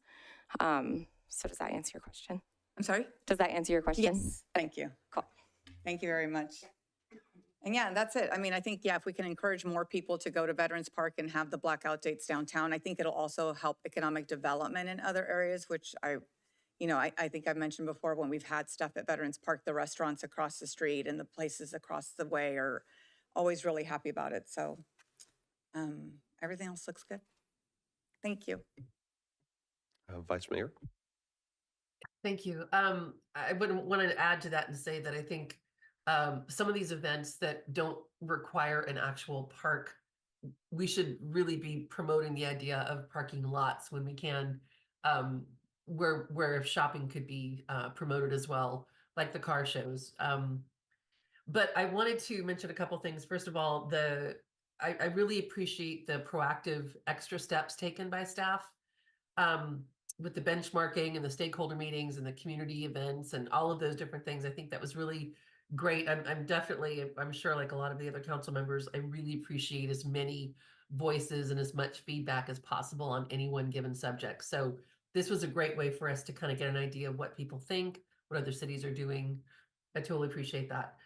I also agree that we need to be, that the claim deposits, those kinds of things are appropriate, but I want to make sure we're very, very forward with this and talking to anyone who's doing a permit application, especially in people that have partnered with us in the past, like not just put it in the paperwork, but make sure when we're speaking with them to point it out in case they're so used to doing it, they don't read the fine print anymore. Let's see, what else? The one last thing I think was non-permitted events. We know that there have been events downtown that have caused a lot of extra trash and stress, and people's businesses were blocked. And these were events that were unpermitted. So is there anything any discussion on what can be done to reduce that impact? And actually, before you answer that question, my other point was, for the events that have impact on grass, like whether it's Creekside or Veterans or downtown, can there be a Parks and Rec impact fee that is specific to just making sure that the seeds are down or whatever it is? I mean, can there be a specific fee that's around impacts more than anything else? Like Councilmember Mendoza mentioned, the streets aren't being impacted negatively other than trash, which would apply to everyone. But is there something we can look at for impacts? So I guess that's two final questions. And one was the impact one, and one was the one around unpermitted events. Thank you.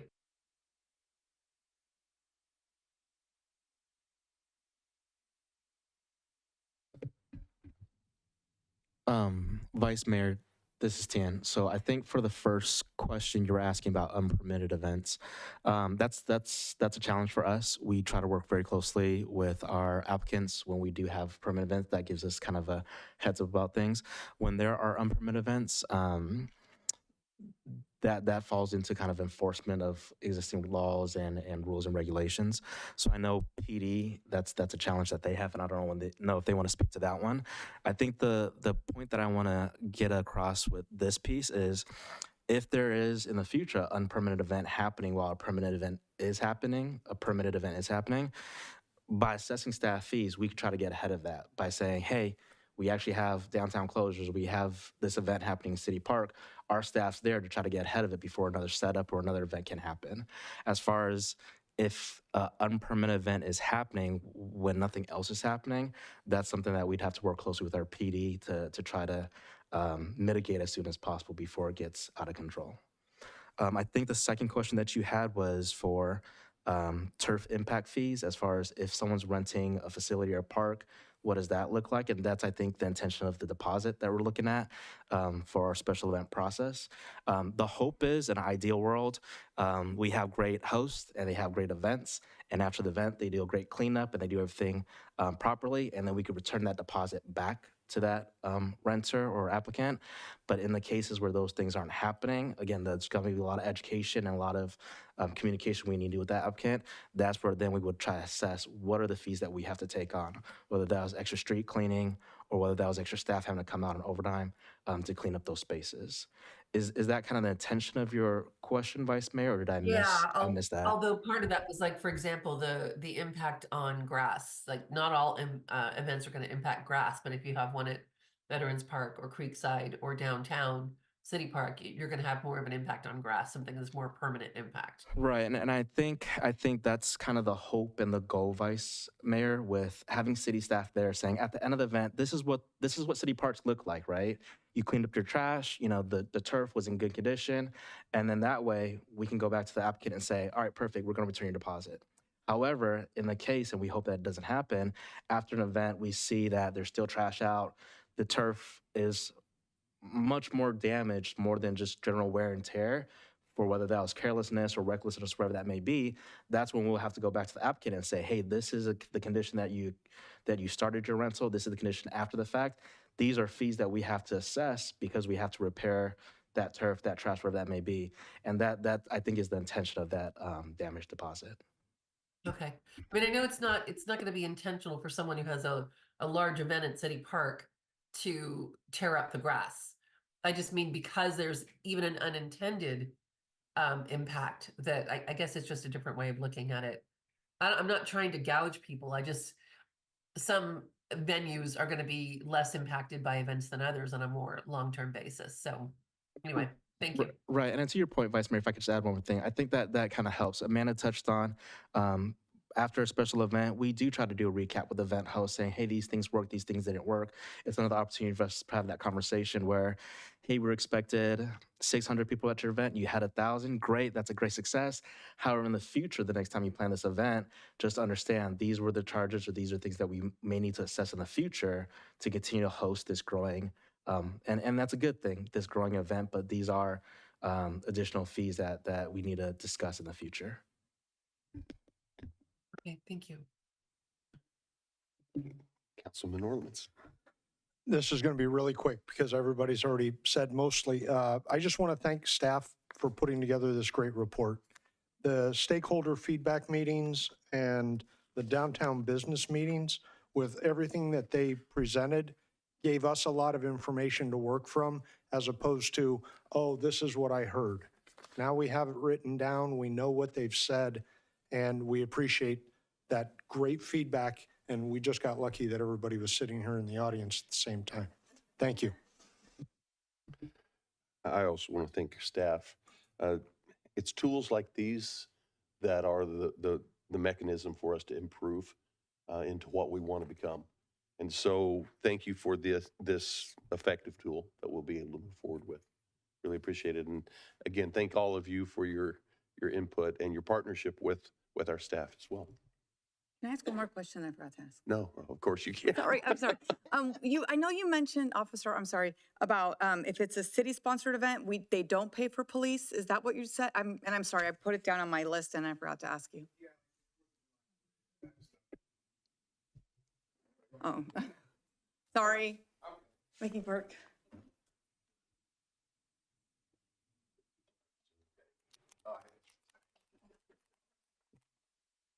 Yes, if it's a city-sponsored event like the 4th of July parade, then yes, the city will not charge. There won't be a fee at that point. Is there an opportunity for things? So you know how we give grants? So we give grants to some chamber events, some downtown Brentwood Coalition events, the Day of the Dead. Do we have a sliding scale when we are partnering with them on events, or is it just full sponsorship or not? Are you talking about, so if we're there for like a community engagement type of event? No, I mean, let's talk about, the biggest event we have in town is Oktoberfest, right? Correct. But will the police expense be detrimental to even having the event? I don't even know.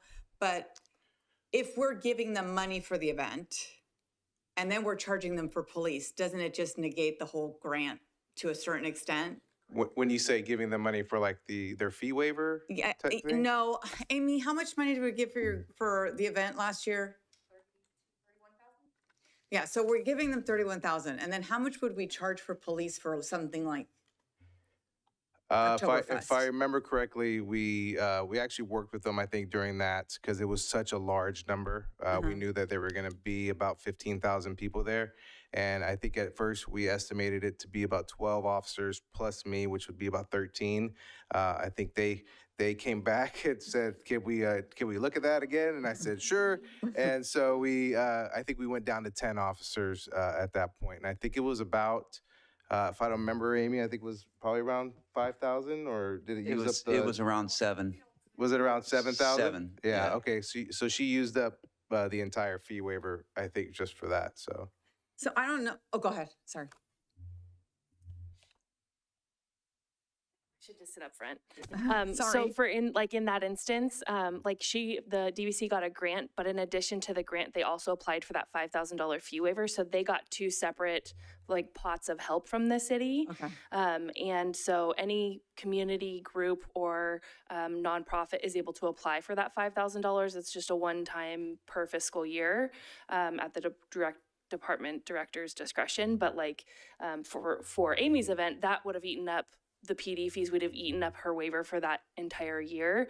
For other groups that have smaller events, they might be able to use $1,000 of PD fees and then take care of the Parks and Rec rental fees and solid waste all in one swoop. So, and we do have a lot of people who apply for the fee waivers. So just as So I guess my question to the council is, if we have these big events and we know we've heard tonight, they're important to the city, we're probably going to have to think about how do we do, I call it the cost of doing business, right? Like there's certain costs of doing business, and the cost of us having a city and having events is having officers. So I think we're also going to have to think about, and it's not just for DBC. I mean, the chamber has events as well.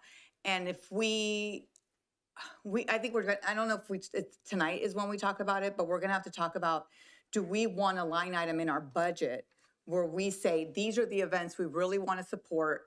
We don't want to risk losing events because the burden of police will be so big. And that's just the part of doing business, right? Like your police department is part of your city. So how do we not lose events and help with this police expense? Because I see it as part of doing business. It's part of having a city, is having police at different events.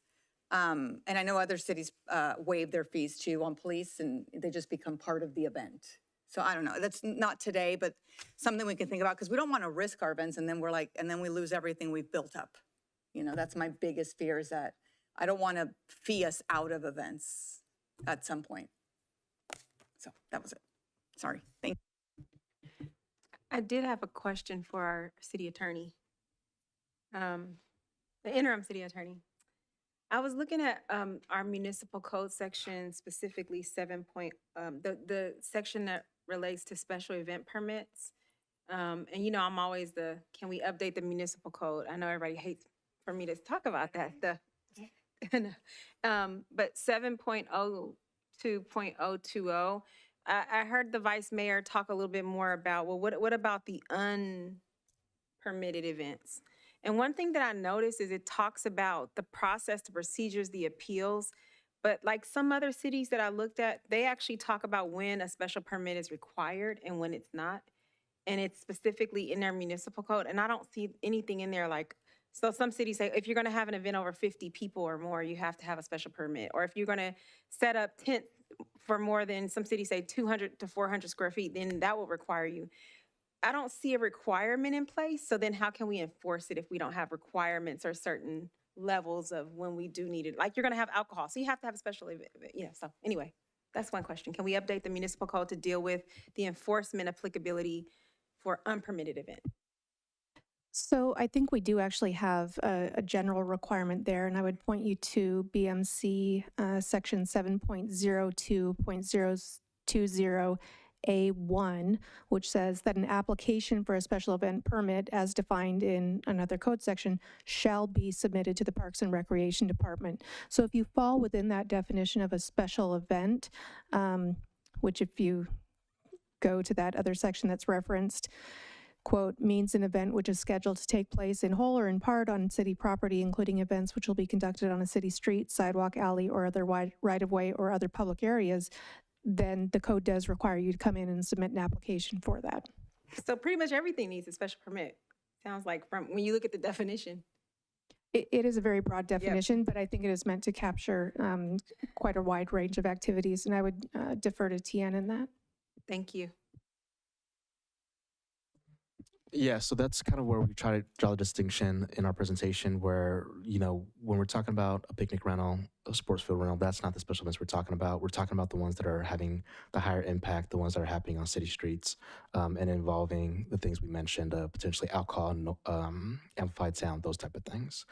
I think what I'm hearing from Councilmember Pearson is that maybe we need to refine that a little bit. I think that was one of the things that I was going to mention to council.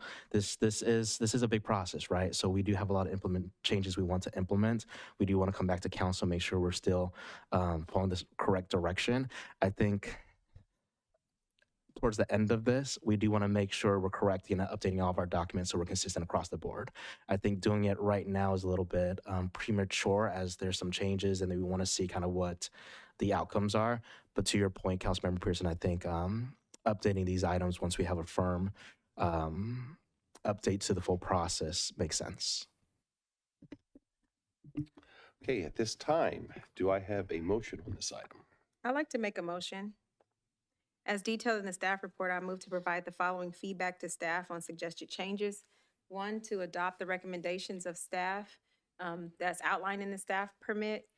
Specifically, and I don't know if anybody's going to second this, but I'd like for staff to give staff direction to work on kind of streamlining and developing a more detailed outline of how much the street closures will cost, what that looks like, and if we need to specify an exemption process for exemption.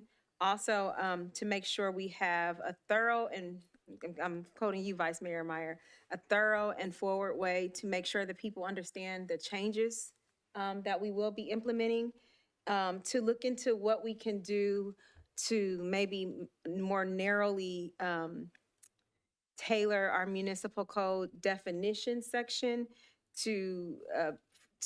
for more opportunities for enforcement for non-permitted events, to give some recommendations to council to offer incentives for use for other parks. Also, what I heard from Councilmember Mendoza was to really work diligently with the school district in advance of time to ensure that the homecoming and the prom is done. And I think that was, am I missing anything? I think that was everything. I was trying to write it. And anyone who wants to find, like, anyone who doesn't agree with these applicant needs to come to us. Because I have a feeling there's going to be some of this, and they shouldn't have to deal with that heat. Let us deal with the heat. I'm okay dealing with that heat. It's That's a whole lot of friendly words. amendment. It was a friendly amendment to she added to my motion. And just to clarify, did staff understand the last edition or understand mine as well? And maybe with the mic on now, we could hear it better, so maybe just repeat Yeah, that. it's, these are all gonna be new, and I anticipate there being a little bit of pushback. If there's any pushback, the trash, the application dates, the fees, this is a council decision. If anyone has problems, let it come. I mean, we could say LUD, so it doesn't have to come during a whole council meeting and add more time. But let us get the heat. I know that's, sometimes people think it's staff doing things, it's not them, it's us. So come to LUD if you'd like to talk about, you didn't pick up your trash and we're not giving you back your deposit. That's not something you discuss with staff. Come talk to us about it. So you're saying if there's a community concern that's expressed to staff, Yes. that we say you have to go get it on a city council agenda or to go to one of the committees, you're saying? I would just say LUD, yeah. Well, LUD has a different scope, but But it's okay.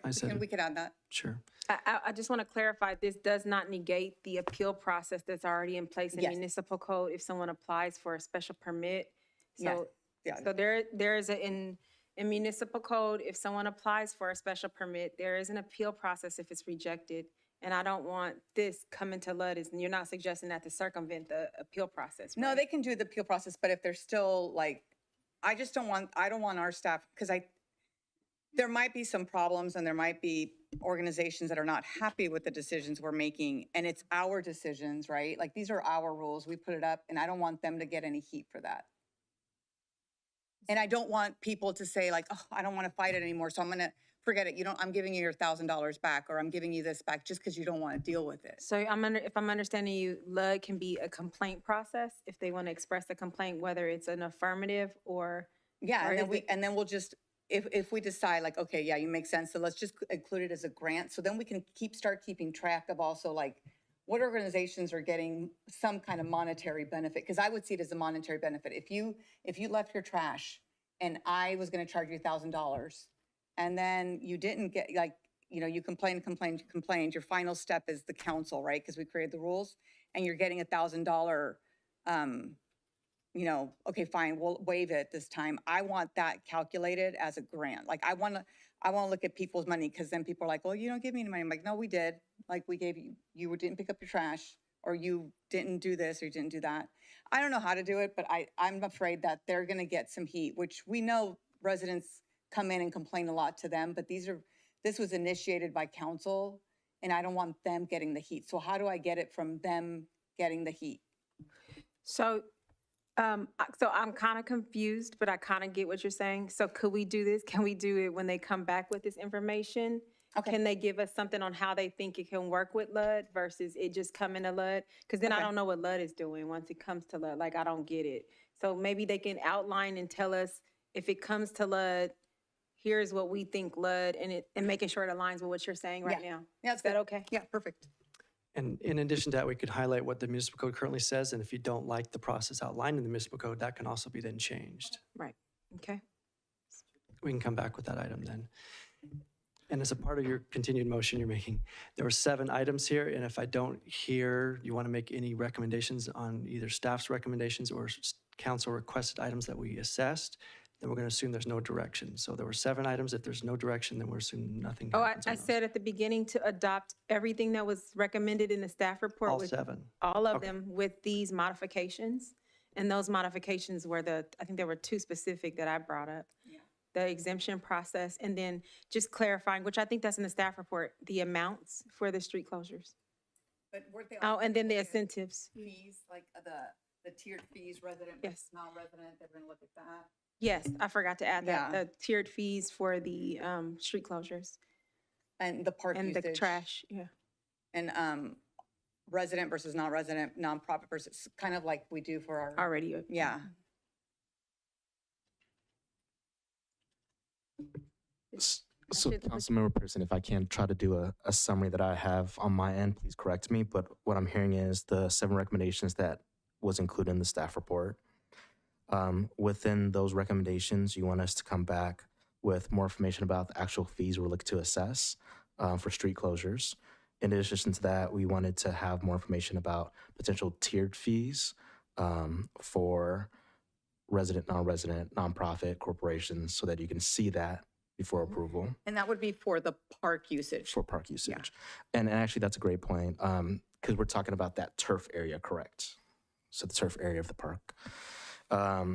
Within the motion, I heard continue understanding what the communication and education to applicants would look like and what the timeline is for any of our fees or changes to our process. What it will look like to update municipal code sections to make sure that's clear in that process. Look into incentives for use of other parks. Work with school districts on dates and continually to try to ensure that we're not impacting those prom, dance, homecoming type dates. And then for that last one, I think that was the clarification, is to work with LUD and then continue to get feedback from our stakeholders and user groups for pushback to any of these changes. Yes, and I think I like the addition of giving us a report on how it reflects to our municipal code process already for the appeal, if there's any overlap, if there's a change or this is a new process. And then I don't think I heard the exemptions for the street closures or the possible exemptions, if you can add that one as well.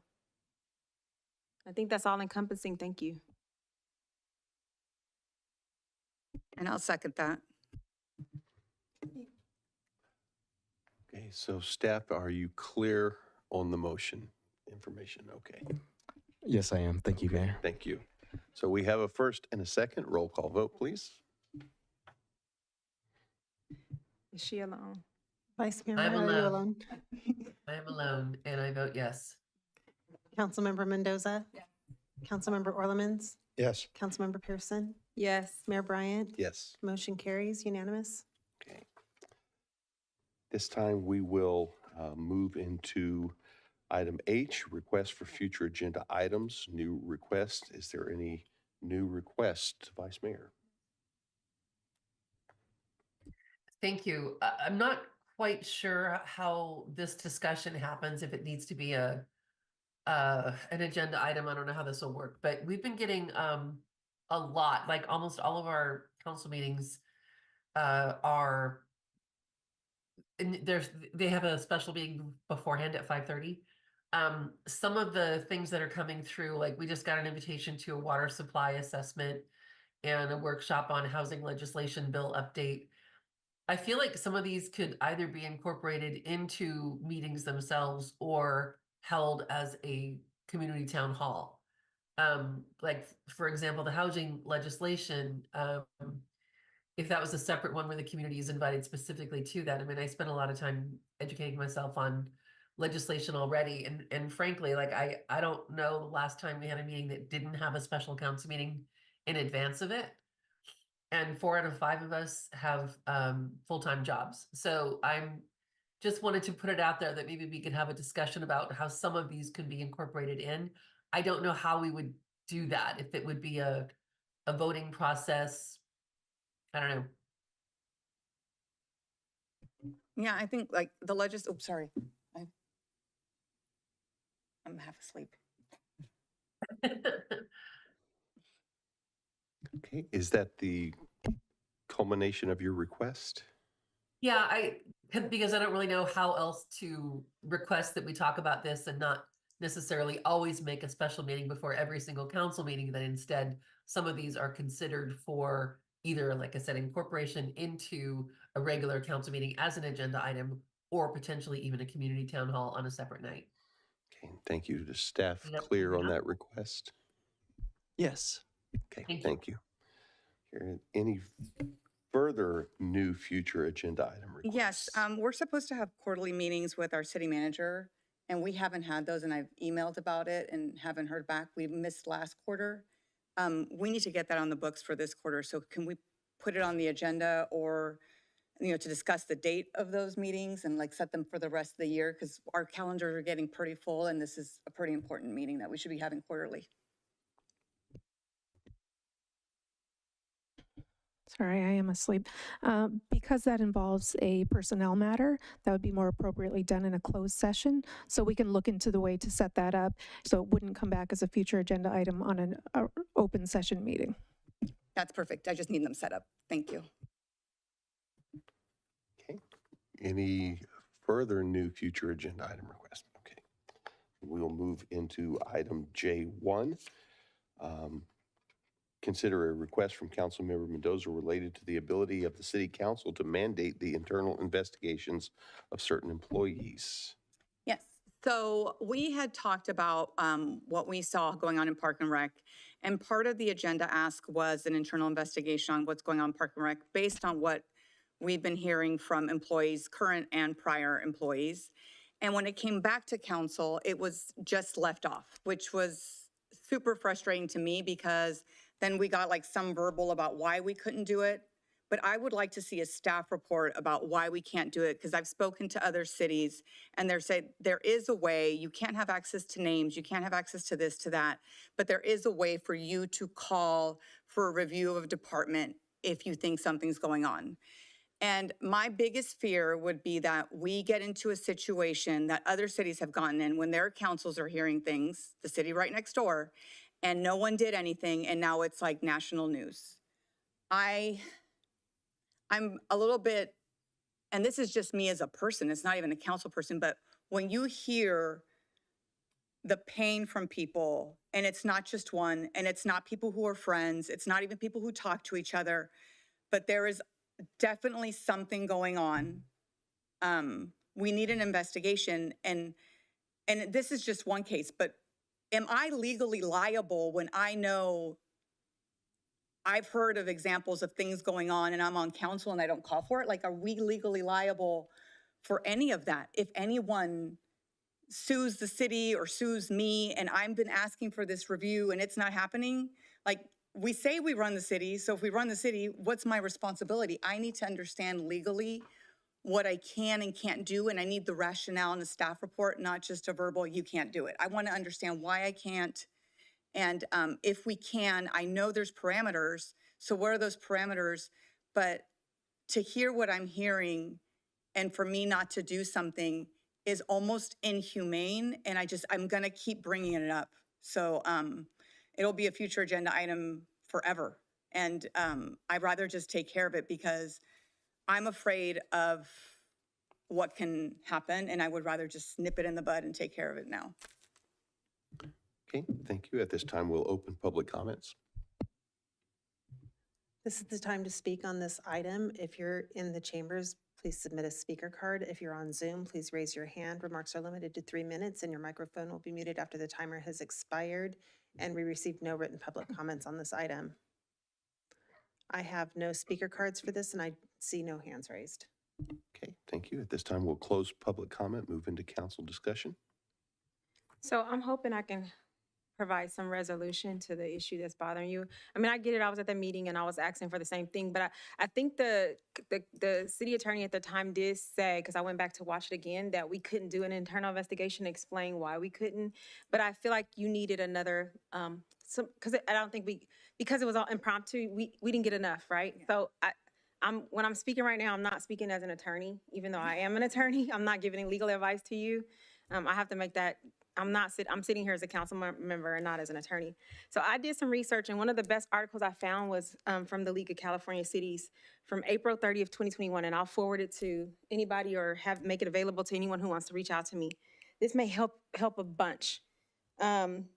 One of the things is it's codified in Government Code Section 5323.7.1, contains the same, it's the training that we do.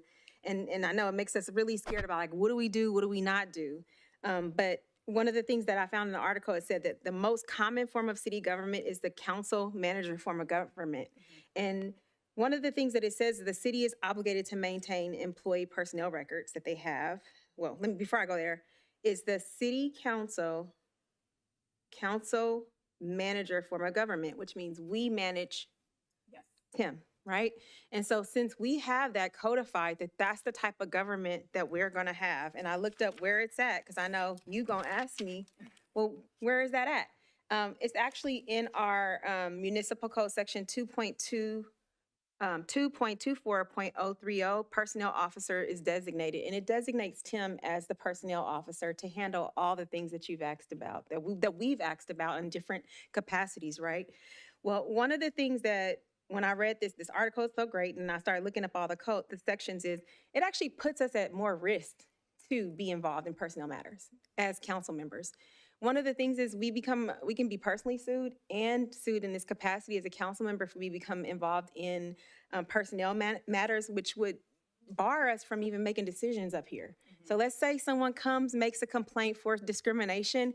We get involved in the personnel matter, and we make some type of statement that we didn't mean anything by it, but the person takes it as though we're being discriminatory. We're brought in personally lawsuit, and then there's an issue, whether it be in a random department. I don't want to name any department. And we can't sit here and make the decision because now we're trapped into a lawsuit. So that's one thing. We become more legally liable by doing than when we don't do. The other thing is, even though I know you said we run the city, we run it from a different perspective. We're in this weird, uncomfortable spot, which I wish a lot of people could understand what we do, because we're kind of employees, because we're W-2, but we're not employees. No, we're not. Yeah. So we're, the California League did this great thing where they said we're like third parties. And when you look at that from that perspective, Article 1, Section 1, I say this all the time when I request discovery from people. I say Article 1, Section 1 is a person's right to privacy, gives all the employees at the city the right to privacy in their personnel files. And so by us getting involved in internal affairs, we will violate rights of privacy that are under our California Constitution, that are ensured to our employees, to every single employee, that we just can't violate. That will be a law that will violate it, to involve ourselves in the personnel policies. It's actually emulated also in our government code, section 6254C, which exempts disclosure under the Public Records Act, and civil code section 56.20, it makes an employer's protected confidentiality of medical records. So we can violate medical records from people, like seeing their personnel files, because when you get a personnel file, you get it all. I found that out through trying to get it in discovery when I've sued and processed other cities for some other things in my capacity as an attorney. So that being said, I know what the goal is, but just as a reminder, and then we go even further because what if it involves the police? Well, if it involves police, then Penal Code Section 832.7 and Evidence Code 1043 bars that. So if you just go down the list of lines at all the entities in the city, is much better if we allow our city manager to take over and to do those investigations. However, that being said,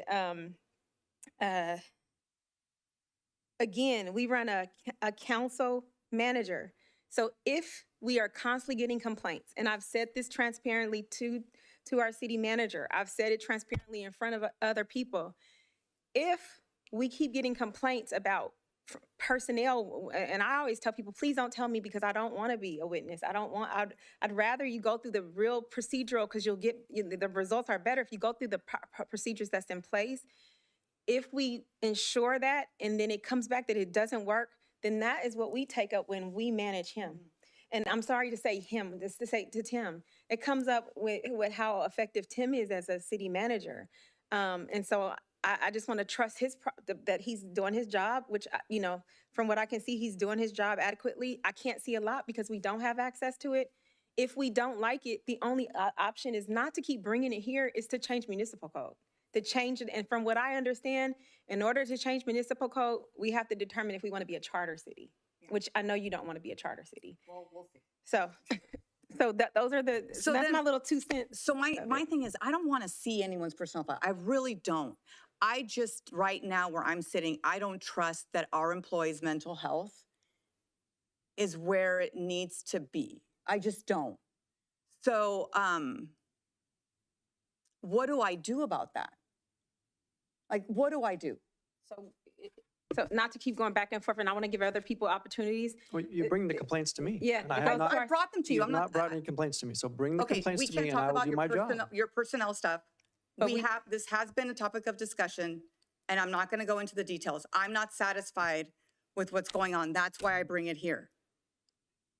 So I'd say the best thing to do is bring it up during evaluations. If we're going to do quarterly meetings, those are the times to bring up your concerns with Tim. And the good thing is if we're having these in closed session, it can be in session with all of us there. But I think that's what it talks about us being, we are supervisors, but we're supervisors to two people. Yeah. Right now, we supervise our interim city attorney and we supervise our city manager. And Yeah. so if you're in supervisor capacity and you have an issue, then the issue comes to bring it up to them in, Well, I guess for me, my frustration is, we've talked about it, but then I've also, sorry, Mayor, but I've emailed you. I have quite a few emails I've sent you about rescheduling this meeting that we needed to have last quarter, didn't happen. And now I'm like, so now I had to bring it up in public and say, we need to have this quarterly meeting. And so I'm frustrated because I've been asking and I'm not getting, so, I know you probably don't like that I do this here, but I've emailed. And so that's why it's not like I haven't. I've been emailing, and that's my frustration right now, is that I'm trying to do the right thing and I keep getting blocked. And I would just note that now we are getting into personnel matters involving one of the two employees that you do supervise. So we've heard your request for that meeting to be placed on the schedule. And just so you're staying out of hot water in this regard, I would suggest you not discuss any more city manager personnel issues in open session. No, this was communication between the mayor and I. But I guess I just don't know where to go from here, because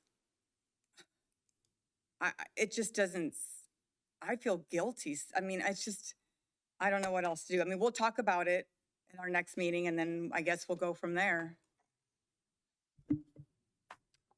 Okay, thank you. The Vice Mayor has her hand up. Yes, Vice Mayor. Thank you. I share the concern about feeling like things are not finished. And when I say that, I mean, like, people have called me, former staff members have called me, and people that have moved on to other cities have called me, and again, not related to each other, to say that they're concerned that we ended up losing staff members because of problems. In my day job, let me backtrack just a minute. Tim has described to me that the city is, it's like, sorry,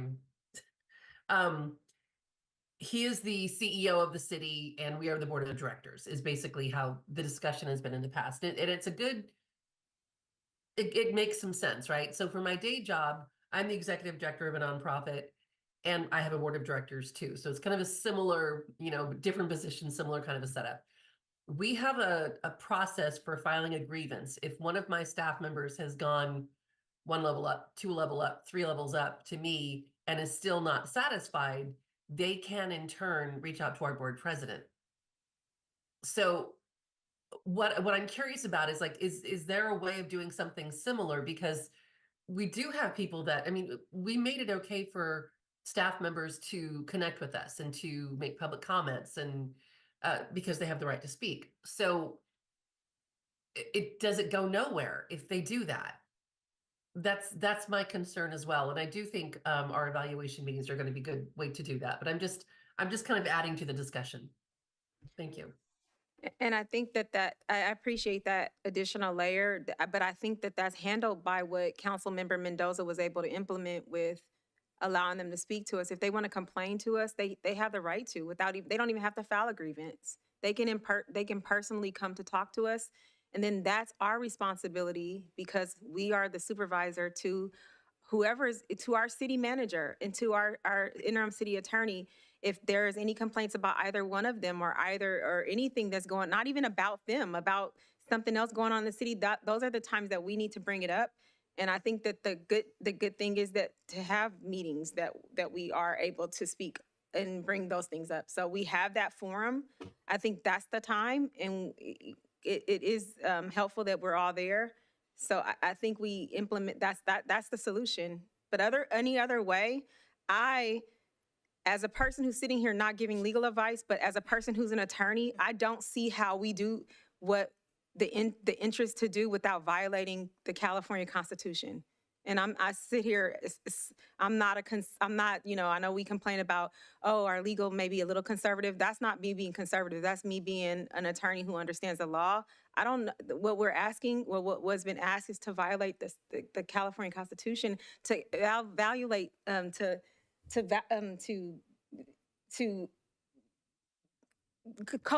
code section, penal code section, like we just to do something like I get it, and I get the cost too, and I'm careful on my costs. Yeah.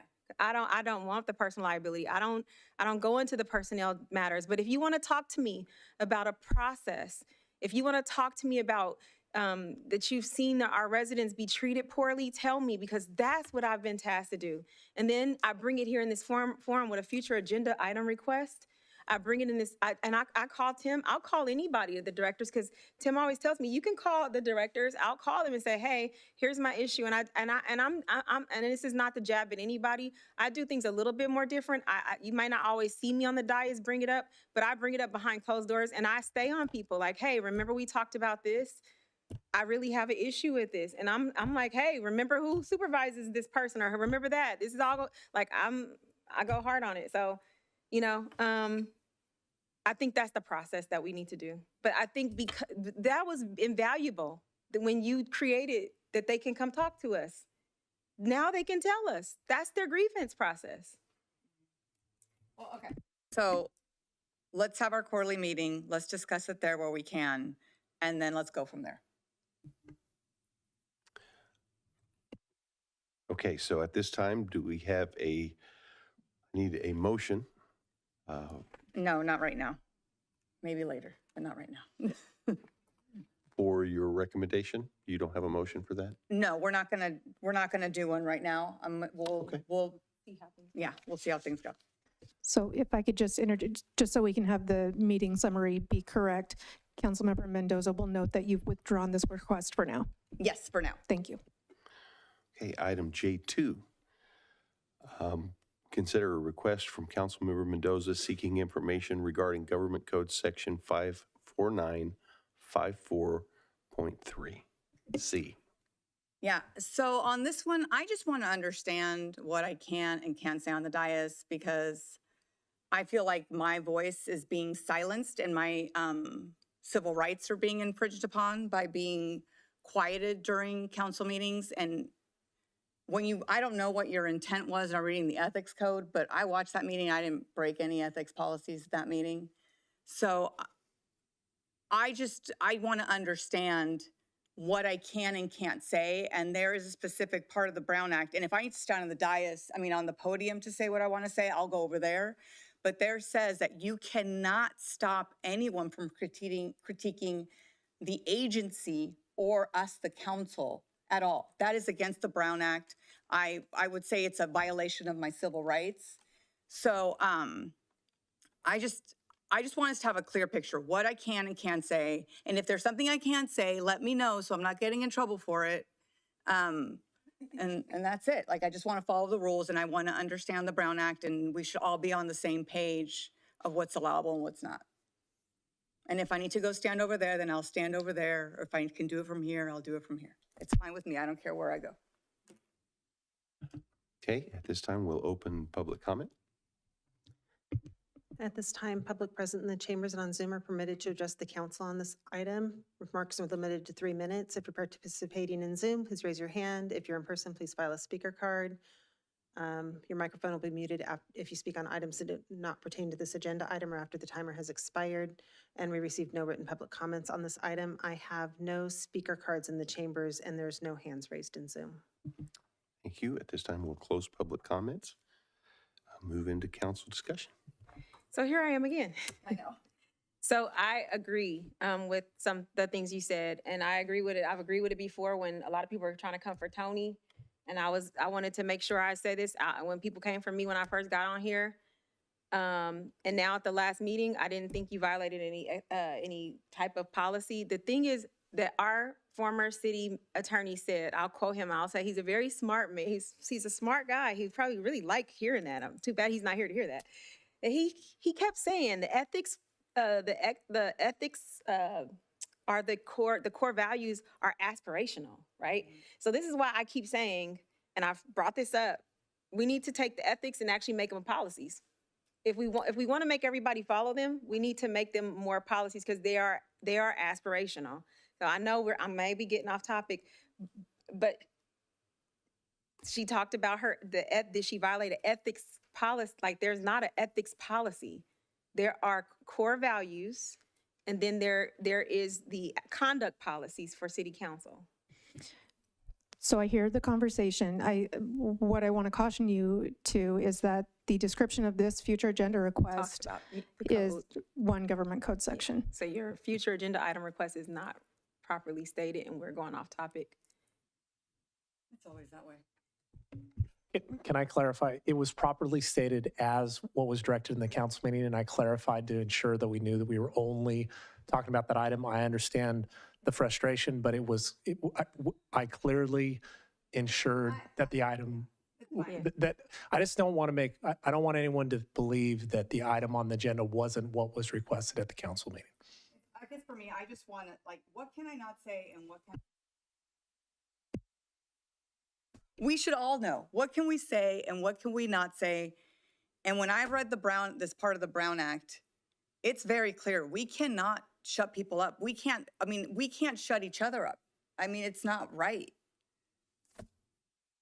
And I feel like when I was shut up that night and I was told I was being disrespectful, that my civil rights were being infringed upon, it's wanting to quiet me from saying what I have to say about a process. So returning to what's on the agenda, if what you want is an analysis of that government code section and whether that interaction implicated that section, that can be done. I don't know if that gets to the heart of your question here, but this is what's before you tonight. Okay, let's look at this government code and let's decide if based on this government code, there should be any kind of constraints on what we can say and not say. Because I was critiquing a process, and this specifically says criticize the agency, right? So I was criticizing the agency, and for criticizing the agency, I got in trouble. Well, I won't offer any opinion as to whether or not you got in trouble. if the council wants to hear more about that government code section, we can provide information on it. I will tell you that there is not a lot in the way of annotations or case law that interprets what that particularly means as to what a council may or may not say, because really that government code section looks at the ability of the council to place restrictions on the public's ability to address you. So we can bring this back to you, but I don't think it's going to have the focus that you're apparently concerned about. But I'm also a resident, right? So if you're saying, if you come back and say, okay, as a council person, this doesn't apply to you, then I'll go stand over at the podium and say what I got to say. That's fine with me too. I mean, Kevin Wilkes in Walnut Creek was going to do it too. So I'm more than happy to have a conversation about whether you're making your comments wearing your hat as a resident or wearing your hat as a council member. And I'd be happy to have a call about that. But that's sort of the nature of what would be brought back to you. Yeah, well, then let's talk about it in public, because I think the public needs to know what we're allowed to say. We need to know what we're allowed to say. And if we go through this and we still need more information, I'm fine continuing that conversation. Or if we need to call the district attorney that's over the Brown Act, I'm fine doing that as well. Go ahead, sorry, Pastor. Oh, no, it's okay. I think that, I think what Katie is saying, I think is a well-stated point, is that I don't know that it gets to the heart, because it is going to come back. The way I read it is more similar to what she just stated. But I think there's a way to get to what you're saying, and it's what I was talking about, that I won't go into detail because it is off subject. So I'd say something maybe to come back with a future agenda item request to discuss it, because it is something that has bothered me back when people were coming for Tony over there, and for me, and I just think it's not a misunderstanding of our policies and our procedures that could be clarified better. I think that would be great. But the understanding of the government code, I don't think is going to get to what you're discussing tonight. When you explain what you want, yeah, it doesn't get to it, is what I'm understanding. Yeah, because at this point, I'm still going to say what I want to say and how I want to say it until I'm told legally why I cannot. Hey, just doing my best to stay within the boundaries of this, to just bring a point of clarification on, just recall that I read that our policy from a pre-printed thing that I anticipated doing before that conversation ever happened. It was not targeted. It was already here. It was a part of what I already had up here. Well, the optics were. I totally get the optics, but the fact was I had it printed out here before that evening council meeting began. So I will ask at this time if we have a motion on this item. I would like there to be some exploration around this item and see if there's any application to us as council people. I think there's individuals we can reach out to with the county to ask for some clarification. I don't think that's a big workload. But then we're all clear, right? Like, what can we all say? What can we all do? And we're on the same page when it comes to this. I think we are going to need a future agenda item. If I feel that my freedom of speech is being curtailed, then I'm going to have to bring that up as an additional agenda item. But right now, I mean, I would like to understand this part of the Brown Act, because it's not only for us, but for the public to understand what they can say and what they can do, because there's a lot of noise about people not coming and people not speaking. And like even today, like the 3 minutes, I'm fine with people coming in and saying what they need to say. Like, they got it off their chest and I'm happy they did. And then let's move on, right? So I'm always about that. So if this can clarify a little bit about what we're allowed to say and receive and what to do, I would be happy about that. But I don't know if anyone else feels that way. Okay, we have a first. Do we have a second? I'll second it. Okay, we have a first and second. Roll call vote. Vice Mayor Meyer, are you alone? I'm alone, and yes. Councilmember Mendoza? Yes. Councilmember Orlemans? No. Councilmember Pearson? I'm sorry, no, I think there's another way to do this. Yeah. Mayor Bryant? Okay, no on this one. Motion fails. Okay. Before we We actually need to go back and address the informational reports. Can we And put that off till next time? we can put it off till next Or time. can we just get it done real fast? Is that okay? Because it's going to make our meeting longer next time. Oh, are you in pain? Okay, we can, yeah, sorry. Okay, so where I need to be. Vice Mayor, are you in pain and you're ready to rest? Thank you for asking. I'm in pain. I can do it. I mean, for me, I had a really brief amount of things on my list anyway because of the holidays and other issues. So it's fine. Just trying to move things along. I can deal with the pain for a little bit longer. Okay. In deference to your physical considerations, we can move this into the next one. Before I ask for a motion to adjourn, I do want to congratulate and extend tremendous appreciation to Alexis and the entire staff for having our housing element approved. Outstanding effort in a very difficult situation. And now we are able to move forward. So thank you, Alexis, and all your staff for the great work. With that, do I have a motion for adjournment? I make a motion to adjourn. Second. First and a second, roll call vote, please. Vice Mayor Meyer, are you alone? I'm alone, yes. Councilmember Mendoza? Huh? She said Yes. Okay. okay. Yes. Councilmember Orleans, Councilmember Pearson, Yep. Mayor Bryant, Yes, motion carries unanimous. we are adjourned. Thank you.